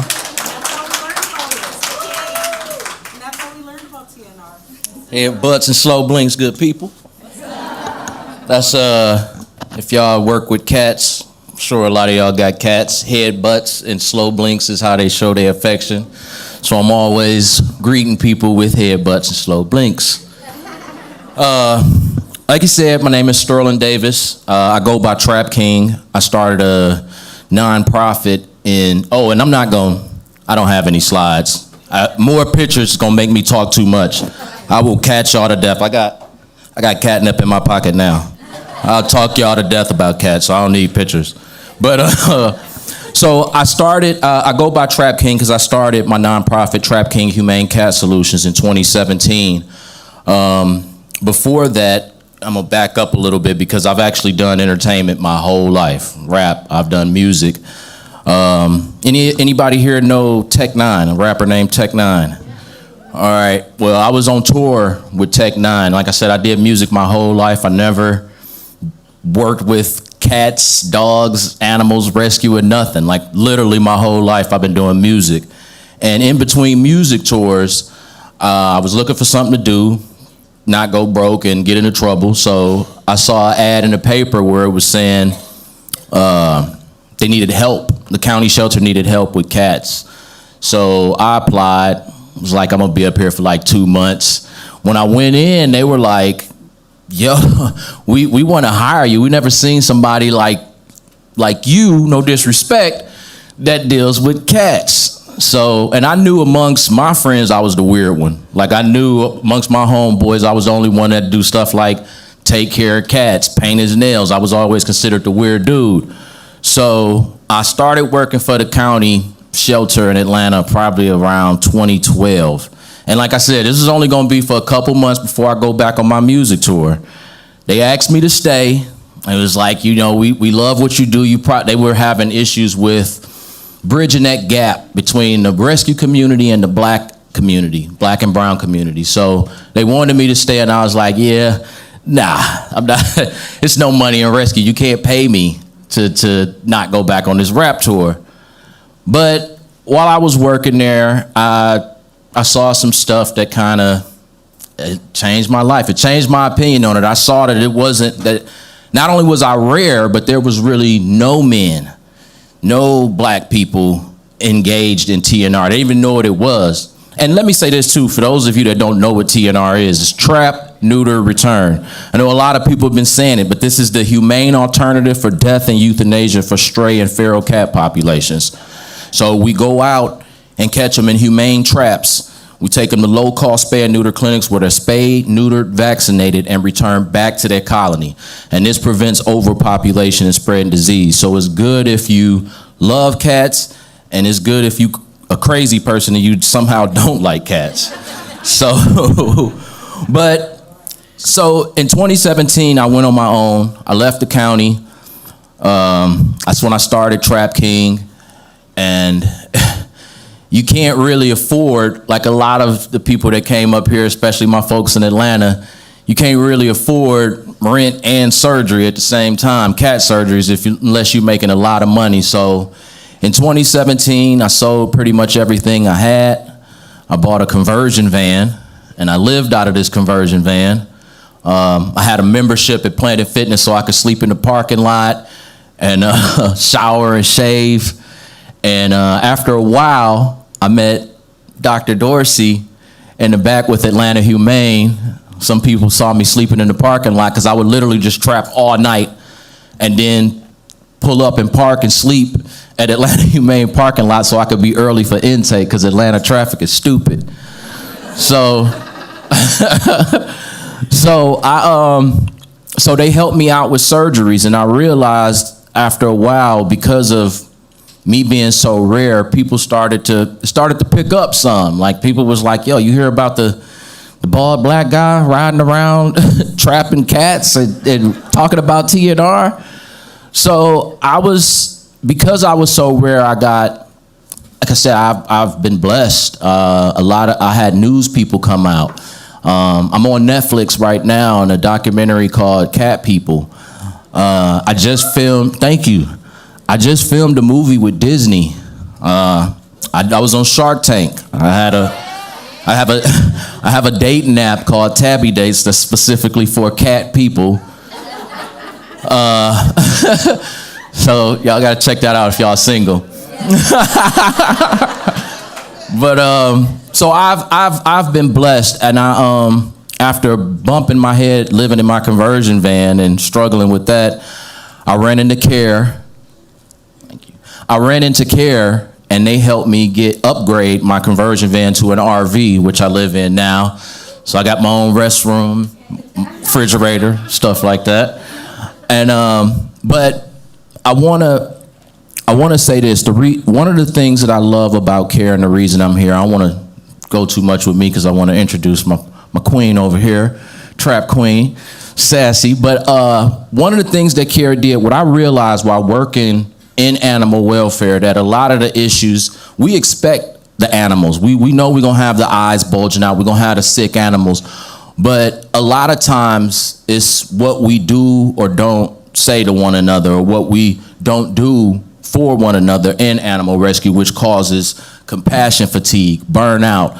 When I met James and Jen, I didn't even know that I wanted to be like James when I grew up, but I guess that's my big bro. But they work on that, the relationship with animals and humans as well. And I realized that in order to correct a lot of our issues with our animals, it's going to be with people, us, especially things like compassion fatigue and burnout. We fight with that a lot. Trap King, some of the things that I need, funding, I need funds. I want to start a fraternity sorority based on cat rescue. So you imagine, like when fraternities and sororities, when people graduate school, they still pay dues, they still volunteer.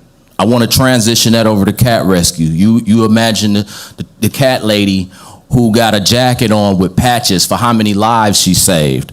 It takes it to a different level. I want to make this fun, hip, cool. So that's my mission. That's what I've been doing. One of the main things that I'm focused on right now is because I've been so blessed to get the attention that I get, I want to shine a light on all the other people that's doing this amazing work, especially Sassy, who I'm about to bring up here now, because before my big head was running around getting all this attention, Sassy been doing it. And there's been a lot of people on the ground with their boots on the ground doing it, and they not some rapper or entertainer to get all that attention. So that's one of the things I want. I want to shine a light on people like Sassy and Calvin Tucker, Black Noah, Nina, the Black Thornberry, who's not here today, and everybody else doing it. I believe that animals like comedy and music can bring people together, and that's why I do TNR. That's what I want to do. Sassy, come up here, Trap Queen. This the real MVP right here. Go, girl. Thank you. Oh, you're so sweet. Don't worry, we're not lovers, guys. Let me just say that. First, I want to thank God, for giving me the strength. And Lord, do I need the strength. We all doing this animal rescue mentally, emotionally, physically, and spiritually. So thank God for that. And I also want to thank Trap King, because this is the first one who I could say that really shares the light. Like in this game, it's no sharing. It seems more competitive, like who could do what, and I'm doing this, and it's not like, let's do this together. It's no unity. Like, it's so missing. And I've been saying it since 2011. That's how long I've been doing it. And it was really, really nice to meet him, to see that, of course, a melanated man was the number one reason, like, yo, okay, this is dope. And then he shared, and then he brought me to C.A.R.E. And I love what they're doing. This is dope. Like, look at this. This, like, I've never seen this. This is, like, so amazing to me. I'm like, yo, this is dope. Like, yeah, this is going to get bigger and bigger and bigger, because you could kind of see their vision. This is going to be huge, and I'm glad to be a part of this whole wave. I'm excited, I'm like, yes, we're going to be running in a minute. What? Come through, like, what? So thank you, C.A.R.E. Thank you, James. Thank you, Jen. Thank you, everybody down with it. Mary Lou's, everybody. And thank you all. Let me tell you, I was saying, how do I feel being here? So now I figured out how I feel. I am honored. Okay? I am honored. I am blessed. I am proud of you guys. Everybody who got up here, I was so touched. Like, y'all stories are beautiful, what y'all doing. Like, really, really pat yourself on the back. This is an emotional turmoil. People don't realize what it takes to do what we doing. And y'all doing it. And y'all look good doing it. Okay, so never forget that. Never forget that. Y'all representing us, and the youth, they're looking at us. We are a walking billboard, right? What we do is what they see, and y'all doing it with smiles, y'all doing it with love, and they see that, and they replicate that, and that's what they're gonna grow up and do. So thank you all for that. Okay, so with that being said, I'll tell you a little bit about me, and then I'm getting off. Okay, so before I started trapping in 2011, well, that's when I actually got certified, in 2011 with Neighborhood Cats. And the reason why is because I used to walk the dog, and everywhere I went, there was like kittens I was picking up, bringing to the shelters. And this cat was pregnant again, and it was just, I hated going outside. And then I started just finding out, asking everybody, like, what to do with cats outside that's not friendly, that keeps getting pregnant. And, I don't want them to be euthanized. I don't want to bring them to the shelter and they kill them. So then they told me about the class with Neighborhood Cats. And, big shout out to Maddie's Fund as well. Hi. And so I took the class, and then I started trapping, and then I was really good at it. My first project was 28 cats. And I noticed that I was good at kind of advocating. People would gravitate to me. They would talk to me, and they would listen to me. And then I was good at giving directions. You do this, watch this trap, do this. So the more I was doing it, the more everybody started calling me. The phone just don't stop, still don't stop. And my thing is, I help my community, because people aren't coming in my community and helping the cats in my community, right? So I saw that, so I couldn't stop. It was no, or I'll just do where I live at and then go back to living a normal life. It couldn't, because the next block it was the same problem. This feeder is the same problem. These elderly people, they can't do it, you know. So I said, all right, I just got used to it. It's part of life now, and that's me. Love is love. I love love. I love to make people happy. I love to teach people. I love to talk to people. I love to hug. I love to see the animals looking healthy outside, not skinny and limping. And, you know, I just love to just see nice happiness, peace, just beauty, cleanliness, all of that. That's all important to me. So I keep doing what I do. What I would like to do, what could make me better, is definitely a lot more black people trapping, of course. You know, I want to see everybody in my community on their block holding it down, right? But they're not going to just do it out of love, right? So we know that, right? Because it's already, you're not getting paid for it. It takes a toll on your emotions. So we got to make it rewarding, right? So I would like to hire them, train them as volunteers, and even hire them, because that's money talks, right? That where I'm from, I'm in the hood, money talks. I've been trying for years to get them to do it. Volunteer wise, it's not working, right? But if I throw them, Oh, so I'm from Brooklyn, New York, holla. I live in the projects. I could have moved out, just, you know, I had opportunities and jobs to move out, but I figure I'll stay there and struggle with the struggle, right? Because I don't want to go someplace and kind of forget that I'm needed there. So I'm going to walk the walk and talk the talk, so I stay, right? And it's been doing me good.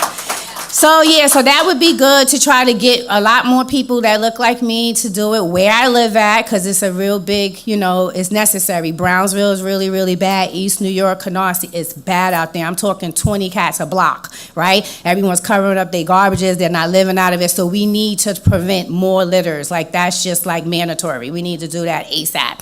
So I would like that. If I had my way, a dream come true, I would love to build, you know, it's a lot of property. I would love to make a shelter. It'd be nice to have one shelter in Brooklyn, like, you know, one, not the shelter like we thinking. I'm more or less me, like, not a care center, but like, you know how they go to bring cats when you don't, you can't leave them there. What is it called? A sanctuary, right? I would love one sanctuary in Brooklyn. It would just be a dream come true, to get one of the lands to do it. I also would love my own recovery space. Yes, I use my living room, always use my living room.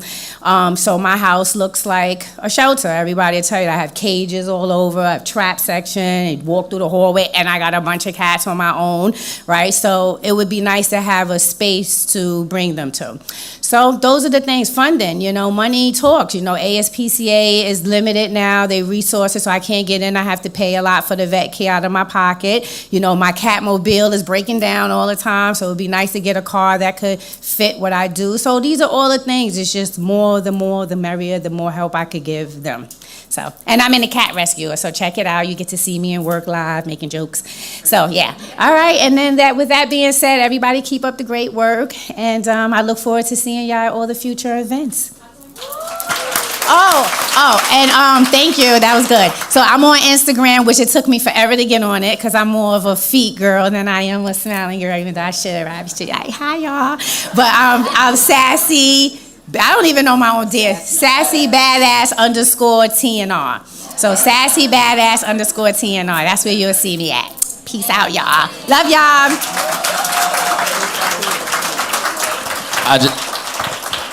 I might be showing my age here. I just want to do this because this mic make me think about Bob Barker and The Price is Right.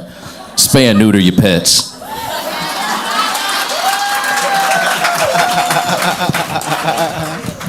Y'all are so full of energy. Hey, Sterling will take that RV across the country. If you ask him, he's coming. For sure. For sure. Y'all need to do it as a team too. Get you out of Brooklyn and y'all do a tour around the South. All right. Wow. So y'all didn't even need a presentation. I'm so jealous. So we're gonna get into this next presentation. Got a chance to speak with this young lad earlier today and yesterday, and I'm really blessed and honored to be able to hear his story. I'm not gonna give y'all any details about his story. I'm gonna let him tell it.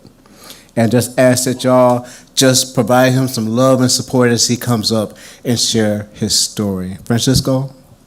All right, cool. Give him some love, y'all.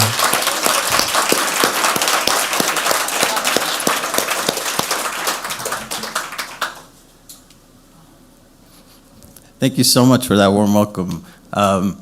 First and foremost, I wanted to just shout out to John Alma. Much love to her. I always say this, and it's the realest thing. Anywhere that John Alma is, I know I'm in a good place if John Alma Barnett is there. She is an incredible woman. She's literally everywhere in my community. If there is a need, she is there helping. And today I'm going to share a little bit about something that John Alma already touched.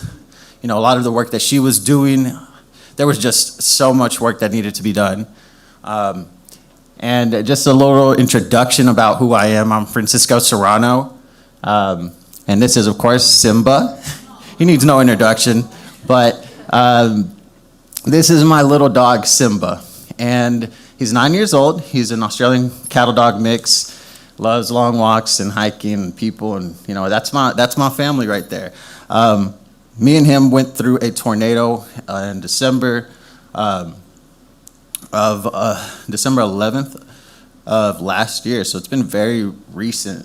And we can go to the next slide.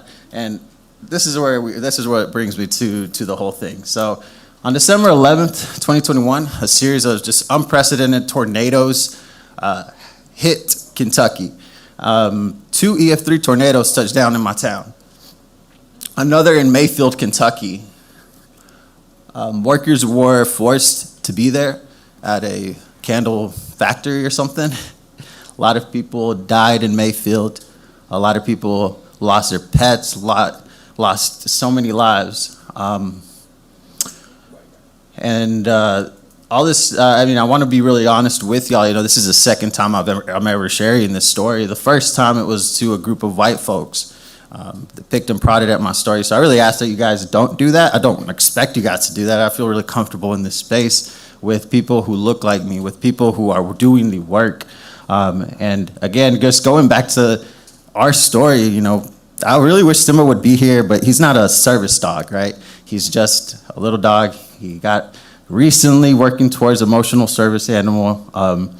Let me talk a little bit and show you a little bit about the realness of these climate disasters and kind of what the aftermath looks like. So you can go to the next slide here. We'll actually see a little bit about, you know, the background in terms of what we went through. We are tornado survivors. We're the families that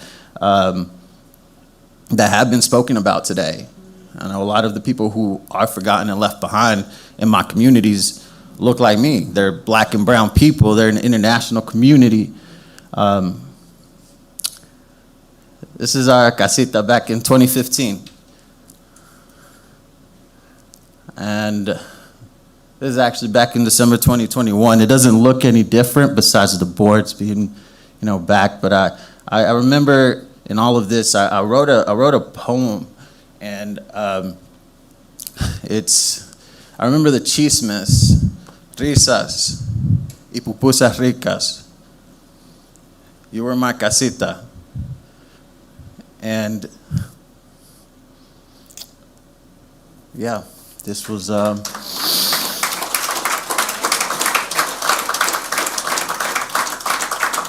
this was my neighborhood after post tornado.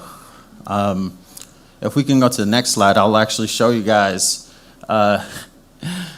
So where I was actually across the street. I had left Simba back in our apartment. He was asleep, fast asleep. We were woken up to tornadoes essentially, and we were down the street. I was down the street at my friends who are also organizers. We lived through this storm together. You can go to the next slide, please. So the aftermath is really important to talk about. I learned a lot about myself personally and how we cope and how we deal with things. Well, there are a lot of agencies, a lot of federal, you know, government agencies that are supposed to be there to help us. But during the aftermath, we realized that there was this huge need for our community, just eliminating barriers that existed to things like funding, things like little, items, dog food, things of that sort. And so I worked with my friend Daisy, who's an amazing organizer, and she had this group called Rise and Shine. And so this group really we focused on going and meeting the communities where they were. And we were, looking for the people who were lost. We were looking for animals, if we could find any. There were numbers to call because people were trying to find their cats, their dogs. And that entire night of the storm, I didn't know Simba or my family were even alive. I actually walked outside. I remember this very clearly. I walked outside in the storm. There were live wires everywhere. It was flooded. And in my head, I thought I could get across the street so I could see if Simba was okay. And it wouldn't be until the next day that I would actually be reunited with him. And just to see him run out of my neighbor's apartment towards me because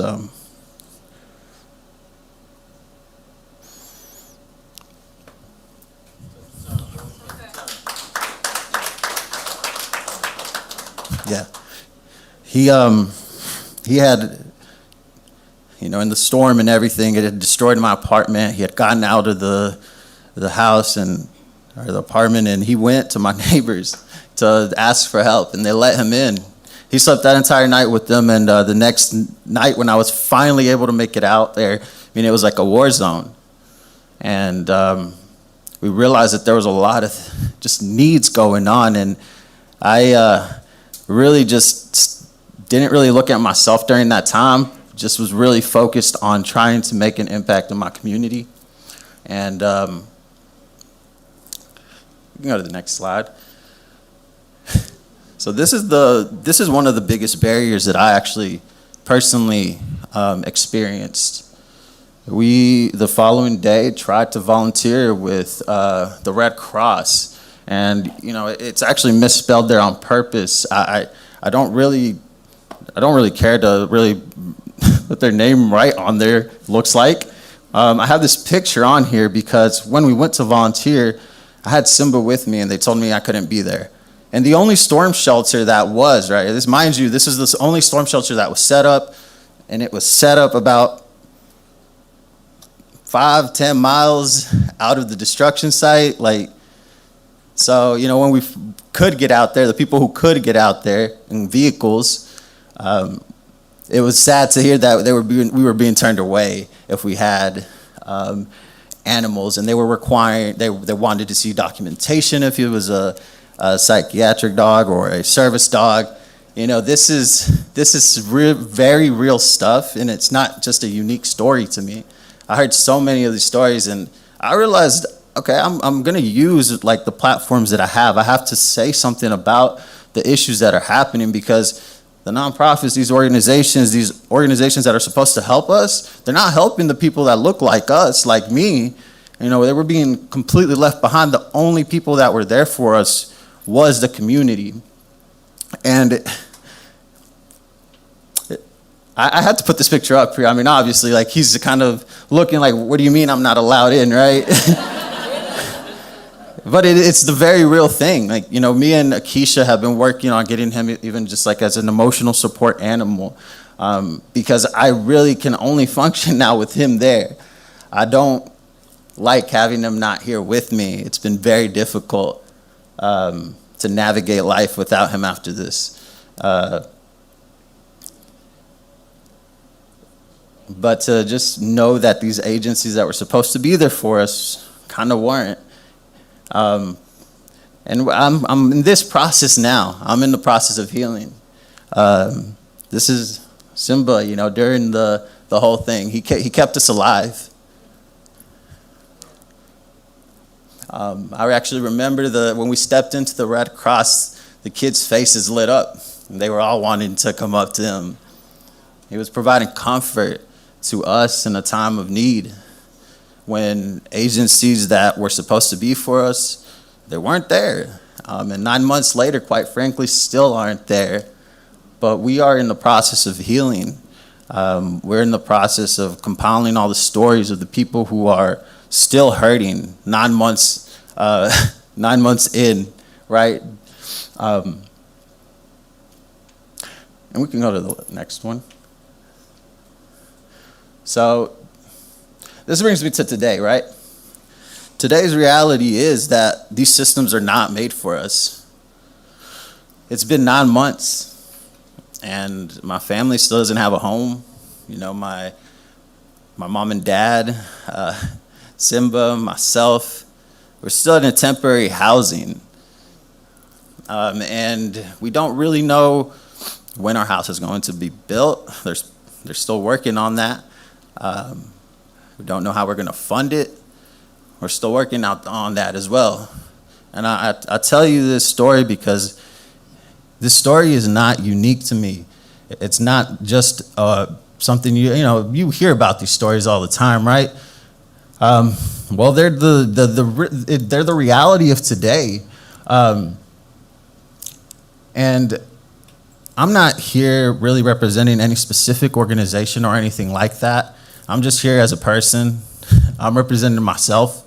I'm not here, trying to start my own nonprofit or anything. I think the amazing work that y'all are doing, please, direct those funds to those people, to those causes. The one organization that I am going to shout out definitely, though, is going to be Rise and Shine, because that was the community-led mutual aid organization we weren't asking people, hey, let me see where your house is destroyed. Tell me about your trauma. Let's re-traumatize you. No, it was, hey, we need money to pay electricity. Cool. We need money to get food for our animals. Awesome. And that's what our mission is about. I mean, Rise and Shine, it's not a 501c3 or anything. It's not a nonprofit. We're working on that eventually if we need to, but right now, the only way that we could function and help our community in the capacity we wanted to was to be just a mutual aid organization. The money that we would get in would be given to the masses, to the people who needed it, to the animals who needed it. And the next part here, I just, is going to show you the Rise and Shines. You can go to the last one. It's just going to show you where you can connect with Rise and Shine. So it should have, right here, you can connect with us online, and you can donate to Rise and Shine BGKY. There's still many families today that still have no homes. We're still figuring out the things that we have to do with Simba as far as not having to go to any other conference without him, right? I just thank you for listening. I really appreciate you guys being here today. And if anything, let's always remember to be kind to people and ruthless to systems. Thank you.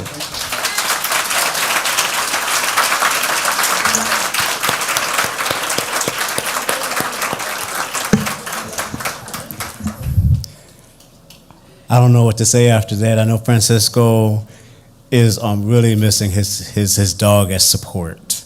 And it took a lot for him to come up here and share with y'all. So I appreciate y'all for really being attentive to hearing his story and that of Bowling Green, Kentucky. Akeisha, who is our chief of the Mid-Southwestern tier, which includes Kentucky. She is a caregiver for her family, so she couldn't be here, but she is in the virtual space listening and embracing us. And I know she's hugging Francisco from Kentucky virtually. I know she is because that's just who she is. But I also know that she is identifying partners in Bowling Green and Kentucky to form a collective in those areas. And she's searching out proximate leaders to work with. And even though, like Francisco said, he's not starting a nonprofit, he represents a proximate leader who has this lived experience that's BIPOC and impacted by environmental issues that fell on him that's impacting his life. And Francisco and I got a chance to talk yesterday, and we talked about deconstructing the system. We got on our militant rant about how the system isn't built for us, but we still have to navigate it to ensure that our communities have and get the resources that they need to get. And these natural disasters are representative of exactly why we're here today. BIPOC populations that we all identify with that are underserved and should be receiving resources for doing the work that we are already committed to doing, and we notice that we're not getting the resources, so we just say, bump it, I'm gonna do it myself. And that's what Francisco represents, along with all the other presentations that came out of our it wasn't workshops, it was just presentations today. And when we decided to design out this conference, we talked about a number of different things. We'll talk about the divisions, this, that, and the other. And organically, we fell on, well, we should be showcasing our partners and let your work speak for what C.A.R.E is trying to amplify. And I'm so glad it fell out this way. I really am, and I'm even more glad that y'all are here to hear it. We're honored that y'all saw this opportunity and chose to come listen to these stories, because every day I am in this privileged position along with the rest of my team, per James and Jen, to be able to just work this space and hear these stories and think about what I can do for my part to amplify these voices and how to position C.A.R.E to be in a place where we protect them and provide them resources for them to achieve what they need to be successful. That's all we're doing. We're not trying to be HSUS and ASPCA of Black and Brown and Indigenous people. That's not who we are. Who we are is their success. If they're not successful, we're nobody.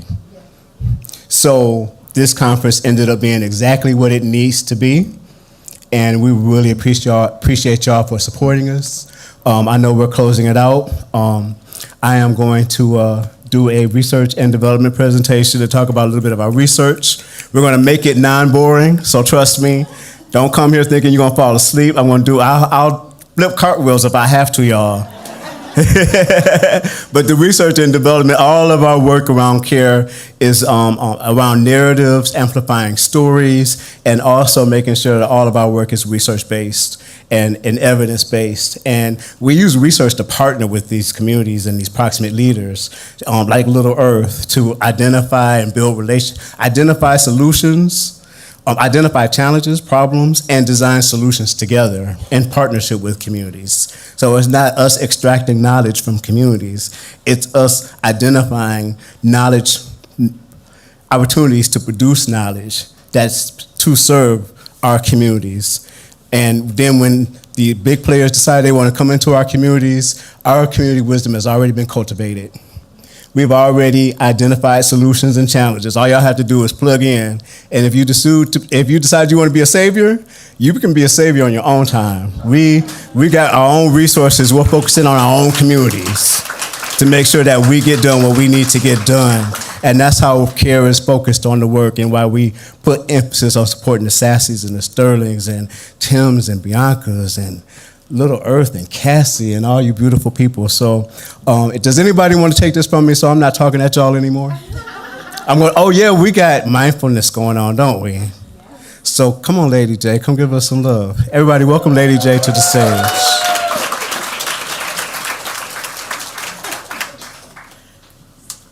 Hello, everyone. Again, I'm Janice, AKA Lady J. Oh, it's so great to see all you beautiful people. I promise I won't make you sweat this time. So this part is mindfulness.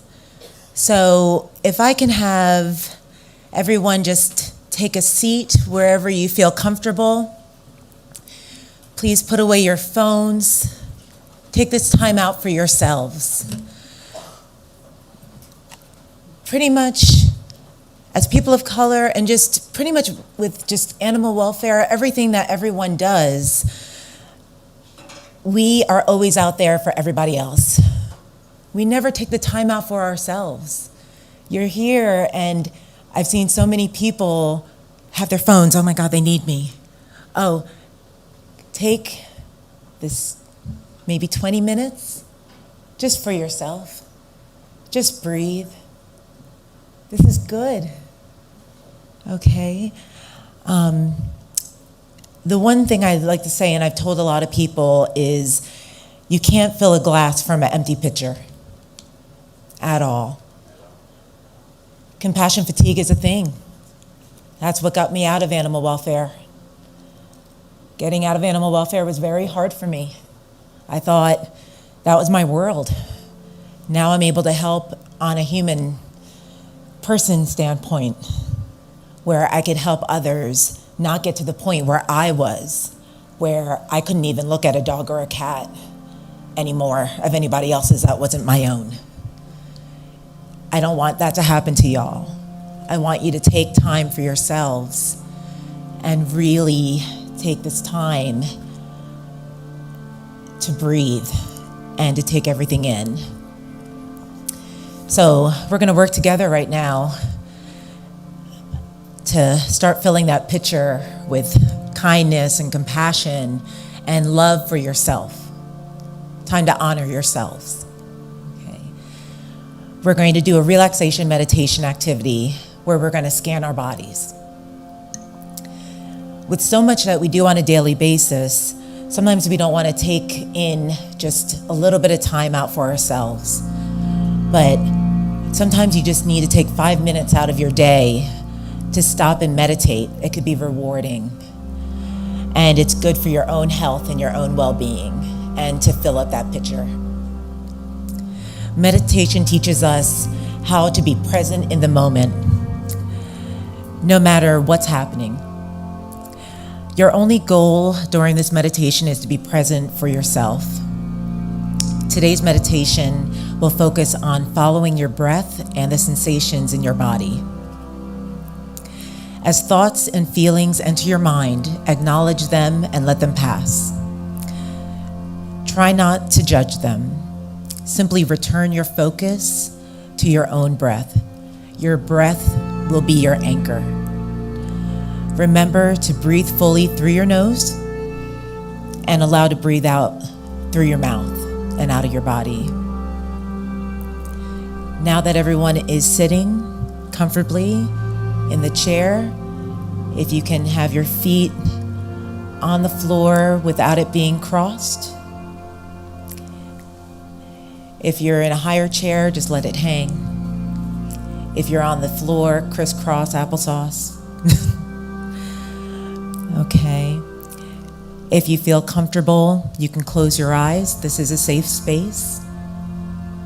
Or just relax your eyes. Take a long, deep breath into your belly. Feel it expand as you breathe in and drop back as you exhale. Do not try to force yourself to breathe faster or slower. Breathe in the way you normally do. Take a moment to scan your body from head to toe and acknowledge any tightness or soreness. It's natural that the stress and the strain you experience will have affected you physically as well. As you move through your body, you will notice where you hold this tightness the most. Breathe into it and exhale out, releasing the tightness and the strain your body is holding onto. Fill your body with kindness.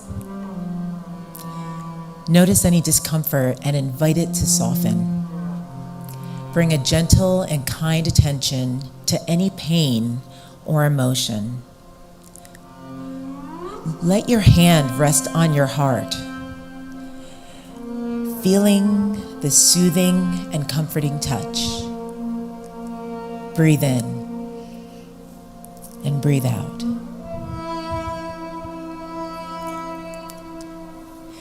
Next, let's move more slowly and focus attention on each part of your body. Let's begin with the top of your head and your forehead. How does it feel? Are you aware of tension or tightness? Breathe into the tension and exhale. Let go of your worried thoughts. Let go of the concerns about the tasks that are not yet done. Move your focus to your eyes. Observe how they feel in their resting state. Notice if the lids feel heavy or are they resting softly. Then move to your ears. Notice your environment. Whether you hear the relaxing sounds of this music, if you feel some silence. Next, move down to your nose and notice its connection with your breath. Feel the air coming in and out. Observe your jaw.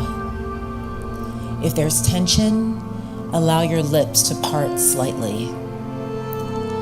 Let go of any stress you may be holding on to. Feel your jaw relax as you focus your attention on your breath. Breathe in, breathe out. Notice your neck and your throat. If there's tightness, breathe in and allow your neck and your throat to relax. Notice your shoulders. Are they carrying tension? This is a time to let it go and focus on you. Focus on your breath and let the tension melt away. Allow your breath to let your shoulders drop. There's no burden to carry here, only time for you to rest. Notice your upper arms, the front and the backs. Now notice your elbows and then move to your lower arms. Again, notice the front and the backs. Notice any sensations you feel. Notice if you are tight or tense. If so, breathe in, breathe out. Let that tension go. Notice your wrists and your hands. Notice the palm of your hands and their connection to each finger, the space between them and up into the fingertips. Often when we are angry or frustrated, we clench our fists. If these emotions are present, let them flow out of you with the breath and replace with new and clean air. Breathe in and breathe out. Now return your focus to your shoulders and move onto your upper back. Notice if it expands and contracts as you breathe in and out of your lungs. Move your attention to your lower back. Be aware of any pain or tightness. Become aware of your chest and stomach as they rise and fall from your breath. Your stomach may be holding tension, as it often does when people are anxious or upset. Sometimes you will have many thoughts or feelings all at once. They may feel overwhelming. Notice them. Acknowledge them for a moment. Notice them again. And let it go. And return your attention on your breath. Breathe in and breathe out. Bring kind and compassionate attention to every part of your body. Continuing through the body, notice your hips. Notice the connection into your thighs. Become aware of both the front and the back of your thighs. If you find feelings of judgment arising, acknowledge them and let it go. Breathe in and move your attention downward toward your knees and then your lower legs and your shins and your calves. Breathe in and feel your legs connecting to the ankles and then to your feet. Notice the top of your feet. Notice the bottoms, the heel, the soles, the arches. Observe your toes and the spaces in between each of them. If you notice that you're carrying tiredness and fatigue in your feet, breathe through this. Breathe out to release these emotions and breathe in to deliver new energy into your body. Notice your skin. Is it warm? Is it cold? Notice how it connects your entire body. Take a few more deep breaths in and out. Out and in. If there are any emotions or thoughts that came up multiple times, acknowledge them. Acknowledge them once more and let them go as you breathe in and breathe out. Let's breathe in and breathe out. Breathe in fresh new air, and with it allow a sense of calm to wash over you. While breathing in and out, you could always repeat phrases in your mind that resonate with you. Phrases like, I am enough. I am worthy. I am beautiful. I am strong. May I be safe. May I be healthy. May I be peaceful. May I live with ease. May I love myself completely just as I am. May I love and accept my body just as it is. May I bring kindness and compassion to this body. Bring kind attention to your entire body and appreciate all that your body does and how hard it works for you. When you're ready, begin to wiggle your fingers and your toes. Feel the circulation returning as your body awakens. When you're ready, gently open your eyes, becoming used to the light again. How are you all feeling? Feeling good? Nice. Remember, meditation has nothing to do with making yourself stop thinking. Meditation is to bring you into the present and in the moment that we're in right now, in this exact moment where we all belong. Thank you for taking this moment out for yourselves and for C.A.R.E, for bringing us here together. Remember, setting aside a time to focus on yourself is so important. It's your own individual need. We take care of everyone else. Sometimes just try to take 5 minutes out for yourselves. If you're looking for a quick 5-minute breathing exercise, remember 2, 3, 4 trick. You breathe in for 2 seconds through your nose. You hold it for 3 seconds. You breathe out for 4 seconds, slowly out of your mouth. And you repeat that 4 times. Let's try that together, okay? So breathe in. 1, 2. Hold. 1, 2, 3. Breathe out slowly. 4, 3, 2, 1. Let's do that again. Breathe in. 1, 2. Hold. 2, 3. Breathe out. 1, 2, 3, 4. 2 more times. Breathe in. 2. 1, 2. Hold. 1, 2, 3. Breathe out. 4, 3, 2, 1. One more time. Breathe in. 1, 2. Hold. 1, 2, 3. Breathe out. 1, 2, 3, 4. Good job. Thank you for taking this time out for yourselves.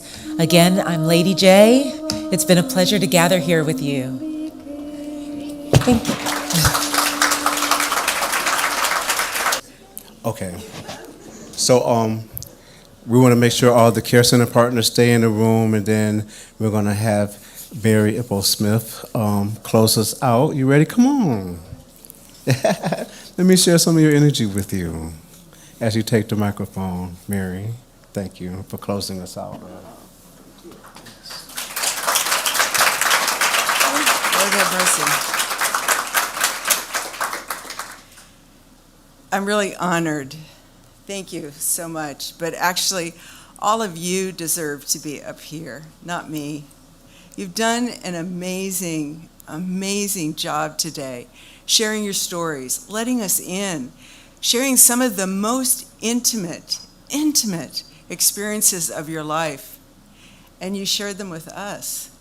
I so feel not worthy for what you have given me today.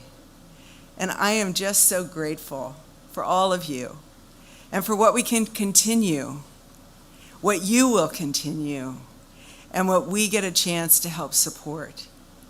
I've had a chance to do a lot of reading on this trip, which has really been sort of a joy and a gift and a pleasure. And I'd like to read something that has really stayed with me, not just today, but as we go forward. And it's from a book that I read called Kafka on the Shore. Sometimes fate is like a small sandstorm that keeps changing directions. You change direction, but the sandstorm chases you. You turn again, but the storm adjusts. Over and over, you play this out, like some ominous dance with death just before dawn. Why? Because this storm isn't something that blew in from far away, something that has nothing to do with you. This storm is you, something inside of you. So all you can do is give into it, step right inside the storm, and walk through it step by step. And once the storm is over, you won't remember how you made it through, how you managed to survive. You won't even be sure, in fact, whether the storm is really over. But one thing is certain, when you come out of the storm, you won't be the same person who walked into it. You have changed all of us today. Thank you. Thank you so much. I just forgot to mention, just for those who don't know, Mary Smith is with Maddie's Fund. Maddie's Fund has, I think all of our Care Center partners here received grants this year through the $1 Million Challenge. Did I call it right? What's the branding of it? I think just about all. We need to think about doing it again. Yeah, well, see, there you go, right there. Thank you. I'm going to take all of you back to Pleasanton, California tomorrow night, and I think we have a lot to talk about at the foundation, thanks to all of you. Thank you. Thank you. Thank you. Thank you. And that was unsolicited. That was unsolicited. We didn't invite them, our funding partners here for that. We invited all of our stakeholders and partners and those that were interested just to come and hear the stories that we've been experiencing for the last 2 years. And y'all did that. Y'all were amazing. I know that we stressed y'all out about these presentations. It looked flawless. Y'all did an excellent job. So now I get to be put on the spot tomorrow. Thank y'all for raising the bar on what I got to do. So I make sure I come correct. I want to make sure that everybody who's leaving out tomorrow, make sure you bring your suitcases to the breakfast tomorrow. All right? Don't forget. And we have some more presentations tomorrow. We got a community event tomorrow as well. We're going to get back to the Philadelphia community that we're here, that's hosting us. And Hakeem been back there working. Some of y'all been interviewing with him. Hakeem is our lead here in Philadelphia. I just wanted to give him some shine as well. Thank you, Philadelphia, for hosting us. It's been beautiful. And Spring Point, of course, it goes without saying. Y'all are just great. Y'all all the way around, financially, emotionally, and just the support we need to just do this work along with our other funders. PetSmart Charities, the screen is bouncing all of our sponsors. Bring back Benji, Ralph, I can't say everybody, but please look at that screen as many times as you can so they can get as many eyeballs as possible, because they definitely deserve it for bringing us here today for this first conference. Anything else, James? Did I miss anything? You're way too kind. You're way too kind. All right, y'all. We'll see y'all in the morning. Thank you. Peace and blessings.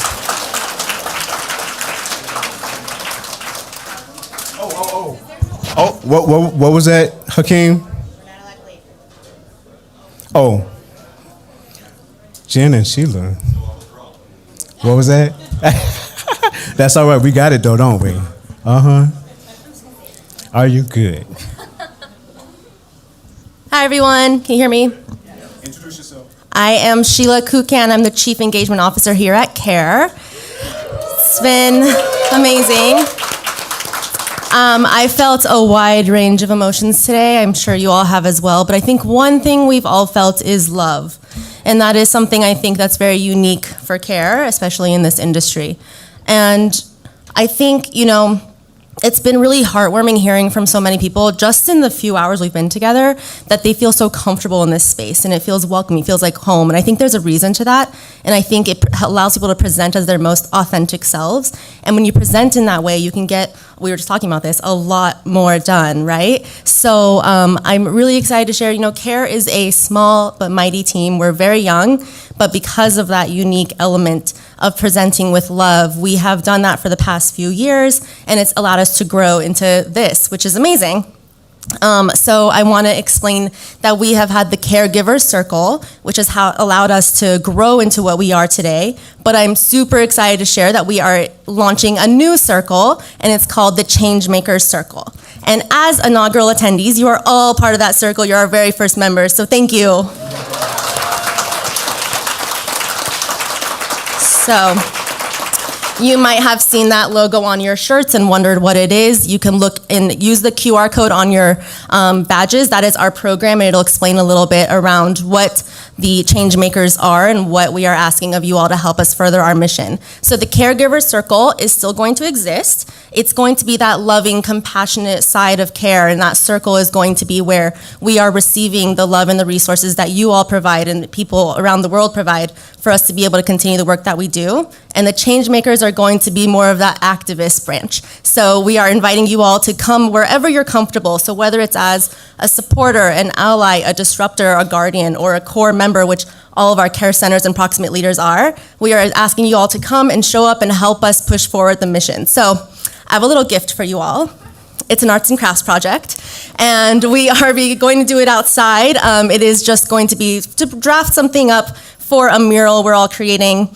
We have several components of our circles, but we've selected a few of the words that are going to be part of it. So nurturers, which are one level of our caregivers. We have guardians, who are a level of our changemaker circle. So go in there. We would love for you to just write a poem or create a graphic, whatever those words mean to you. Present it on a little postcard, and we'll make a mural, and then we can all remember it together.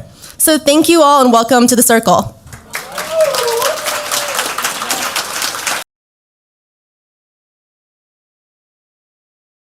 A conference. This is the gathering, the C.A.R.E. gathering. We just had a bunch of presentations that were amazing. So now we're right back here with Mindy, who I have to my right. Mindy from the Midwest, right? Yes, I'm from Iowa. You tell us specifically not just where you're from, but what you do and what brought you here. My name is Mindy Callison, and I'm the founder and executive director of Bailing Out Benji. And we are the leading nonprofit that researches the puppy mill industry while advocating for consumer protection laws against the industry. Now, puppy mills is something that I'm kind of just recently learning about. Can you speak a little bit as to what type of work you do in regards to puppy mills? Yeah, so we essentially investigate all of the puppy mills across the country, and we want to make sure that they're complying with the laws. And if they're not, we file complaints to make sure that they're in compliance. But we advocate for stronger laws for animals to help protect them inside of puppy mills. And then, like I mentioned earlier, these consumer protection laws we're really focused on because we've since learned that a lot of puppy mills and puppy selling pet stores offer leases and loans with 200% interest. 200%? Yes. So that means when you walk into a pet store to buy a $5,000 or $10,000 puppy and you can't afford it, they make you sign a lease and the interest rates are upwards of 200%. So that puppy costs you $30,000 or more. That's a down payment on a house. That's a brand new car. And so this predatory industry is making poor people more poor. And it doesn't cover anything else other than just having the pet, right? So you can still have a pet that has a ton of issues and still have more payments to go. Yeah, absolutely. And if your pet passes away, you still have to make every single payment. And then what we've also learned is that in certain states, in certain instances, if you miss a payment, your animal can be repossessed like a car would be. Wow, so they're treating these animals almost as property. Absolutely, absolutely.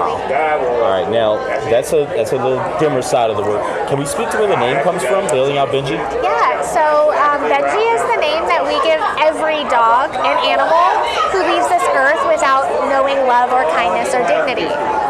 It's really hard in our space with all of the suffering that we see, so we wanted to make sure those animals had a name and had someone seeing them before they leave the earth. I love that. I love that. Now, everyone in this room has a name. Everyone's organization has a name. Can we speak to the power of the gathering and what this meant for you of this day, 2 days now just about?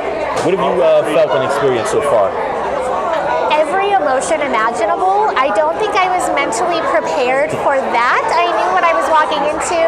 I knew that I'd be learning about all the amazing work C.A.R.E and the care centers are doing, but really hearing all of the emotions and all of the personal stories about why people founded nonprofits reminded me why I got into animal welfare to begin with.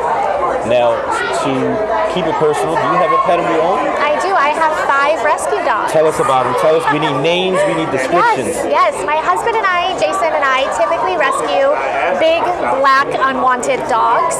They're the animals that are most euthanized in shelters because they look scary, they don't photograph well. So we typically take in the hospice dogs, the dogs that need some kind of training, the dogs that don't do well in a normal home. And then, of course, we also take a lot of puppy mill survivors in. And we also recently added a golden retriever to our home. So now we have 4 Labradors and 1 golden. Oh, man. This is a beautiful set of dogs. I need to see pictures of these. Oh, I can show you lots of pictures.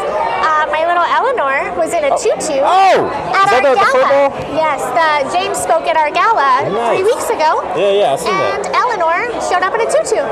Love it. Yeah, that's a classy outfit. Yes. You guys will see that picture. We'll stream that somehow. We'll make sure you get it.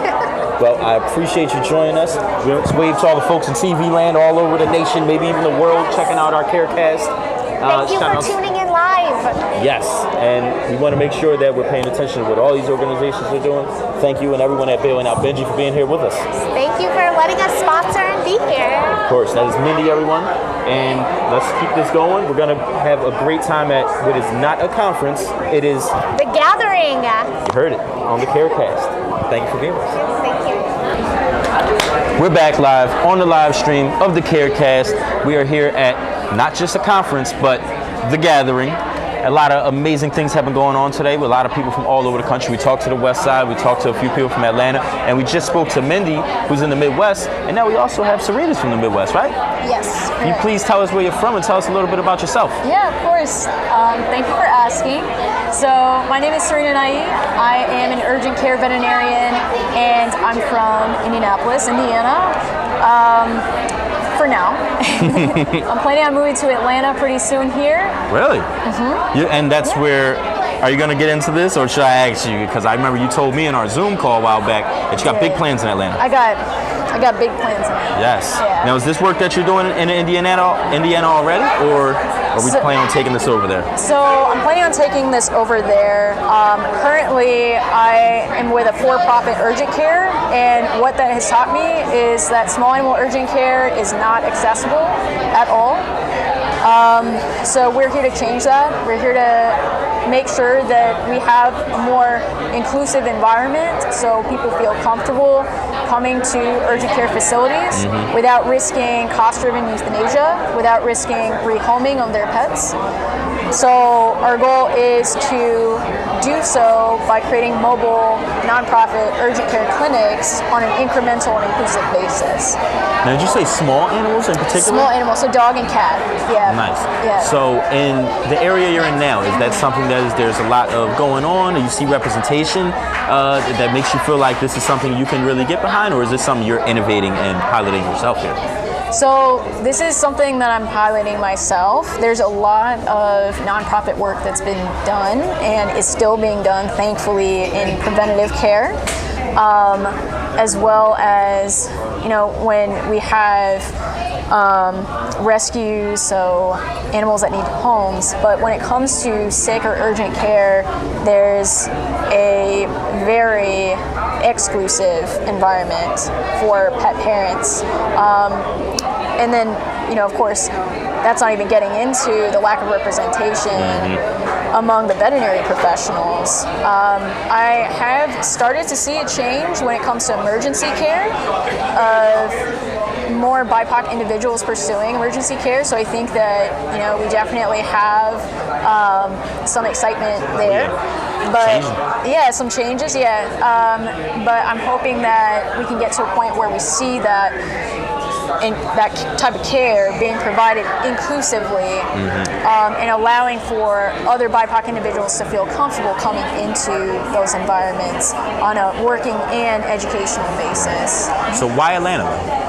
Why Atlanta? So I went to the University of Georgia for vet school, and I was planning on staying in Atlanta because I love it so much. It's so diverse. It's a great place. Quick shameless plug for Bianca. Forever I love Atlanta. Yeah, forever I love Atlanta. Yeah, of course, yeah. And I definitely want to collaborate with all of the lovely proximate leaders that are in Atlanta. So Bianca, Tim, gotta Dr. connect with Clark. Yes, I haven't gotten the chance to meet him yet. Oh my! I wish I could bring him over here right now. He's the most entertaining man in the room. Yeah. So I definitely want to meet him. I know that there's some other people as well. Jasmine, I think, is going to be in Atlanta. Yep, she was amazing. We actually spoke with her earlier. Yeah. So our goal is to make sure that, you know, we have these types of clinical care facilities in cities because where do we have the most diversity in cities? With the representation you spoke of earlier, and we spoke a lot of people from Atlanta, can you just speak about the presence of being in these rooms and the last 2 days, some of the experiences you had and what it means to you, taking that back to Indianapolis? How do you feel about this gathering process? Yeah, I love it. I love it so much. I mean, I've never experienced anything like this before. I didn't think that anything like this could happen. And the echoing thought and feeling that I've heard is that everybody feels the same way. So the fact that we're all on the same page of we've never had this experience before, and we are finally getting this space. It's, you know, it's a little upsetting. It's not a little upsetting, it's upsetting. Yeah. But that this has to be the first, right? Right? This has to be the first, but it's so humbling and honoring to, you know, be in a place like this and be able to speak on what changes we need and actually make those changes too. Well, speaking of one of the changes, I want to change something you just said and introduce you to Tim. Yeah. Tim, if you could just step into my frame here. I want to introduce you to my good friend Serena, who Hey Tim, nice to meet you. is not just a great vet that you need to meet, not just somebody who's please. Yeah, Serena's looking forward to being in the Atlanta area and working with individuals like yourself. So we wanted to just make sure. Now, where you living in? I'm in Indianapolis right now, but I'm planning on moving over to Atlanta within the next year. I graduated from the University of Georgia, so I've wanted to stay in Atlanta the whole time. unfortunately, due to COVID, I had to go to Indiana to be with family. And now my family's moving out too. They're like, we're done with this place. And I've already been done with this place. So the goal is to move to Atlanta. It's definitely more diverse, has, and in my opinion, a greater need just based on the population. Yeah, I think so. Present in Atlanta too. So our And the goal is social to, demographics too. Yep. A lot of left behind people. Yep, absolutely. Yeah, so I want to be able to work with you as well, to collaborate with you in providing urgent care to underrepresented individuals, and to create a more inclusive environment for the youth who are interested in pursuing such careers, whether they be paraprofessionals, veterinary technicians, or veterinarians, but above all, to know how to provide medicine inclusively. That is huge. I love that. We need some more vets, for real. Ones, that understand. And, I always work with my clients too, or friends or whatever, and tell them, listen, don't be ashamed to the point where you just let the dog sit there in pain or whatever, I said, man, we got to take the dog somewhere. And they'll tell me, well, Tim, you take him. If you're that scared, I'll take him. Because they do. They like, man, last time I took the dog in there, next thing you know, the animal control is coming back, giving me a ticket. I said, okay, I'll take that heat, but I still encourage them not to be that scared. So, that's good. I didn't know you were moving to Atlanta. Atlanta's got a bright future with Dr. Clark, and then we're going to have Serena down there. Now they're going to be looking a lot better. Bianca blew my mind when she said something earlier about pit bulls are banned in Atlanta. Yeah, they got a breed-specific legislation. How can you do? Isn't that just like a direct discrimination? Even though it's not a human, but it's like that is a living creature. It's indirect enough that they get away with it. Yeah, just slightly indirect. It was a little bit of battle for the legislation, but they did get it passed. Breed-specific. Yeah. Fair to say that's a cultural shot, right? Like it's a direct hit to a certain culture. Yeah, it really is. Ain't no ifs, ands, or buts about it either. Yeah. And of course, when you make the dogs breed specific, but certain income levels, they still gonna manage to get away with it. So I mean, white people and black people with money still got them. Only ones having to give them up is the poor people who, like I said, may have to take them to the vet or they get picked up by the animal control. They ain't getting them back. And once the animal control get their hands on them or something, it's over. They not getting them back. They won't let them come down there and get them for nothing, man. It's crazy. So we bridge some of those gaps, get some vets that we can take them to. I know we working on ways to fill in the money part. I think the only part we really worried about is the judgment, from the client. Are we interviewing here? Oh, you already on, Tim. You might as well speak into that mic. You ever think the people in TV land want to hear you? Yeah. So I think that's the biggest gap we really need to bridge is the one where people aren't feeling okay. There you go. Where people aren't really feeling demonized, where they just don't want to go to the vet. Because I get a ton of people calling me all the time. They want me to get a dog shots. I can't get a hold to the rabies, but all the other vaccinations I can get. I use fish zole as antibiotics, so whenever they have general infections, I give them, fish zole for antibiotic type pills. So I've learned a plethora of things to kind of manage, but I don't want people to have to just manage. Because the way I learned how to do a lot of this stuff was probably from a nice vet like you. And I was young, so they would say, well, Tim, let me show you how you can kind of manage. Because they knew my dad wasn't going to pay for it. So I would come talk to them personally, and they would show me how to do things. So it helped a lot. And then as I started getting older, people just tell people in the neighborhood, if you need something, go holler at Freeman. But then it gets to the point someone comes to me with a dog with a broken arm or broken leg, and they're asking me, can I fix it? No, I can't fix it. I said, we have to go to the vet. Can't take it to the vet. I said, we have to. They said, well, you take it. I said, okay. They're going to put the dog under my name. It don't matter, which it really doesn't. I'm just trying to get them to go, but I take them. They put the dog under my name, and we just deal with it. But it's difficult. I'm really looking forward to that. Yeah. Even though I'm the street vet, I don't really take any pleasure in that. I love the training part, but all the vet stuff, because, you know, people come to the house anytime, because they panic, you know, but it's cool. Yeah. It's cool. It's just something I had to get used to. Yeah. We're gonna have it on every level now. It sounds like we got vet, we got rescue, and then we got training right here. So, you know, with Bianca with the rescue, what else we really need? We're bringing it together right here. And, you know, me and Bianca both, I don't know how you are with the people personally, like opening up to people and stuff, but, you know, me and Bianca both been around that hood. I mean, she's been there just about all her life. I've been there for the last 20, 30 years. So I guess that's the same because I'm older. Nobody need to know that. Yeah, so everybody knows us. We got relationship clout in that neighborhood. Yeah. If she said it's okay, or if she's doing it, and I say it's okay, and I'm doing it, everybody else say, okay, it must be all right. Yeah. So like if you show up, you know, like Dr. Clark, I tell people about her, and they say, man, she ain't one of them vets that be trying to, you know, charge you all kind of money and looking at you crazy. That's nah, man. I wouldn't even, you know, I wouldn't even told you about it if she was like that. I would just told you come on to my house and we'll do, you know, do what we can. But no, she cool. We need that. Oh yeah, big time. I'm glad. Yeah. Look, they don't call us the CARE change makers for nothing. We making change right here on the live.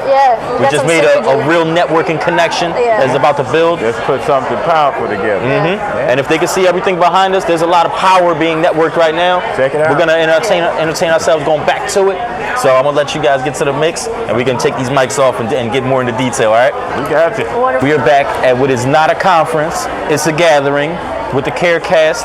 We got maybe our 27th or 11th interview of the day, but this is the one that they all been waiting for because they said we need some localized energy. I didn't hear anyone from Philly. I didn't hear anyone from Jersey. So we're taking it just up the tri-state to Brooklyn, New York.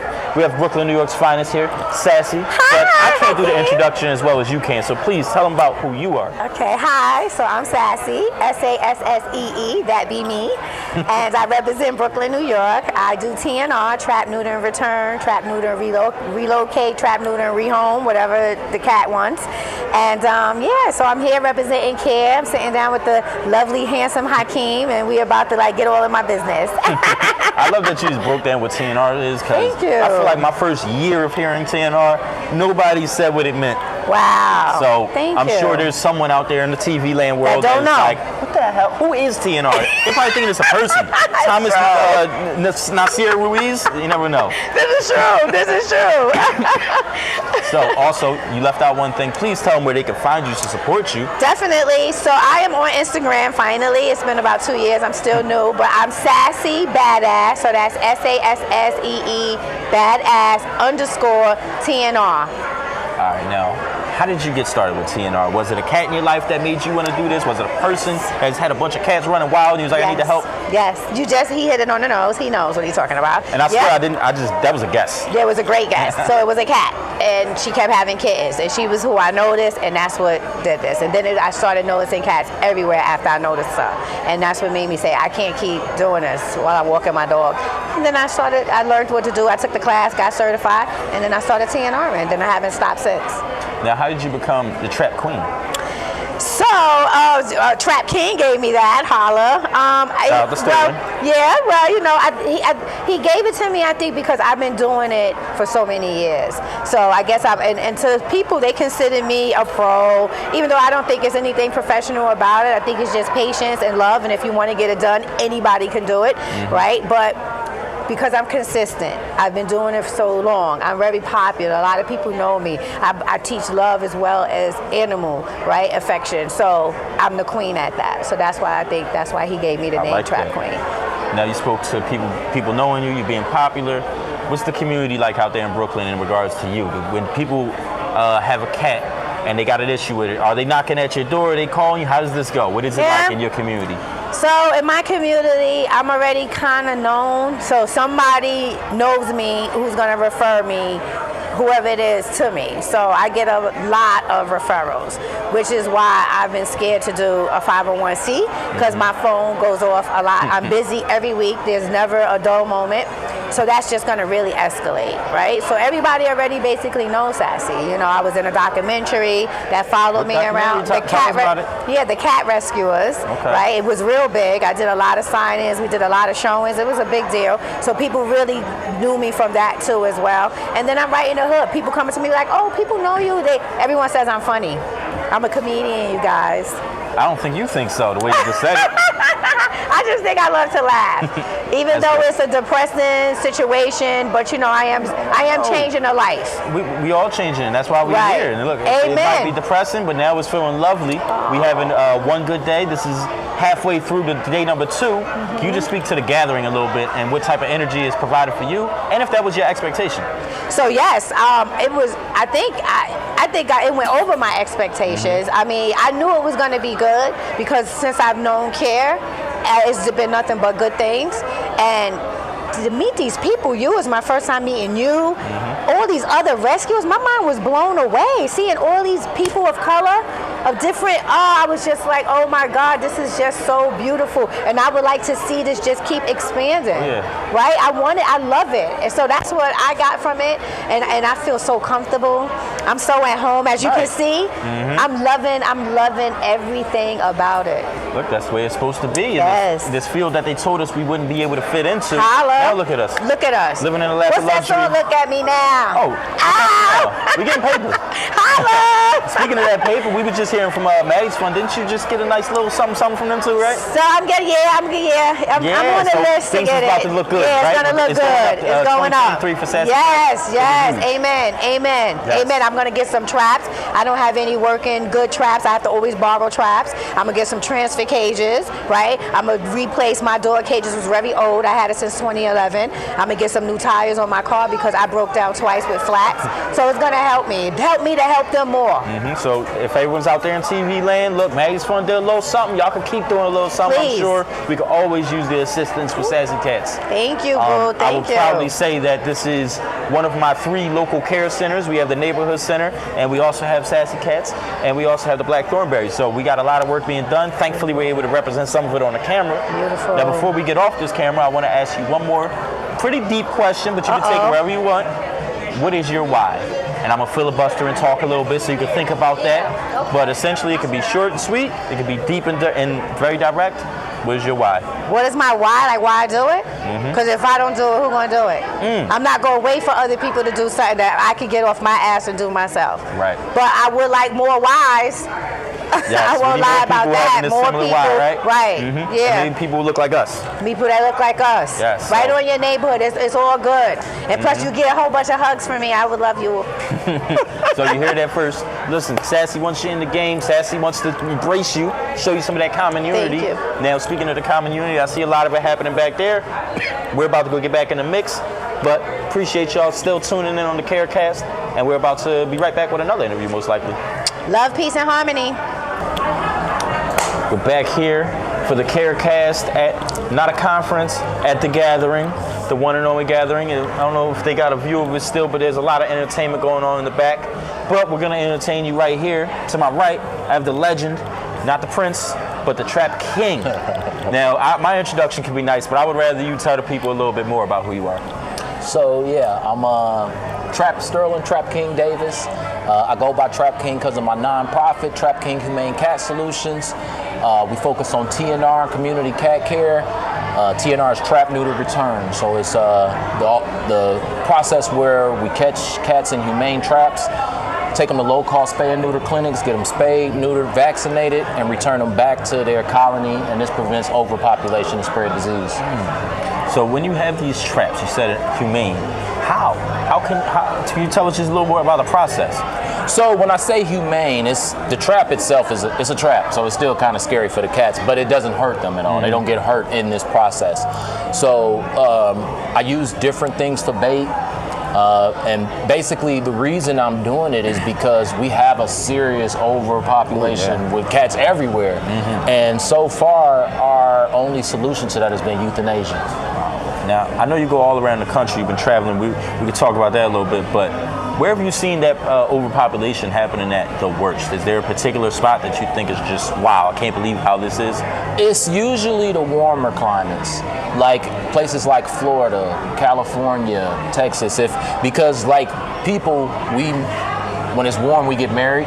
People get married in the summer. Got some things on their mind. Right, Yeah. they mate when it's warm. So in climates where it's warm all year round, you can expect they don't stop mating. Like if you're in somewhere like Philly or Minneapolis, then they slow down in the winter. They're trying to shelter out and hide. But where it's constantly warm, they just reproduce. And so I would say Los Angeles, Florida, Texas, those are some of the warmer climates. Vegas. So earlier you mentioned that you got the RV now, moving all around the world if you could. Yeah. Where do you try to focus on, if that's even a thing? I'm everywhere, man, now. I started in Atlanta. That's where I originally got started at and learned everything about TNR. But since, I've been everywhere. I've trapped here in Philadelphia, Los Angeles, Chicago, New York. I actually just left Greece this summer. Wow, so you really are all around the world. Yep. Sheesh, this is heavy. All right. Yeah. So maybe it's not from all around the world, but today we had a lot of people from all around the country in this room. Yesterday as well. Can you just speak about what the power of the gathering has meant to you, and if you've had any key takeaways? Oh man, a billion takeaways. For me, everything about C.A.R.E and the gathering is special, because when I got started, I didn't know what I was doing. I loved cats. Like most people in rescue, you love it, you want to help, you dive in heart first. I had no idea of how to run a nonprofit, the right way to do it. So, to see C.A.R.E, to see Jen and James and C.A.R.E doing that, helping people like me getting started out, because I didn't know who to go to. I didn't know, you got to have these board members and that. So for all of us to come together and share information, network, work together, like, it means a lot. I didn't have this when I started. I didn't even know, I'm used to being in spaces where I'm the only of me. Most places I went to when I got started, they'd be like, why are you here? You work here? And I'm like, I'm here for the cats like you. And they like, can you speak to that a little bit? Because yesterday, I don't remember how you worded it, but you said something that stood out when we were talking about showing up. And you were talking about how it's easier to be in the music field, and the reasoning was pretty much because of what you're saying, like you're the only one. Can you speak to that a little bit more in detail? Oh yeah. So I learned real quick that, being a black man in this, it's tough. There's a lot of people that either they don't know, they don't expect you to know, they don't trust you, they're just not used to seeing someone like you do this, so they don't believe it. So a lot of the issues I ran into early on, and sometimes still I run into, is people just not believing in or trusting what I do, the work I do. So there's been times where I literally felt like, man, I'm probably safer just being a rapper. Stay in my lane, stay in my place, because it's no place for a black man to be doing cat rescue. This dude live out his vehicle, traveling the world rescuing cats. Like, nah, stay in your lane. So I've felt like a few times, like, I gotta go back to rap, man. I'm not gonna be accepted here in this way. It's gonna constantly be hurdles and barriers and things obstacles put in my way just because of how I look. Right. How I sound, tattoos, nails. So be able to show them, be yourself. Right. And I haven't, early on, it was difficult. It was difficult to just be me. Right. Especially feeling like if you don't see nobody else like you, I felt like I had to behave a certain way in order to pave the way for more people that look like me. So it's like everything, I always was like real cautious, real just, let me move like this, talk like that. I gotta be tap careful. Dancing. Right, I'm like Gregory Hines tap dancing back. I'm just, so yeah. I feel like in this space, from the jump, you were able, granted, you know a few people, you're familiar, but you were able to get right into being yourself. I don't know if you're willing to do it, but you spit a couple bars yesterday that was related to trapping. So would you mind, the people at TV land miss that? Would you mind giving it to them? Oh yeah, so I got this, I did this song, and shout out to my brother Mosho. I am Mosho, if y'all know him. He's one of the first dudes that I seen, black man working with cats like that. So shout out to I Am Mosho. I did this song called I Think I'm Mosho. So it was That's what's up. It's like an ode to him. It's like a nice, right. yeah. But Hey, in the song, I'm shouting out him and other rescuers, animal people of color. So in the hook, I'm like, I think I'm Mo Show, out here like sassy. I be Black Noah in the streets with the rescue boy. Don't add me. And that's the hook, and I'm shouting out Sassy Latanya, Trap Queen, who was with us today. Calvin Tucker, who goes by Black Noah, as well as I Am Mo Show. And those are just some of the people of color that inspired me and continue to inspire me. So I had to do a song and shout out my people. You know? That's love, man. as I spoke with the Trap Queen about it, she kept bringing up community. Yes. And we broke it down to common unity. So when you just shouted everyone out, that's what it's about. And that's why we're here for the gathering. Man, I love that, yeah, for sure. I appreciate your time, kicking it with us. The Trap King here. And it's not a conference, it's the gathering. So thank you for being with us. I think it's our last one of the day. We're about to go enjoy ourselves now. All right. Cool. Okay. All right. Well, I'm gonna do my final sign off right here because I think it's about time that I enjoyed myself. And I want to just say thank you for everyone tuned in. If Akeisha and Winnie are still watching, you're here with us in spirit. We appreciate you. And please like, comment, subscribe. Check out the Instagram, the Caregiver Circle. We also have careawo.org/the circle to find out how you can get involved. This is not going to be the only time you hear from me. We have the Human and Animal Wellbeing Podcast coming up.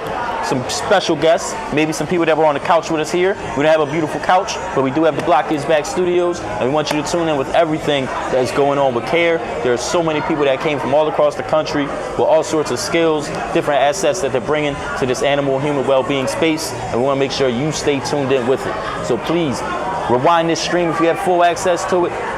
Find out everyone that was on it. Make sure you're following their Instagrams, keeping up with everyone. On behalf of myself, my name is Hakeem Ruiz. I'm here with some of the greatest people in the nation, and we're proud to be here, proud to gather. And it's still one more day, so if you're watching this live and you're local, come out to Emancipate tomorrow for the community event. We would love to have you. Appreciate everyone's time.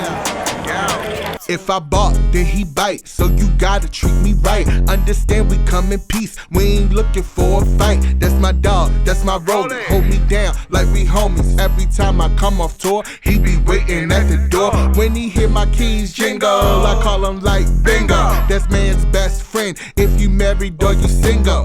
Gotta keep him fresh, cause appearances matter. And we ain't tryna get no haters, any reason to chatter. They say he's so well trained, but that's when I explain that if you treat them right, you ain't gotta play them games. Dog tags on deck, so don't call him out his name. And he always eating good, cause I treat him like a king. Hold me down in these streets, that's my dog. Walking down the block to the shop with my dog. I can never put him down, that's my dog. Watch what you say, I don't play by my dog. That's my best friend, that's my dog. He gon' always hold me down, that's my dog. That's my best friend, that's my dog. He gon' always hold me down, that's my dog. Gotta stay in shape, so we taking walks. Frisbee in the air when we at the park. And he keep me safe when it's after dark.